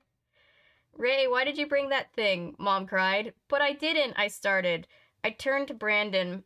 He had a frightened look on his face, but I knew the truth. You did it, I cried. You brought the dummy. He shook his head. His dark hair fell over one eye. No way. I thought we were done with the dummy thing, I shouted. Remember? I tried to bump Brandon off the stoop with my chest, but the big hulk didn't budge. I didn't bring it, he whined. I swear. What's up, guys? Mr. Shear poked his bald head out the door. Why is everyone on the stoop? Am I missing something? The boys can't stop arguing over that stupid doll, Mom said. I don't know why they brought it, Dad added. They're always fighting over it.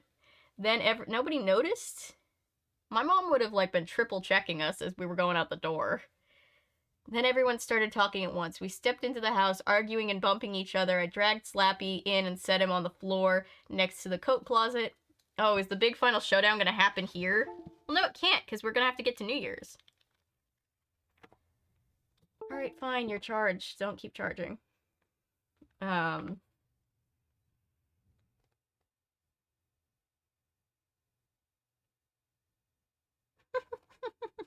Follow. Put that thing back where it came from, or so help me. My nephew has a very tough guy name. I think car related. And it's so funny to me because he's this little baby, but he's very thoughtful and serious little baby. Oh. Parents still dense as hell? Yes. Yes, they are, Texas. Apologize in advance if I don't reply sooner. I'm cooking and have a friend coming over. No worries. We want you to know we're glad you're here, Adam. Let me sure more active on the next stream. Much love to everyone here. Thanks, Adam. Appreciate you. I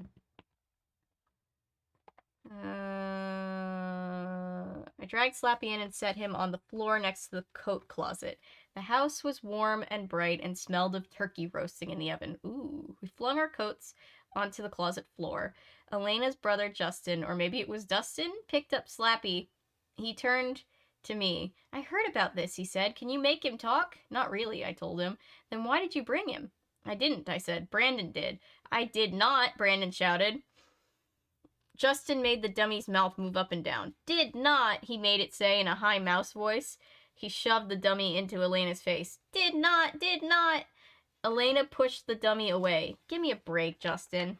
The thing is way weird, Justin said. He handed it to his brother, but Dustin wasn't interested. He set Slappy back on the floor. Mom and Dad carried the 4 bulging shopping bags to the Christmas tree in front of the fireplace. Presents were already piled high around the tree.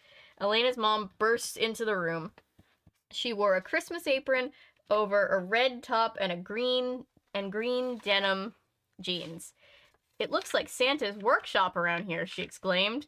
Mrs. Shear always looks as if she stepped out of a tornado. Her hair is always a frizzy mess, same. She has a feathery voice and talks really fast like she's out of breath, also same. She has a pointy nose and a little, not about having the feathery voice, but about talking really fast. She has a pointy nose and little black eyes that are always darting around the room. She's like a fluttery bird. Elena doesn't look anything like her. Mr. Shear has a kind red face and a great smile. He has a big stomach that bounces in front of him. When he walks fast, if he grew a white beard, he'd make a great Santa Claus. Mom and Dad have been friends with the Shears for at least 20 years. That rhymed. How many accidental rhymes have we gotten in R.L. Stine books? They're like part of the family. Well, he used to write like joke rhyme books, right? So maybe it's just ingrained in his brain. So the night was relaxed and fun. Lots of jokes and kidding around, a great dinner, awesome Christmas presents, except for the loser Go Hoosiers t-shirt the Shears gave me that was 2 sizes too big for me. Maybe it was supposed to be a joke. I don't even know what a Hoosier is. Anyway, after we opened all the presents, Mr. Shear, all the Hoosiers in chat just start crying silently. Anyway, after we opened all the presents, Mrs. Shear brought out about a dozen desserts.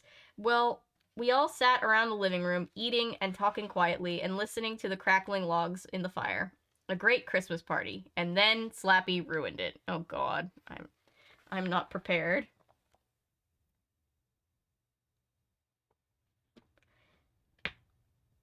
Mrs. Shear. I mean, Shear is a pretty common name, I think. Maybe they're see-through. He just made one ingrained in his brain. Yeah. Yeah, I did. It's rubbing off on me. Also, if I disappear from chat at any point, assume it's because I have to be back at work at 7 a.m. Copy, Ellery. Thank you for hanging out with us.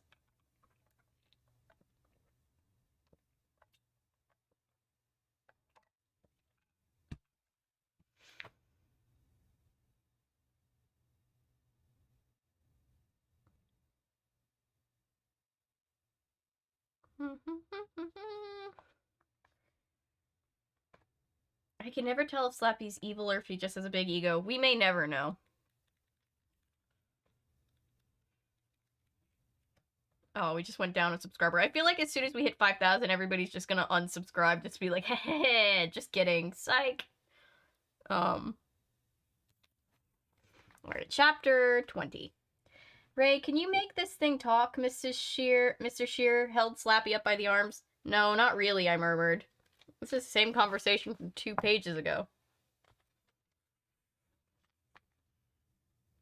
I was sitting next to Elena on the couch. I could feel the warmth of the fireplace flames on my face.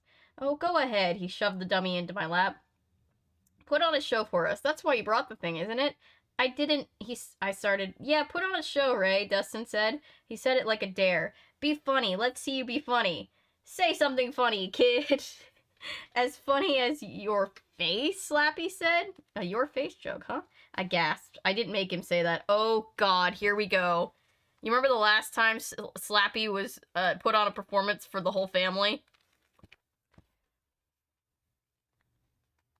The others laughed. That's pretty good, Ray, Mrs. Shear said. It really looked like the dummy said that. How would you know, fat face? Oh, no! No, Slappy! Slappy exclaimed in his high, tinny voice. Your IQ is lower than your belt size. Slappy's so out of pocket. I can't with Slappy. Well, time for secondhand anxiety. Yup. You're at 4.99k subs. Yup. Yes, I am. Uh-oh, yep. Really curious to see how the book ends. Will he put the house on fire or something? R.L. Stine loves to leave us on cliffhangers, so we'll see. Probably both, Ellery says, in regards to Chris asking if he's evil or just has a big ego. Yikes, Slappy. This is where the fun begins. Slappy never learns. Well, Slappy has no reason to stop doing what he's doing. He loves creating chaos. Yeah, no, this is secondhand anxiety to the max. Sorry, everybody who's like me and just has that, like, ooh, God feeling. Mr. Shear's smile faded. Hey, that's not funny. I'll tell you what's funny, Jumbo, Slappy rasped. Oh, God. You tried to lift yourself out of a chair. It's like the Goodyear blimp going up. God.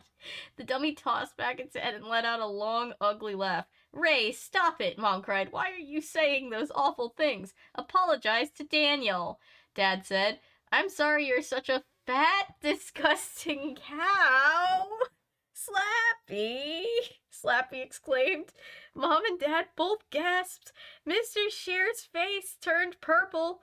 Across the room, I saw Brandon studying me. He was trying to figure out what was going on. Elena scooted away from me on the couch. Ray, she whispered, what are you trying to prove? I didn't say those things, I cried. The dummy did, I swear. I swear it.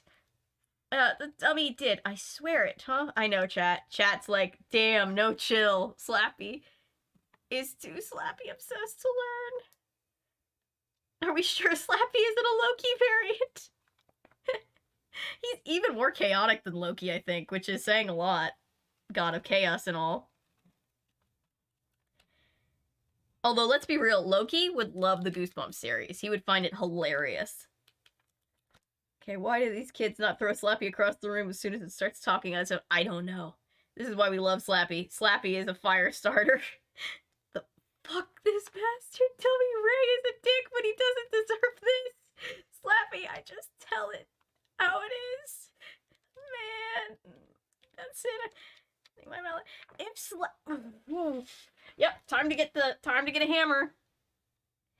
My BFF took a person. How likable person you are. And he got a 66%. I got a 92. You're more likable than your friend. Hayden Christensen, who plays Anakin in the Star Wars prequel trilogy, is in the episode Night of the Living Dummy 3. I do remember that. Loki is the god of mischief. He is. Slappy is the one to start big fights.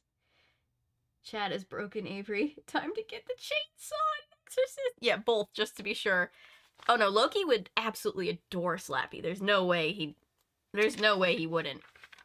If it becomes canon that Loki's magic was what brought Slappy to life, I wouldn't even be surprised. Actually have a replica Loki mask from the mask. Nice. These insults are all very weight-centric. Yeah, that's the thing with Slappy. Warning. Content warning. Slappy loves making weight-based jokes. Loki and Slappy would have a drink together. Oh, they'd have so much fun. They'd laugh. Where was I? I tried to toss Slappy off my lap, but his legs tangled around my arms. Alright, that answers Ellery. Or that answers who asked why they wouldn't throw him across the room. That answers that question. The Night of Living Dummy 2 episode, when she tries to get her hand out of his back, it latches on. Yeah, that happens too. I was just watching that episode with my brother not too long ago. He never watched Goosebumps, so he's always very confused. And I never have any answers to make him less confused. The twins were the only ones laughing. Dad jumped up and started angrily across the room toward me. Apologize, he said. Make the dummy apologize and say something nice. That was a great dinner, Slappy said. Remind me to throw up later. Ellen's mom shook her head. Why are you so rude tonight, Ray?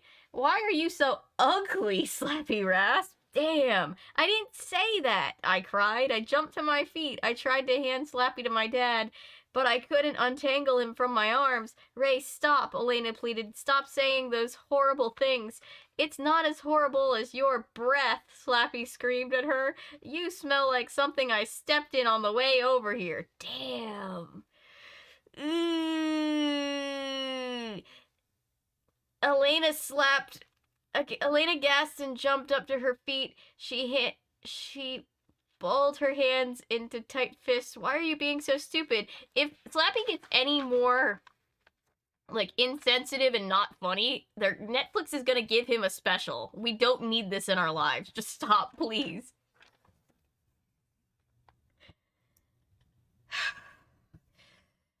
You're so stupid. You have to study up before you can burp? Mrs. Shear had her arms crossed in front of her chest. Show is over, she said. We get the idea, Ray.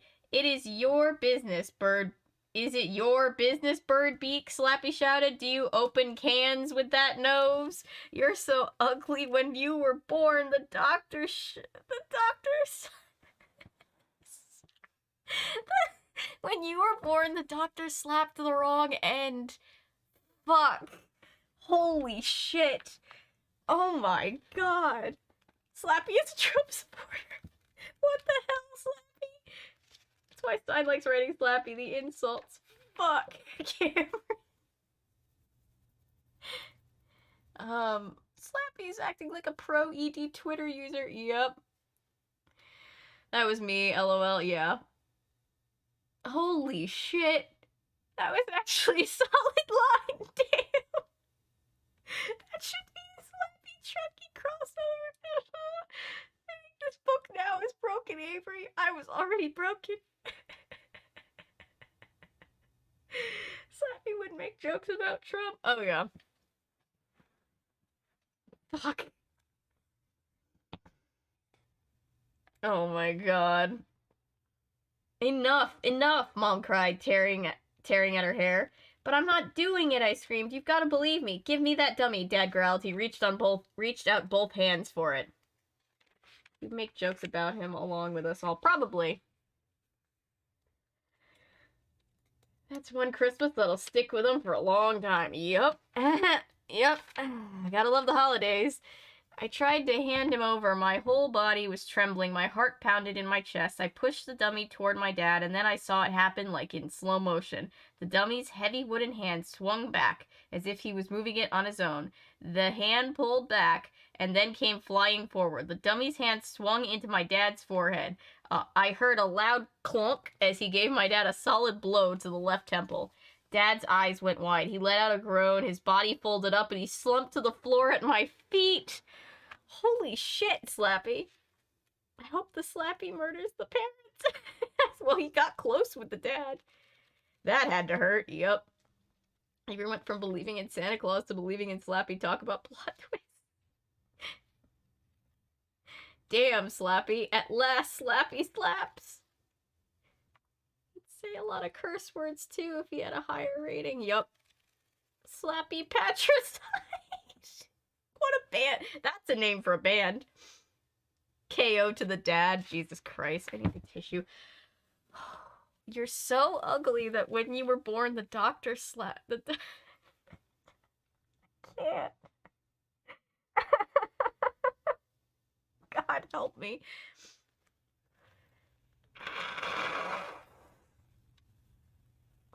That was... Oh my god. That was definitely a solid riff. Oh, it was so out of pocket, though.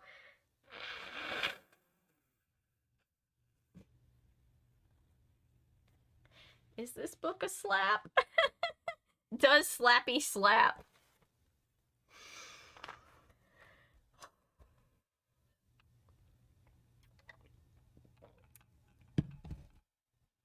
You can see how flush I'm turning because of Slappy shenanigans. Slappy got a mean right hook. I think it's actually his left hook. This is chaotic now. Yep. Sign really channeled some troll for Slappy. Do you think he, like, reached into, like, every mean comment he's ever gotten and just uses it for, like, Slappy fuel now? Because that's what I would do. Literally let the haters fuel your career. Dad 0. Slappy 1. Yep. Stuff some coal up your stocking. Yup. As I quote from Loki, it's madness. Yes. Oh, Loki would be laughing his ass off, especially at that "you're so ugly" the doctor slapped the wrong line. Jesus Christ. Alright. Let's get back on track. We're getting there. It happens with every Slappy book, especially. It's just Stein books in general. The crazier the book gets, I slow down because I'm trying to process it all.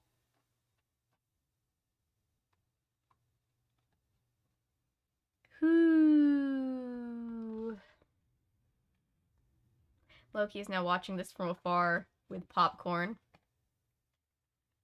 School trauma put to good... Yep. School trauma put to good use. Yep. Mm-hmm. Oh, I think I actually made an improvement on your face. Ha ha ha ha. Probably.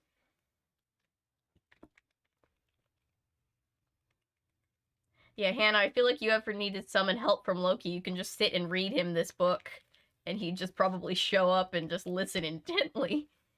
I feel like I first heard that line as a yo mama joke, probably.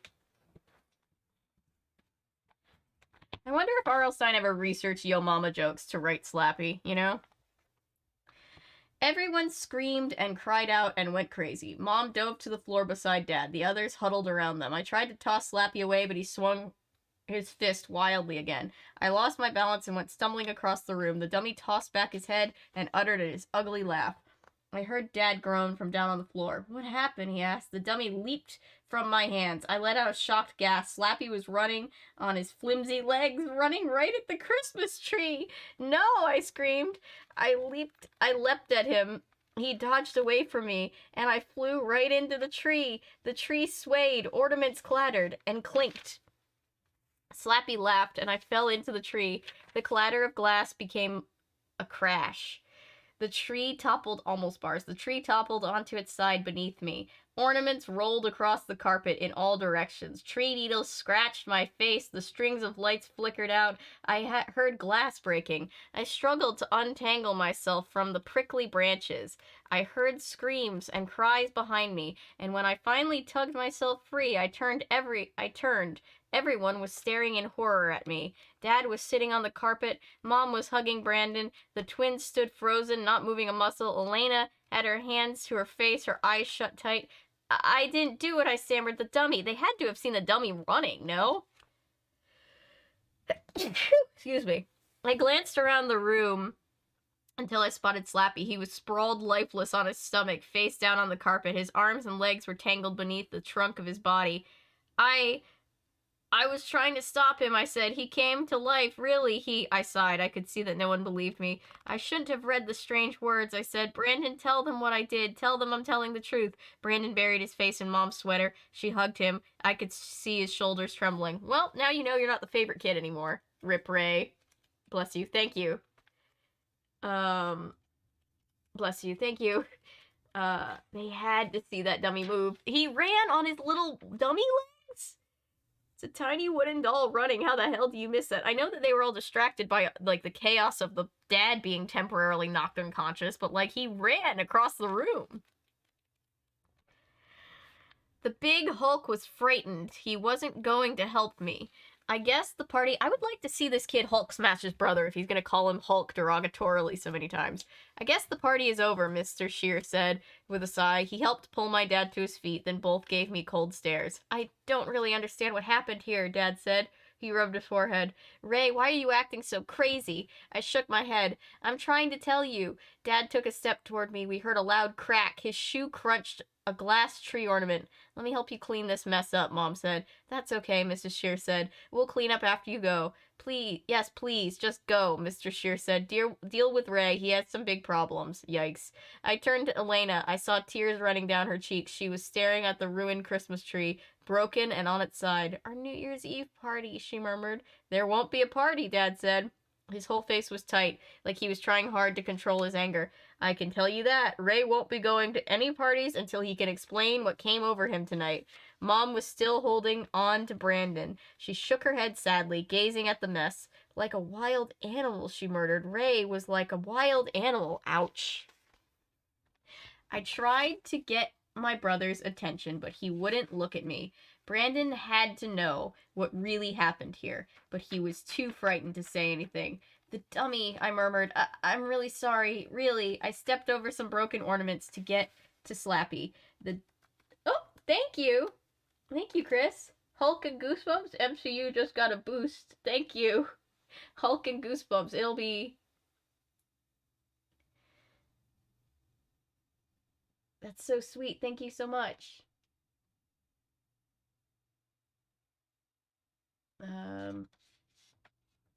This would be an awesome Christmas New Year special. I was just thinking the same thing. I want this to be an episode. I know. Just ran with his arms flailing. Yeah, like a Jack Sparrow run. Oh, nope.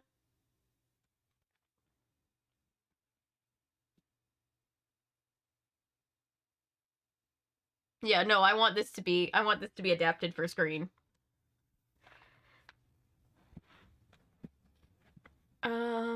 Where was I? But he was too frightened to say anything. The dummy I murdered murmured, I'm sorry, really. I stepped over some broken ornaments to get to Slappy. The dummy's face was buried in the carpet. He was totally lifeless, just a doll made of wood and cloth. I stared down at the thing, my brain spinning. I knew I wasn't totally crazy. I didn't say those horrible things that came out of Slappy's mouth, and I didn't go berserk and deliberately knock over the Christmas tree. It was totally an accident. Should I try one more time to explain to everyone? The dummy came to life, I said, my voice cracked. I didn't do any of it. The dummy. Shut up, Ray.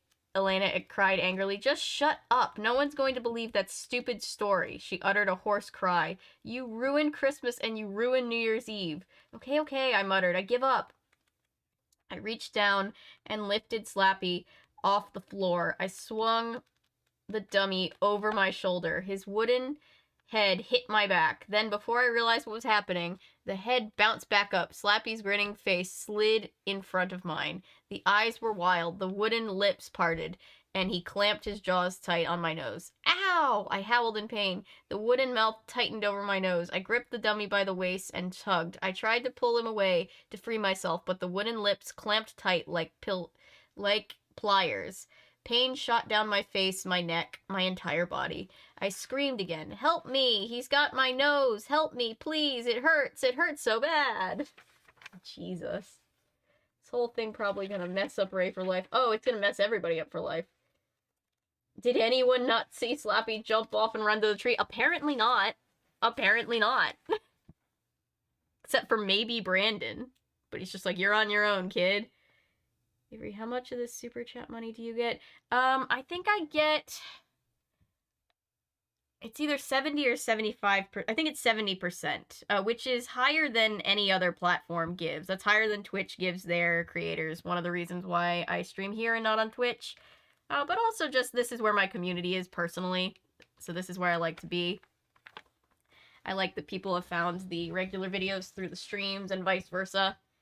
So yeah, YouTube takes 30%,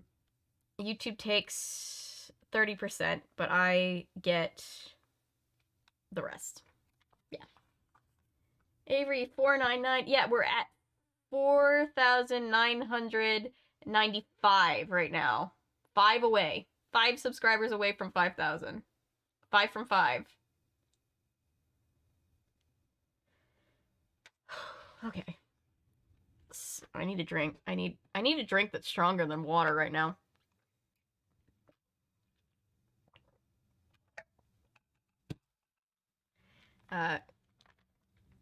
All super chats and everybody who is willing to sit through the crazy amount of commercials that YouTube puts on videos is very appreciated. I do not blame anybody for using an ad block. It's very appreciated though, because it does mean that I get paid to do what I love to do here, which means I get to spend more time doing it with you guys.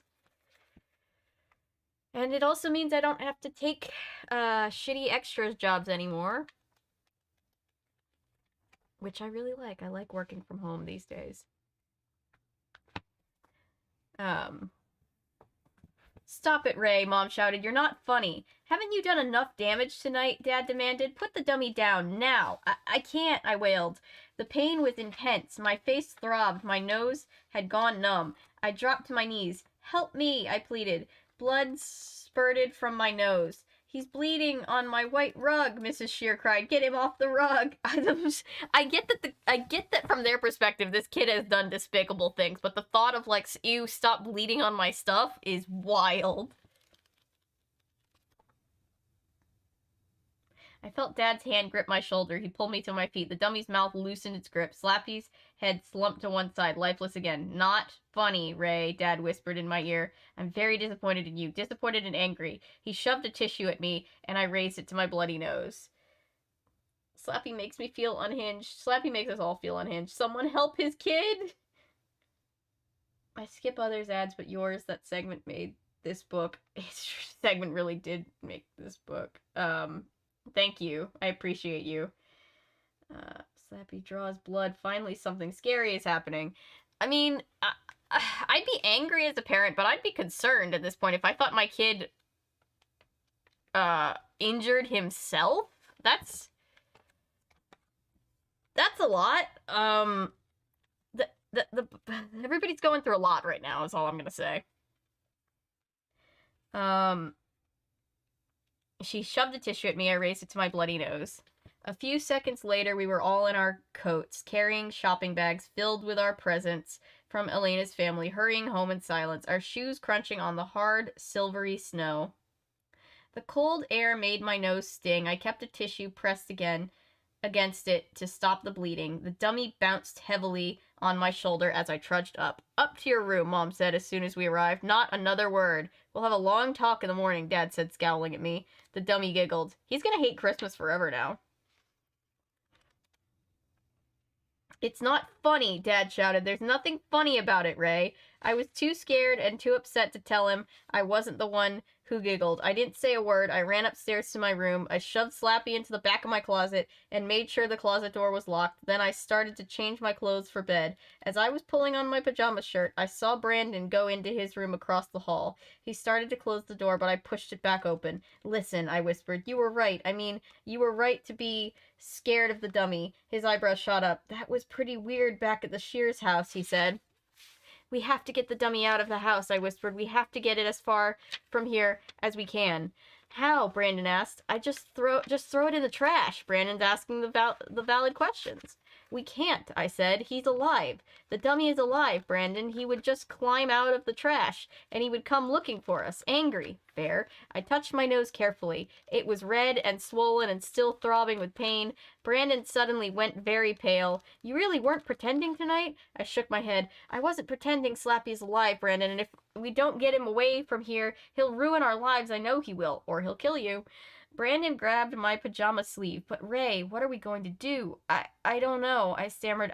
Across the hall I heard a sound that sent a shiver down my back. Laughter. A high, shrill giggle from deep in my closet. And then a raspy whisper. Slave? Come here, slave. Are you ready to obey my orders, slave? I don't like the way that he uses the words. I don't like the word slave. It's like, you know, Ragnarok, where it's like, don't use that word. The S word.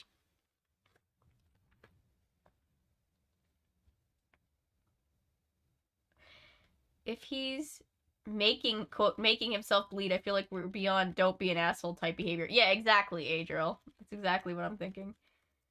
At least give the kid some ice. I know, right? You'd think he'd care. He's unapologetic. Oh, Slappy doesn't care, but I just mean from the parents' point of view. There's if he was actually making himself bleed, that would be even more than just like, hey, stop acting out. That would be like, there's like, we need to talk about this. I mean, Slappy and calling folks. Oh no, Slappy doesn't give a fuck. No, he doesn't.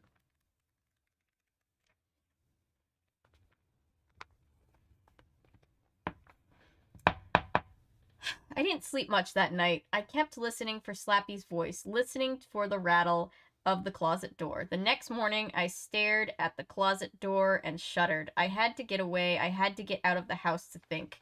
How do you get rid of a living dummy who wants to make you his slave? How do you make sure he never comes back to get you? I pulled on my parka and boots and grabbed my snowboard from the garage. Snowboarding always clears my head. It had snowed a couple of inches during the night. The new snow was soft and wet on top of the crunchy snow beneath. It was a cold, gray day. The sun was hidden behind heavy, low clouds.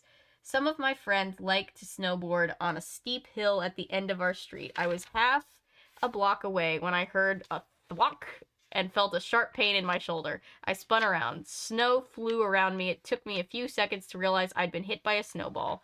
Elena stood a few feet away, rubbing snow off her red wool gloves. She had on a maroon down coat that went past her knees, with the hood pulled over her head. You jerk, she shouted. She scooped up snow and tossed a big handful into my face. Hey, give me a break, I started. You jerk, you ruined everything, she screamed. Her breath puffed up in front of her. She heaved another handful of snow. I ducked under it. It wasn't my fault, Elena, I cried. You ruined Christmas, and now you've ruined New Year's Eve for everyone. She said that before. She cried. Now there's nowhere for everyone to go. Maybe my mom and dad will listen to reason, I said. My parents think you're crazy, she cried. They think you should be locked up. Why did you say those horrible things about them? I didn't, I told her. The dummy. She rolled her eyes. Yeah, sure, Ray. You say the magic words and the dummy came to life. That's not crazy or anything. That happens all the time, right? Being sarcastic isn't gonna help, I said. She sighed. Then she kicked a wave of snow onto my jeans. I don't get you, Ray. Goodbye. Have a nice life. She spun around and stomped away. Hey, Elena, wait! She didn't turn back. She was swinging her arms and walking fast. Her hood flew off her head, and she didn't stop to fix it. I watched her till she turned the corner and disappeared behind a snow-covered hedge. Then I heaved my snowboard to the ground and gave it a hard kick. I wasn't angry at the snowboard, and I wasn't angry at Elena. If I was Elena, I wouldn't believe me either. I didn't feel like meeting up with my friend anymore, and I wasn't in the mood to snowboard. I thought he was grounded. You don't get to just meet up with your friends when you're grounded. At least I didn't. Seeing Elena reminded me if I had a serious problem to deal with, a terrifying problem, right in my bedroom closet, and no one to help me. I dragged the snowboard home and tossed it in the garage. I stamped my boots on the mat at the kitchen door and went inside. The breakfast dishes were still on the counter. A fried egg no one wanted sat in the frying pan on the stove. Hey, Mom? Dad? I called. Then I saw a note on the fridge door. It said they'd taken Brandon to a dentist appointment. Good, I said out loud. Gives me time to think. I poked my finger. They just leave the 12-year-old home alone, huh? I poked my finger in the... Whoop. Sorry, I got a text from the Texorcist, and I just wanted to make sure it wasn't a, hey, everything is broken on your stream text. Oh, no, it's more Greta Thunberg, Andrew Tate memes. Okay, that's funny. I'll read those later if you're watching, Spencer. I'm thinking Home Alone with Slappy. Sloppy is the brother of Slappy. That's the off-brand Slappy. I should find some of those Goosebumps, like, rip-off books that were all written in the 90s, where, like, everybody was, like, hastily trying to capitalize off the Goosebumps craze. My god, someone believe this kid. I wouldn't want to sleep knowing there's a living dummy in my house. I wouldn't sleep in that room. I couldn't sleep. It happens all the time, right? I mean, it does. They just don't know that. I should just say he didn't want to go to the party and felt like he needed to be extreme to get out of it. Since it was tradition, like he would lie, but it's more believable than reality now. Yeah, true. Yeah, fair point. You know your life is crazy when lying seems like the better option.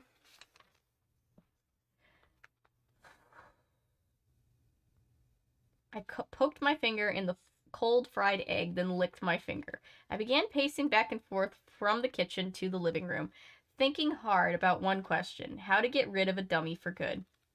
When the front doorbell rang, I let out a startled cry and jumped into the air. It took a few seconds for my heart to stop pounding. Then I made my way to the front window and peered out. A tall, thin man with curly red hair poking out from a red and blue Red Sox cap stood on the front step. He wore a plaid jacket over baggy brown cargo pants. He turned, and I saw a small coppery mustache beneath a pointy nose. He pushed the doorbell again. I pulled the front door open a crack and poked my head out. A gust of icy wind nearly blew the door back. Hello? Can I help you? I asked. He smiled at me and adjusted his baseball cap. He gazed at me with bright green eyes. I think you have something that belongs to me, he said. Yes, I cried. Awesome. The green eyes squinted at me. He shoved his hands into the pockets of his plaid jacket. Well, good. I get it, I said. I'll get it, I said. I'll be right down. I couldn't believe my good luck. There I was, pacing back and forth, thinking and thinking as hard as I could, and coming up with nothing. And then here's this stranger in a Red Sox cap at the front door, ready to rescue me from the evil dummy. What an incredible timing. With the dummy gone forever, my life would return to normal, and then that guy would die, from your perspective. And maybe if I apologized to everyone all over again, Mom and Dad would let me have the New Year's Eve party, and Elena and everyone else would be so happy. Sweet. I mean, one thing at a time, but, you know. Get the thing out of the house first. I hate that chat always reverts to top chat. Like, we're a small enough chat that it doesn't really make a huge difference, but, like, still bothers me. I practically skipped up the stairs and across the room. I turned the lock and pulled open the closet door. The dummy was sitting straight up with his back against the closet wall, not where I left him. I had tossed him face first on a pile of shirts. He had definitely moved. It gave me a shiver of fear as I reached to pick him up.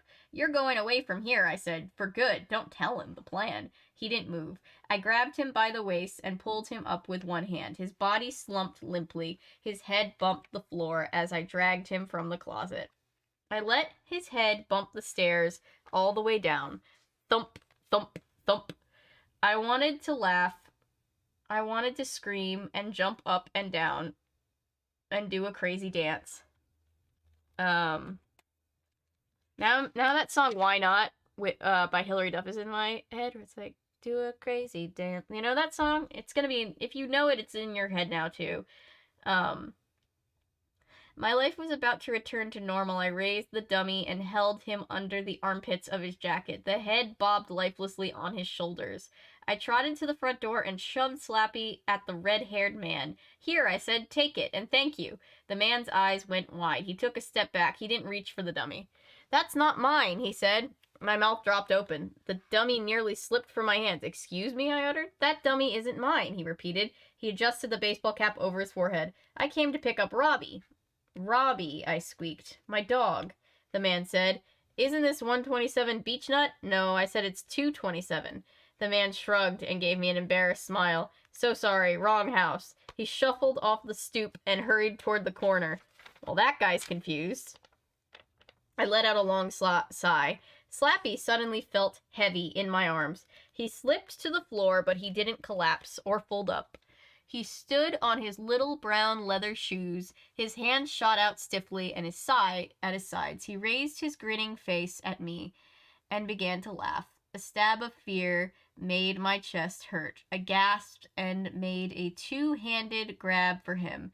Still laughing, he dodged away. The dummy spun quickly and ran into the living room of his spindly legs. "You can't get rid of me, slave!" Oh, God, help me.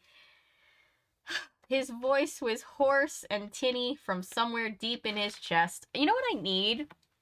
I need on my stream deck, you know, like where you can, like, you know, the things that make your voice change? I really like the Goosebumps series, no matter the theme. Me too, Katie. Welcome. Yes, great avatar. Love the avatar. You know what I need? I need to put, like, all the voice changer things on here so that for, like, every type of voice, I can, like, change my voice. That would be very fun, I think.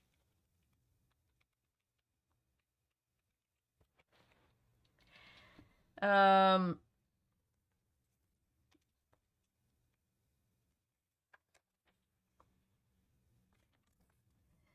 dove at him, grabbed for him again. He scampered away to the other side of the low coffee table.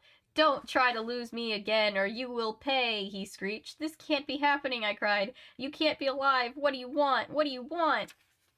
"You will do as I say," he rasped, eyes darting from side to side. "This house will be mine. If you want your family to survive, you will obey my every wish." "No way!" I tried to sound angry and tough, but my voice cracked on the words. "You're going back in the closet, then you're going far away from here." "I don't think so," Slappy snapped. His wooden hands wrapped around the blue fan-shaped vase on the coffee table. He raised the vase over his head. A wave of panic tightened my throat. "Put that down," I gasped. "That was my great-grandmother's. It's very valuable." "Are you going to play ball with me?" Slappy cried. "No way," I said. "Then I'm going to play ball with you."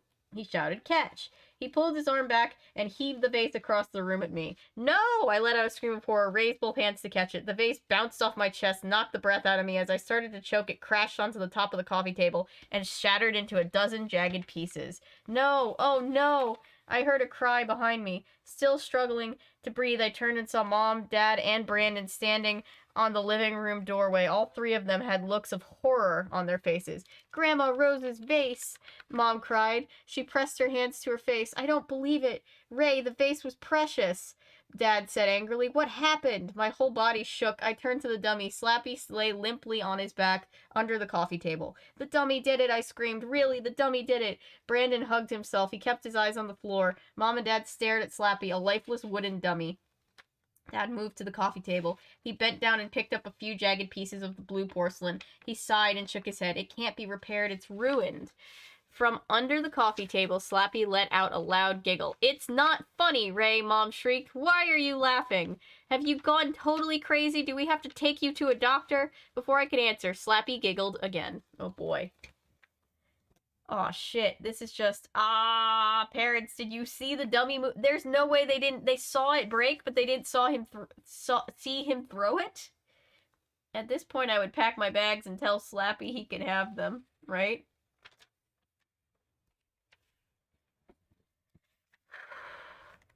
I'm stressed. This is me stressed.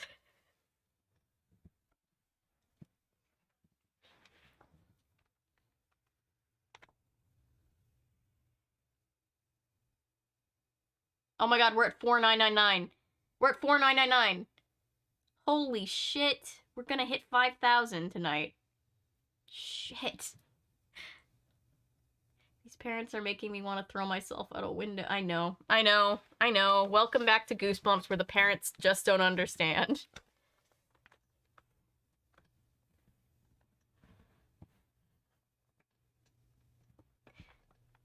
Digital Wiretap, please play Parents Just Don't Understand by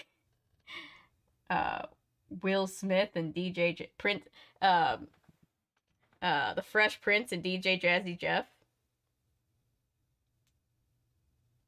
Almost there, yay! I'm at the point where I say I don't care about for these parents. Yeah, I'm fuming at how these parents still not believe this kid. I would eat the pieces of vase in hopes they would send me away, right? How did they not see? How did they not see? He got knocked out on the floor, the vase bounced off of him and broke across the room, and the dummy was throwing it at him when they walked in the door. His parents seem to be the worst in these books, actually. The ones in the Mummy... Worse in these books. The ones in the Mummy literally denied their child water when he was walking through the desert. That's pretty bad. Even for Goosebumps standards, that's bad. I spent the rest of the day in my room, grounded, for life probably. Dad took the dummy and hid it away in the garage. Brandon avoided me. He stayed in his room doing an origami project. Elena didn't call or text me. I guess she was still angry. It snowed again that night. The next morning, Dad told Brandon and me to shovel the driveway, not shove the driveway. Go shove the driveway, kids. Brandon complained. He doesn't like the shovel and he doesn't like the cold. Same and same. I kept my mouth shut. I knew I was in big trouble. No way I wanted to get even deeper in trouble. We pulled on our parkas and boots and trudged out the garage. The wind had blown the snow into the tall drifts along the backyard fence. Snow came up into the top of my boots as we crunched our way to the garage door. We both stopped and gazed at the door. I knew we were both thinking the same thing. Slappy was there. Was he waiting for us? Waiting to cause more trouble? I shivered, not from the cold. I'll open the door, Brandon said. He reached down for the handle, which was buried in snow. Whoa, I said. You are going in there first? Wait, hang on. I'm confused about something. Oh, I get it. Whoa, I said, you are going in there first? Okay, so it's an outside. Okay, I'm caught up.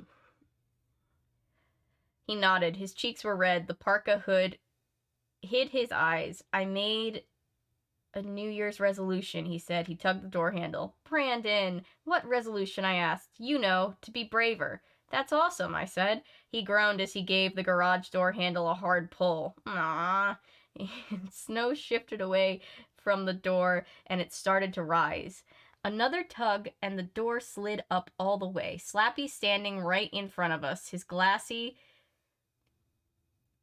Brandon screamed, and Brandon and I both screamed when we saw Slappy standing right in front of us. His glassy eyes seemed to glow, an evil grin spreading across his wooden face. "Greetings, slaves," he shrieked, and then he raised his hands in front of him and clicked my dad's heavy hedge clippers. "How about a nice haircut, dudes?" I tried to stagger back, but my boots slid on the snow.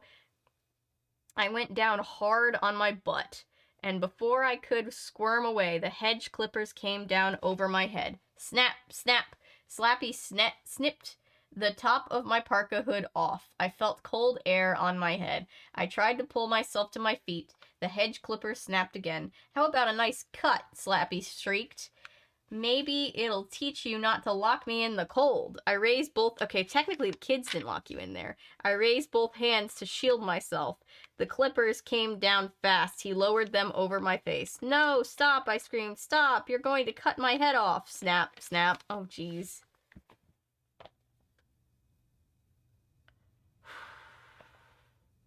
As I quote from Clue, "The flames, flames, the side of my face, seething, breathing fire." Yes. I love this quote. This is a very good quote, Hannah. Love that movie. Parents are always 10 times worth. Yep. My 10-year-old just subbed. Did it work? Oh my god. Wait. We are at 5,000 even. We're at 5,000 even. I'm waiting for, like, everybody to unsubscribe just to be like, heh, psych. But, like, we're at 5,000 even, you guys. We're at 5,000. We've gained 1,000 subscribers in less than a month. It took me a year to gain 1,000 subscribers the first 1,000. I can't even... That's amazing.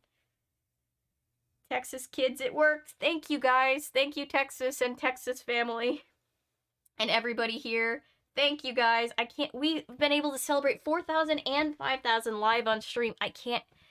Thank you so much. You have no idea what it means to me that this channel has an audience. You guys are amazing. Thank you. And before you get all mom friends some of the crap she watches way worse than what happened here. I've had to pull her from so much crap. Oh my gosh, copy. I try to be careful when we've got kiddos. Protect Brandon at all costs. These parents don't deserve to have kids. Yup. Series where parents ignored their kids' trauma and are complete idiots. Yup. It's a cautionary tale, really. And before the new year, I was just hoping that we'd hit 4,000 by my birthday. We hit 5,000 by the new year? I can't even believe it. So proud of you. Thank you, Katie. You're the best. We've done it. Congratulations, Avery. Thank you. Thank you, guys. I can't believe it. It hasn't sunken in. Perry just sneezed. Bless you, Perry. Thank you, guys. I can't tell you how much it means to me. I love it. I love you guys so much. Thank you. And we still have a little bit of the book to go. Let's finish the book. Snappy. Slappy's about to cut these kids' heads off. Perry sneezed. Congratulations. Thank you, Perry. I appreciate it. I know you're saying congratulations in your own way.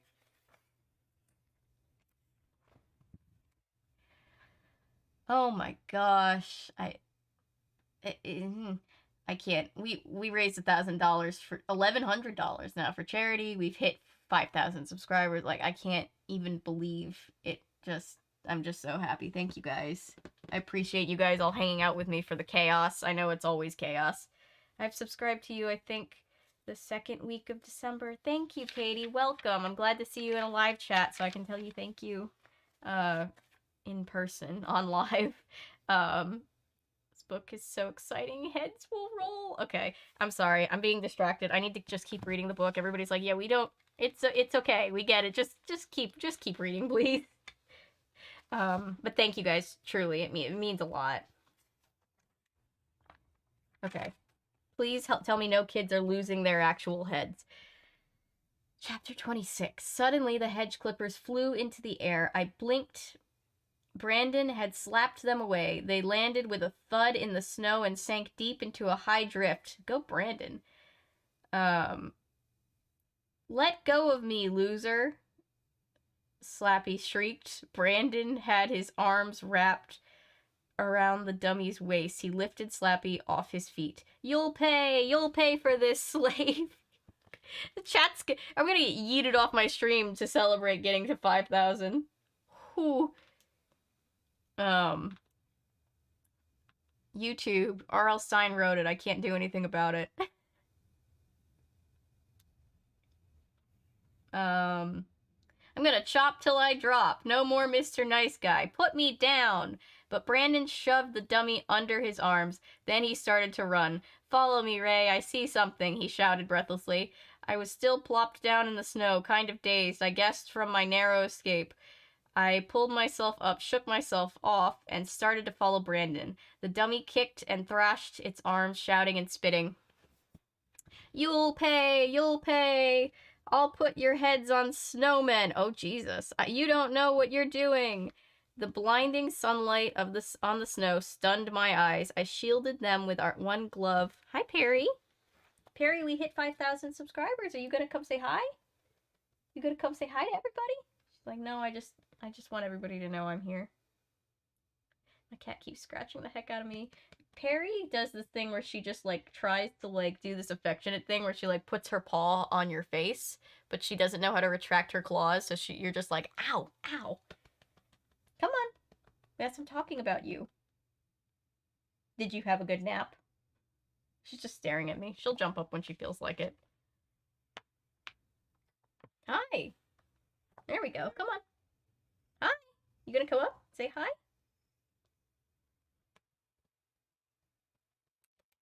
Come on.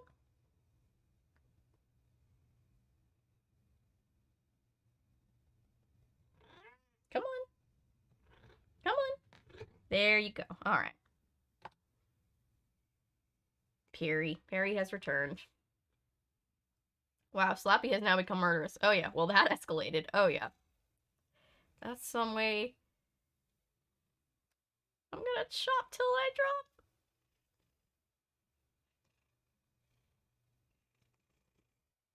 Will this moment feature on your end of your highlight reel? I didn't know if I was gonna do a highlight reel, but now I should. It's been quite a year, hasn't it? Perry the baby is here. One innocent toy became evil. Yes, it will. One of my cats does the face claw thing too. They mean it in an affectionate way, but it's like, honey. Oh, okay, hi.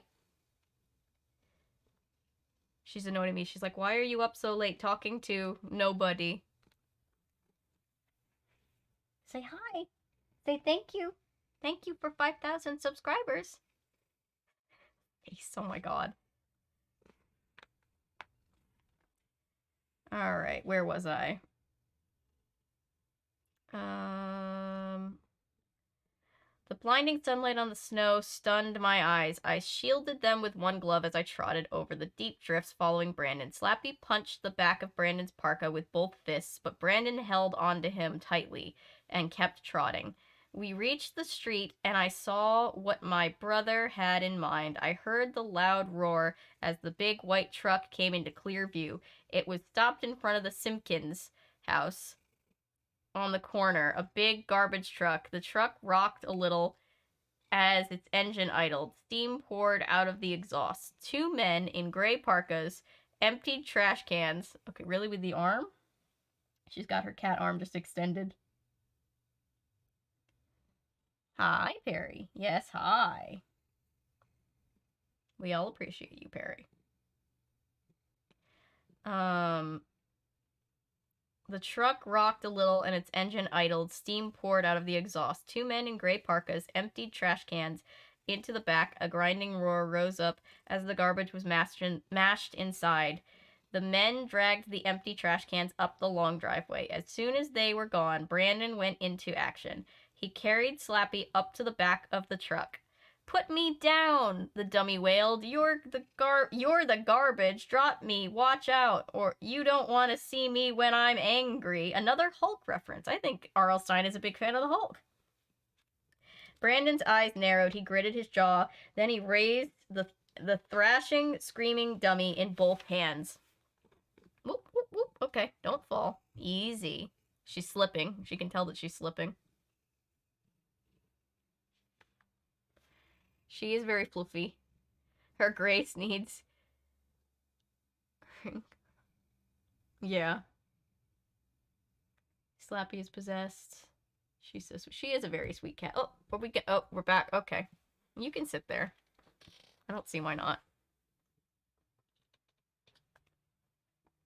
Nobody needs to see me. One innocent toy became evil. He a sharp boy. You should check out the Goosebumps books, Cry of the Cat and Claws. I own Claws. I don't own Cry of the Cat, I don't think. Perry, what are you looking at? What's up there?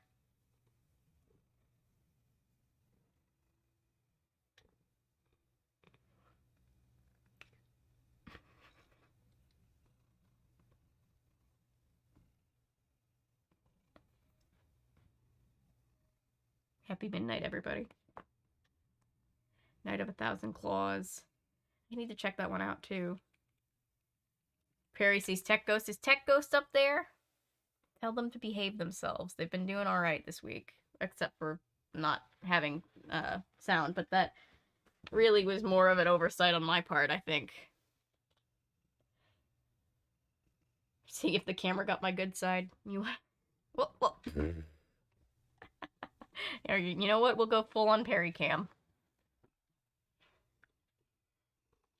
Hi. Slappy is the worst, yep. Perry the platypus, yep. With a groan, he started to heave the dummy into the truck.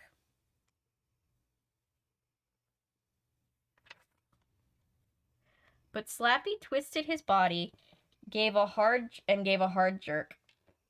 He slipped out of Brandon's hands and fell to the snow. Hey, Brandon let out a startled cry. He grabbed for Slappy, missed. Slappy scrambled quickly to his feet. He swung around on his flimsy legs and grabbed me with both wooden hands. Whoa, I shouted as the dummy lifted me off my feet and into the air. Why did you just knock on the floor, Perry? No, you knocked Bean! Not Bean! You don't need the keyboard, right, Mother? Takes a sharp inhale. Kitty. Thank Perry for liberating us. Thanks, Perry. Perry, you knocked Bean on the floor. You can't knock Bean on the floor. What? There's nothing in there. Not Bean, not Dragon Bean.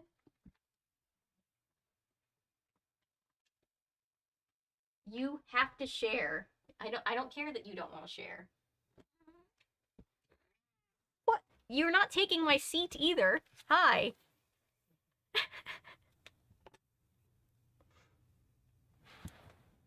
No, Bean must do science. Bean's fine. He will be missed. Harry does not like bunny dragons. She doesn't like having to share the spotlight, I don't think. Cats are selfish, lol. She's trying to take over the show, the stream. Yeah. Perry being chaos. Perry is always chaos. Alright. Perry, you trying to work the stream deck? It's not gonna work. Perry! Perry is back, and she is chaos, as always. She is my chaos fur child.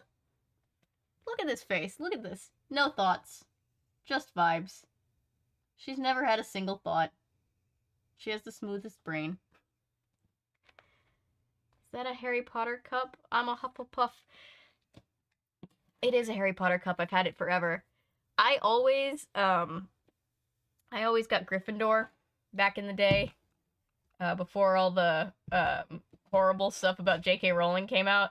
And then, you know, my cousin was like, let's, you know, do like one of the, you know, the knockoff quizzes where somebody like, you know, archived all the answers. One, so that we could get a more accurate thing, and two, so that we don't have to give Pottermore any traffic.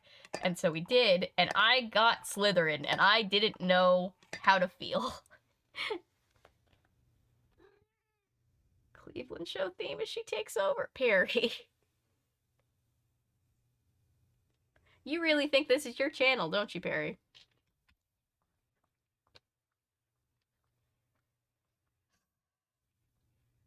I'm sorry, did I get my human germs on you? Alright, where was I?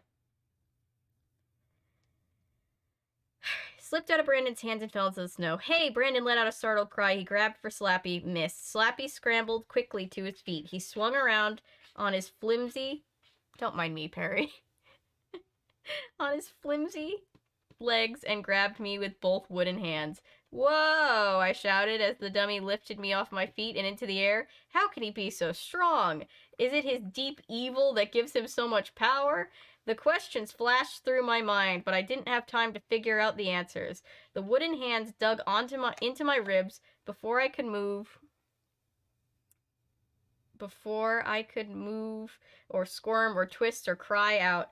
The dummy raised me high over his head and heaved me into the back of the grinding truck. Jesus Christ. Is SpongeBob count? What did you not go? What? Do not knock my new this on the floor, please.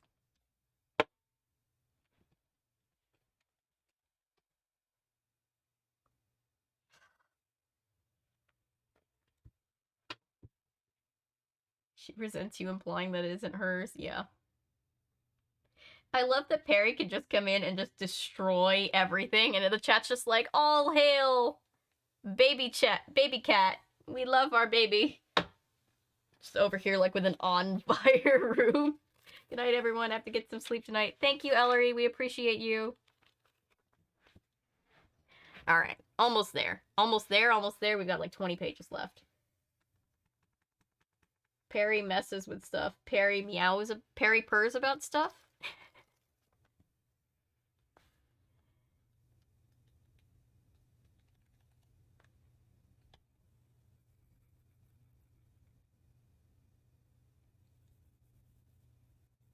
Alright, 27. Chapter 27. No!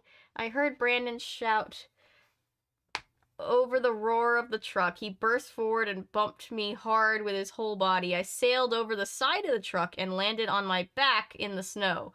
Pain shot up my entire body. How did physics? I'm just wondering. Shaking it off, I pulled myself up. It's time to see Brandon wrestling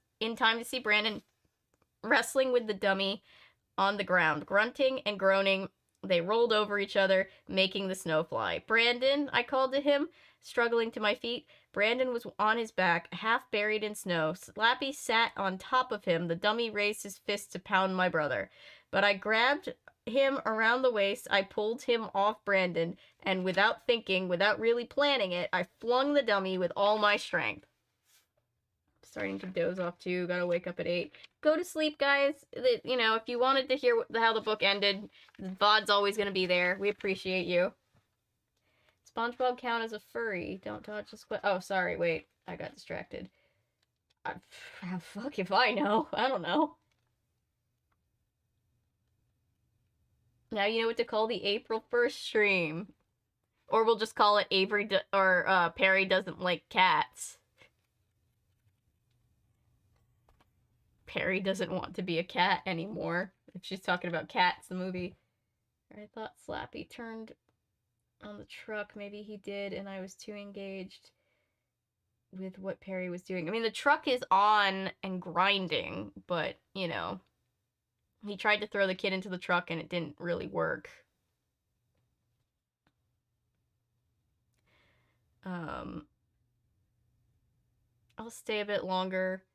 Lucky no bots tonight. Just make sure you get enough sleep. This is also my mom friend thing coming out. Oh, now she wants to get out. Hang on. Nope, she's just clawing at furniture. Perry! Stop it.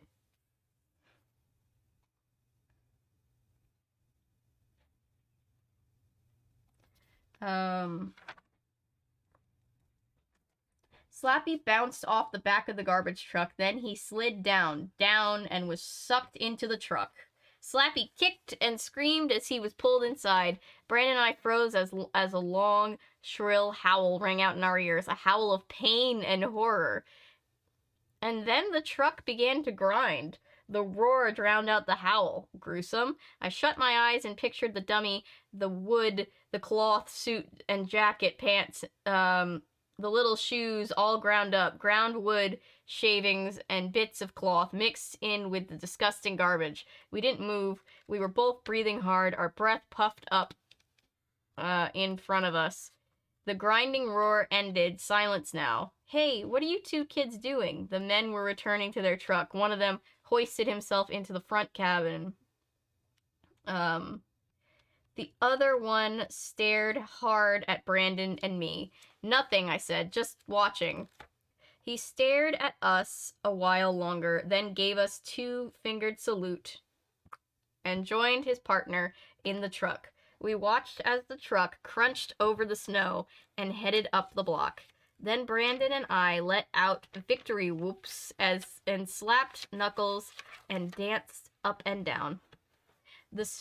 Up and down in the snow. Tell the truth, Brandon said. Was I brave or was I brave? You were a superhero, I said. Like the Hulk.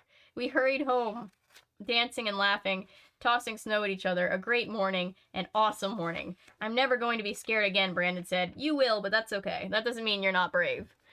He beat his chest with both fists and made gorilla sounds.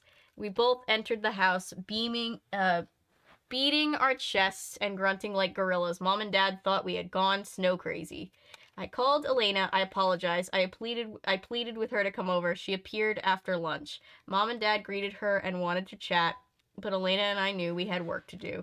We had to start begging, and beg better than we ever begged in our lives. We begged and pleaded with my parents to let us have the New Year's party.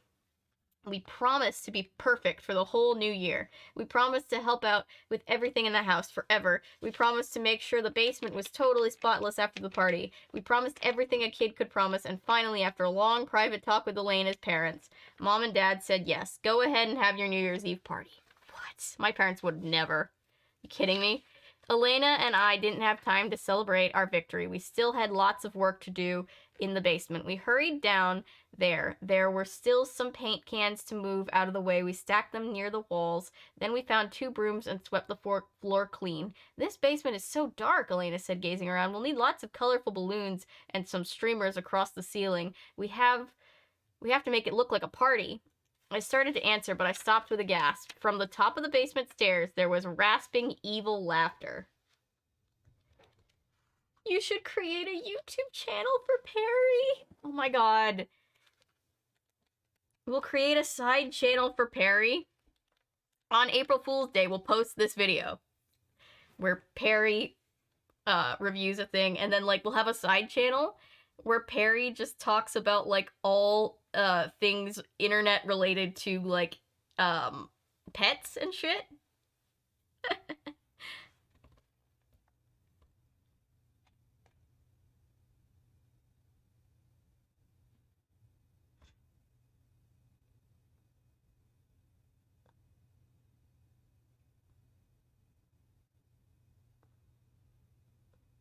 Big crybaby. He's not a crybaby. It's okay to be scared of things. Being brave doesn't mean you're not scared. It just means that you're willing to face your problems, you know? There's nothing wrong with Brandon. It made me think of Slappy can't drive stick. Slappy can't drive stick? I think Perry woke up and chose violence. She always wakes up and chooses violence. My heart skipped a beat. I let out a sharp cry. We both turned to the stairs and saw Brandon up at the top. He tossed back his head and did an evil laugh again. He sounded just like Slappy. I gotcha that time, Brandon said, shaking his head. You really thought the dummy was back, he laughed. Some more. I rolled my eyes. Brandon, just because you're brave now doesn't mean you have to scare us to death. That made him laugh even harder. Karma's a bitch, isn't it, dude? New Year's Eve. The basement was a whirl of colors. Elena and I put red and blue light bulbs in all the ceiling lights, and we strung gold and silver crepe paper streamers across the low ceiling. Silver and gold helium balloons bounced against the streamers. I assume it's something like this, what we're seeing on the cover. Music pounded. The streamers and balloons made the colored lights appear to flash and flicker. The stacks of silvery paint cans gleamed in the light and looked like party decorations. It looks like a nightclub, not a basement, Elena cried. Kids started piling in around 7:30. Mom and Dad showed them the way to the basement, but my parents promised to stay upstairs. Our friends were ready to party. We did crazy karaoke songs. We danced and hung out. We had a wild limbo contest. Someone found a beach ball, and we had an insane volleyball game with paint cans as the net.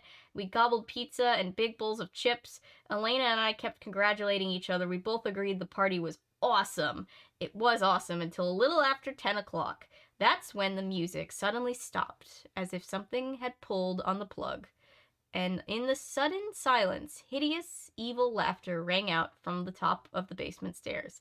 I had a mouthful of chips. The ugly laugh made me spit them all over the floor. I spun around and shouted, "Brandon, not funny." The light was dim at the top of the stairs. I heard a step creak and saw thin legs walking slowly down, one step at a time. "Oh, what's that smell?" someone shouted. A sharp, putrid odor floated over the basement. Kids held their noses. "Slappy," I gasped. He stopped halfway down the stairs. His gray suit was shredded. His shoes were gone. His head and shoulders were covered in scraps of garbage. "Slappy New Year!" he screamed at the top of his lungs. Kids gasped and cried out. A wave of fear swept over the room. My whole body shuddered. How could he be back? What did he plan to do? "That dummy, it's talking," someone stammered. Everyone started talking at once. "Is it real? It's walking by itself. Who's making it talk? Is someone inside that thing? Is it a robot? Ray, this is a joke. Are you trying to trick us?" I didn't want to answer. I knew it wasn't a joke. Slappy lowered himself. Another step. Another. He took a few staggering steps across the basement floor. The odor from the garbage made my eyes burn. Garbage scraps fell off as he limped forward. His evil eye. I'm just picturing the Veruca Salt and her dad at the end of Willy Wonka. How are the parents going to blame Ray for this, right? Oh, now everyone sees the moving dummy, right? Finally, they see it move. I know, right? You should review Cats the movie and the amazing adventures of Marcella the cat. It's on Tubi, I think. Nice. I still say what is more likely? He messes with his brother, or to the point where he sabotages his own party, or that the little brother did everything to himself to kill the party. I mean, the brother literally did everything to himself to kill the party at first, but then they actually brought the doll to life. This is like a horror movie. Mm-hmm. Yep.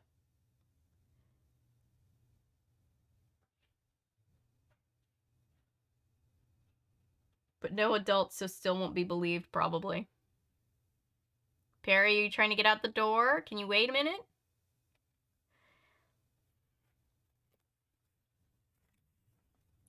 Where was I? Okay. Perry, give me 1 second, honey. His evil eyes focused on me. "You didn't invite me," he rasped, "so I thought I'd crash." He lifted a gallon can of paint off a stack. Then he swung his arm hard and sent the can sailing. It crashed against the wall, and bright yellow paint spewed out in a geyser. "Oh no!" I let out a moan as the paint ran down the wall, and before I could move, Slappy had another can open. He jerked it forward in both hands and sent a thick wave of blue paint over 3 girls who were standing nearby. They screamed as the paint swept over them. It splashed on their hair and ran down their faces. Kids were screaming now, backing away, looking for hiding places. "It's alive!" a girl cried. "It's alive! Alive! Alive!" She couldn't stop screaming. Elena gasped in horror. She turned to me. "Is this really happening?" I nodded. Slappy staggered to a wall of paint cans. He pulled a can off the top and quickly pried the lid off. "That's enough!" Elena shouted. She dove past me and tore across the room toward Slappy, both hands outstretched to stop him. "Oh!" Elena screamed as she slipped in a puddle of blue paint. Her feet slid out from under her. She went face down in the paint. "Okay, Perry, hang on. Hang on, guys. She's gonna start screaming louder. Someone get the lighter. Time to burn this dummy." Why did I have to approve that, YouTube? Come on. You've let worse through.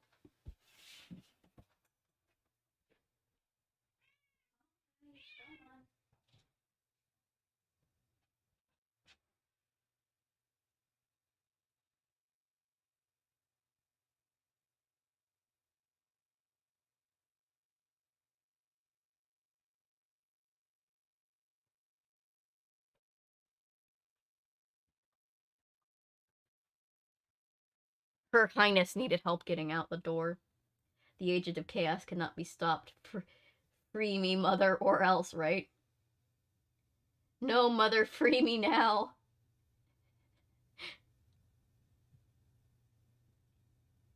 Jesus Christ, this is a whole fucking horror flick. Yup. Ooh, Hannah, that's a perfect idea. Yeah.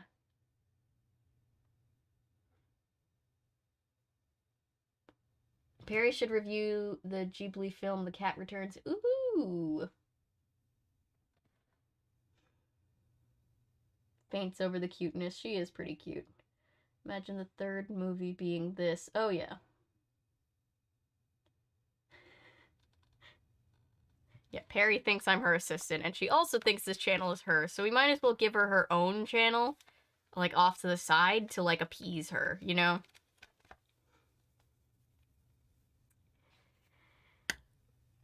Slappy raised a can over her and dumped a gallon of black paint on her head. Elena gasped and choked, struggling to breathe under the thick coating of paint.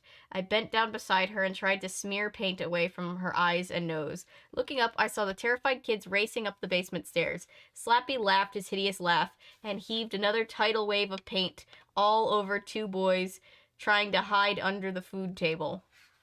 "We have to get out of here," a boy shouted. "It's alive! It's alive!" The girl continued to scream. "Yes, we're caught up, kid. Get out of there." Slipping and sliding in the thick paint, kids stampeded up the stairs. I saw a boy reach the top. He grabbed the doorknob. I saw him struggling, pushing, pulling. 2 other kids jammed beside him. I saw them start to pound on the door. "It's locked!" Someone screamed. "The door! We can't open it! Help! We're locked in!" Also, that paint is gonna track all over everything. Imagine death by paint. Can't imagine.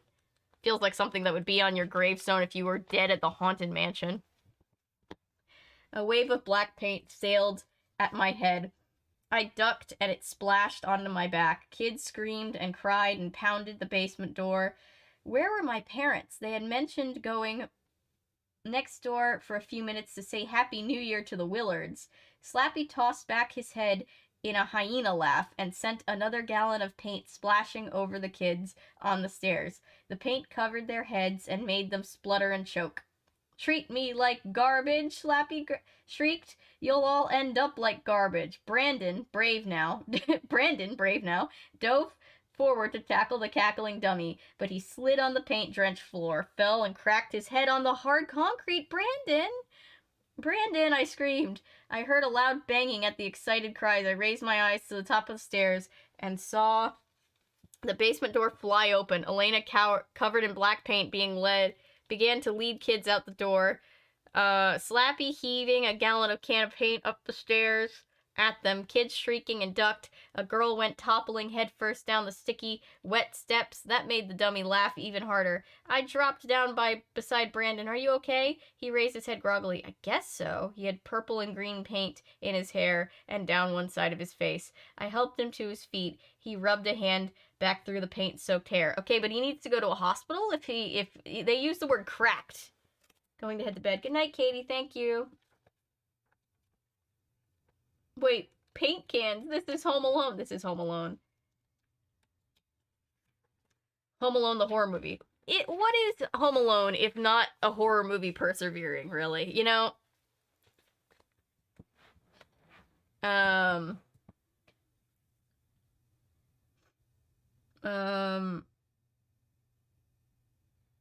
I helped him to his feet. He rubbed a hand back through his paint-soaked hair. Kids were frantically trying to get to the basement stairs. Slappy had the 3 boys trapped against the food table. He was menacing them with a can of white paint. Suddenly, I had an idea. Slappy had his back turned to Brandon and me. It was an easy time to slip behind him. I pulled my brother behind a wall of paint cans. Push, I said. We'll push together. Brandon squinted at me. Huh?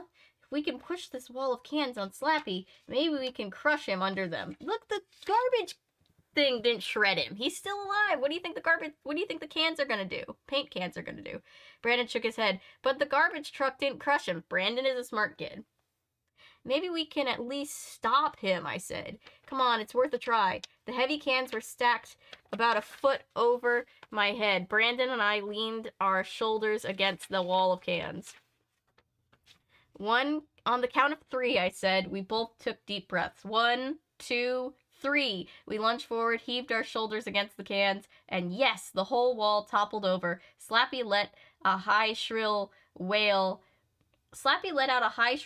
as the wall caved in on him, burying him, crushing him under its weight. I watched him crumble to the floor. The paint cans thudded on top of him. He disappeared beneath them. Silence now. Brandon and I stood together, staring at the pile of paint. Did we really defeat him? No, you didn't. Home Alone is die hard for kids. It really is. Can't imagine what the parents are going to think about this mess. Only the kids have seen him move. Yeah, they're not going to believe their kids. Always invalidate your kids' feelings, and then you get to be a parent in a Goosebumps book.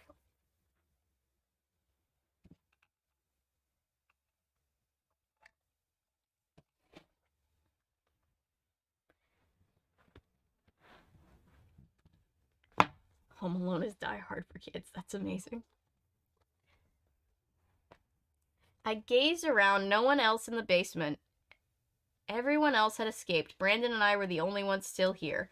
I shuddered. We were both drenched in thick paint. I rolled a can of paint out of my way with one shoe. Then I bent down to examine the cans on the floor, and a wooden hand shot up from under the cans and grabbed me by the throat. Ah! I uttered a choked scream as the hand tightened its grip. Slappy sat up. His evil, red-lipped grin appeared to spread over his face. Choking me, I gasped. The hand tightened, my neck throbbing. I struggled to suck in air. Choking! The dummy grinned up at me. I tugged hard, pulled back with all my might. But Slappy had evil strength. I couldn't free myself from the hard wooden hand. Where are you going? The party is just starting, the dummy declared. Choking, I gasped. Slappy New Year to both of my slaves. Jesus Christ. I knew I was passing out. I saw bright yellow, and then the room started to fade away. Brandon grabbed my waist and tried to pull me free, but Slappy was too strong. I thrashed my arms wildly, tried to punch the dummy. My hand slid to his jacket pocket. The room was spinning darkly. I actually saw bright yellow stars before my eyes. My hand tore at the dummy's jacket pocket, and without realizing, I pulled out the folded sheet of paper. The paper with the strange words on it. The words that brought the evil dummy to life. If we read the words again, will they put him back to sleep? Why did you think of that before? Frantically, I pushed the paper at my brother. Read! I choked out. Read! Did Brandon understand me? Yes, I would assume there's only one understanding to that. He grabbed the paper from my hand. His fingers struggled to unfold it. The room spun. The bright stars swam in front of me. Darkness, darkness. I saw Brandon raise the paper. His eyes went wide. Read, I choked out. He squeezed my arm. Ray, he said, I can't read the words. They're covered in paint. Oh God, of course they are. Shit goes down the second an adult is not watching. Yup. Yep. They're gonna get it. They're gonna put him back to sleep just in time for the parents to come down and blame them for everything. Everyone is gonna fucking hate Lindy now for this shit in therapy. Yeah.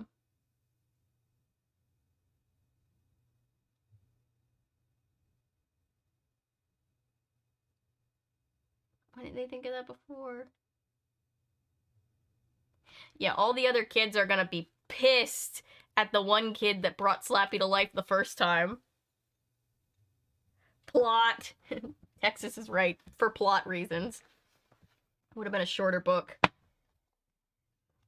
They could have ended this whole thing by just repeating the words again. The book should have ended halfway. Lindy, the first owner. Guys, I didn't know. All of them throwing tomatoes at Lindy. Slappy tossed his head back and laughed. Losers. He let go of my throat and made a grab for the paper. It flew out of Brandon's hands and fluttered to the floor. Slappy and I both dove for it. I grabbed it first. I swung it away from Slappy, held it above my head. Light from the ceiling poured through the paper, and I realized I could see the words through the paint. Karumari Odana. Karumari Odana Loma Milanu Karano. My voice was hoarse, but I shouted them as loud as I could. Slappy made a sound like air going out of a balloon. His head tilted back, his legs collapsed, he sank on the floor, his head hit hard and bounced a couple of times. Then he didn't move. I rubbed my sore neck. I took a deep breath and tried to stop my heart from thudding in my chest. Brandon stood silently beside me, staring down at the lifeless dummy. We did it, I said. We defeated him. Happy New Year, Brandon whispered. We didn't have time to celebrate. I heard a sound and saw Mom and Dad at the top of the stairs. Even in the dim light, I could see the look of horror on their faces. This can't be, Mom cried, gazing at the paint-splotched room. The walls were all splashed, the floor had lakes of paint everywhere. She slipped on paint and started to fall down the stairs. She bumped into Dad. They both grabbed the banister to keep their balance. Oh no, oh no, oh no, Mom moaned. What did you do down here? Ray, how did this happen? We're ruined, Brandon whispered. We're dead meat. They made their way onto the basement floor. They walked slowly, carefully, not to step in paint. But it was impossible. The whole floor was covered. Where are the other kids? Dad demanded. They didn't see him running out of their house? What the fuck with these parents? How did this happen? I glanced at the dummy sprawled on the floor. The party just got out of control, I murmured. I'll clean it all up. Dad, I promise I'll stay down here until the basement is perfect again. All this paint, Mom muttered, shaking her head. All this paint everywhere. It's impossible. It can't be. Mom and Dad gazed around the basement, muttering to themselves and shaking their heads. Finally, Dad said, we can clean it up. I guess, Mom murmured. Let's give the kids a break, Dad said. It's New Year's. Yes, Happy New Year, I cried. Were we actually getting away with this? Happy New Year, Brandon joined in. We all cheered. Actually, there was a lot to cheer about. The evil dummy had been put to sleep, and we had thrown a New Year's Eve party no one would ever forget. The next morning, Brandon, Dad, and I cleaned up the basement. My parents could never. The best we could. Dad said once that the paint dried, it would make a great party room. He said he just liked seeing so many colors at once. Huh. That's looking on the bright side. I guess. Dad has always been weird, thank goodness. Brandon and I still couldn't get the paint off our hands, or faces, or hair. Dad said that might take a while. It's like working on The Walking Dead. You never get it out of your hair, or from behind your ears. That afternoon, I pulled on my parka and boots and started for the garage. Mom stopped me in the kitchen. Where are you going, Ray? Snowboarding. I said, I'm meeting Elena and some other kids. I put that dummy back in your room, Mom said. I put it in your closet. But I told you I don't want it anymore, I replied. Okay, Mom said. Should we keep it in a trunk in the basement in case you change your mind? No way, I said. Get rid of it. Please, give it away or something. I really don't want it. I found a sheet of paper with the dummy, Mom said. It had the strangest words on it. Very hard to pronounce. Pronounce? I gasped in horror. My whole body went cold. Mom, I cried. You didn't read those words out loud, did you? Mom, did you? Did you really read those words out loud? Fucking hell. They didn't see the footprints? I have no idea. Maybe they can claim the paint fell on their own, maybe. Gosh, these parents, I swear, face palms, yep.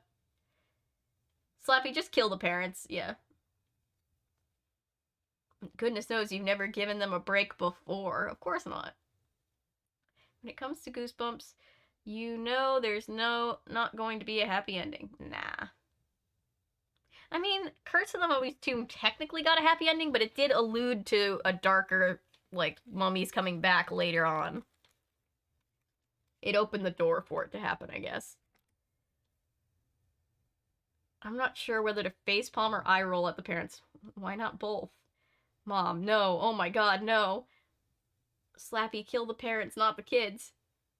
Bruh, why? There's an epilogue. There's one more chapter. It is an epilogue. This book frustrates me on those parents. Oh, yeah. These people have never played D&D. Yeah, right. Parents make me want to put my head through a wall. They're so stupid. I can't stress this. There's always terrible parents. All right. Epilogue. I tore off my parka, tossed it on the floor, and ran up to my room. I expected to see Slappy standing in the doorway, ready to pounce at my throat. I stopped at the landing and listened. Silence. I crept to my room. No, he wasn't standing there. My skin tingled with fright. Where was he hiding? I gazed all around the room. Everything was just as I'd left it. My paint-stained clothes from the party were still in a heap on the floor. I crossed the closet to the closet. Mom said she'd put Slappy in there. I gripped on the closet doorknob. Should I open it? A chill ran down my back. I took a deep breath and swung the door open all the way. I squinted into the dark closet. My eyes glanced over the piles of t-shirts and sweaters and jeans on the shelves. I pulled the light cord and the light flashed on. I lowered my eyes to the floor. No sign of him. I stepped into the closet, pushing jackets out of the way. I made my way back. I gazed all around. Gone. Slappy was gone. Not where Mom put him. Not in my room. I backed out of the closet. Slappy, I called. Are you here? Are you still here? Silence. Gone. But what was that green-yellow glow on my bookshelf? I stumbled over the paint-stained clothes as I made my way across the room. The horror. The little horror that old man at HorrorLand had given me. It was glowing brightly, as if on fire. A shiver of fear shook my body. I couldn't take my eyes off the light.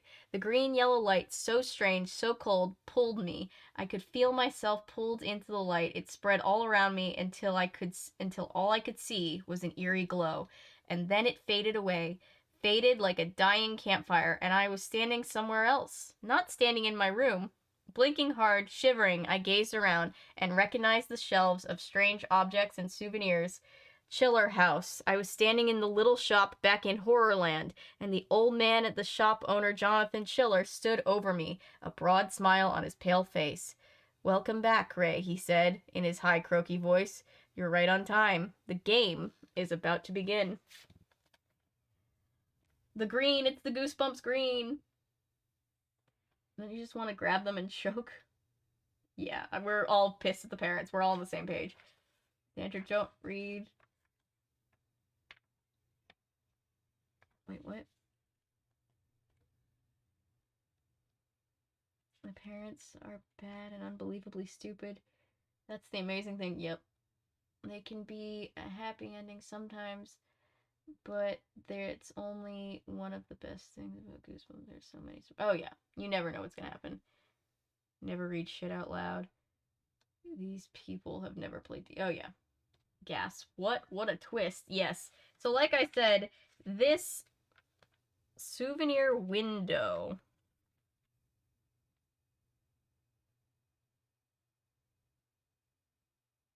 It's a saddest day. But you would have to...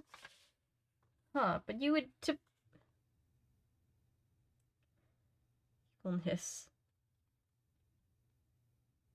Don't judge Seymour Window because he likes to cover his face and body completely in mirror glass. He says it gives him a lot of time to reflect. He does enjoy telling jokes but hates to listen to them, mostly because he's afraid he'll crack up. That can really be a pain.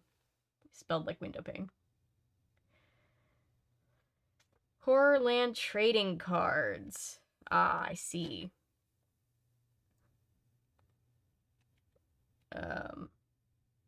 Ray isn't alone, you know. 6 kids have fallen into Jonathan Chiller's trap. Why has he brought them back to Horrorland? To play a game. The most terrifying game of their lives. Maybe they should have paid for their souvenirs on their first visit to his shop, because now Chiller says it's payback time. If Ray and the others don't win his game, they may pay with their lives. Don't miss the most frightening Horrorland adventure yet. The Goosebumps HorrorLand 19, Horror at Chiller House. Yeah, so all of the Horrorland books tie together in that way, where it's basically going to all be... there's one more book after this one in the series that I'm not going to read until we have read all the other books in that series on stream, because that's going to be like the big finale, where Jonathan Chiller is just like, haha, bitches. My dad's copy of the Necron is definitely bunk, and we don't even read that out loud.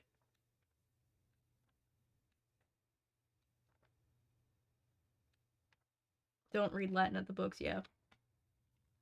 Just curious, did you get my gift yet? Not yet. I will go, but I have to go, I have to go to the P.O. box. I haven't been in a couple of days, because there's been a lot going on. Well, I guess I went day before yesterday, and it hadn't arrived yet, and I think it arrived yesterday, so I'll go soon and pick it up. Thank you. Texas Chainsaw for Kids, yes. Slappy New Year to all, and to all a good fright. Okay, just curious, no rush. Thank you. I can't wait to see it. So yeah, that was Slappy New Year. Goosebumps HorrorLand. That was a ride.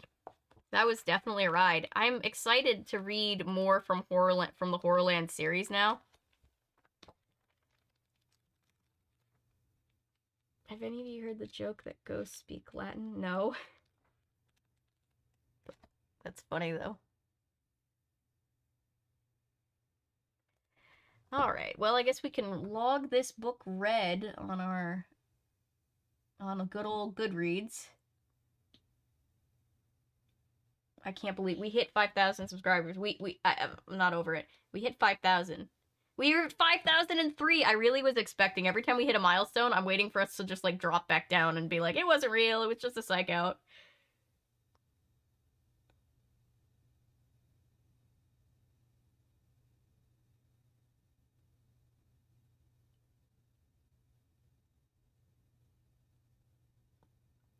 That's amazing.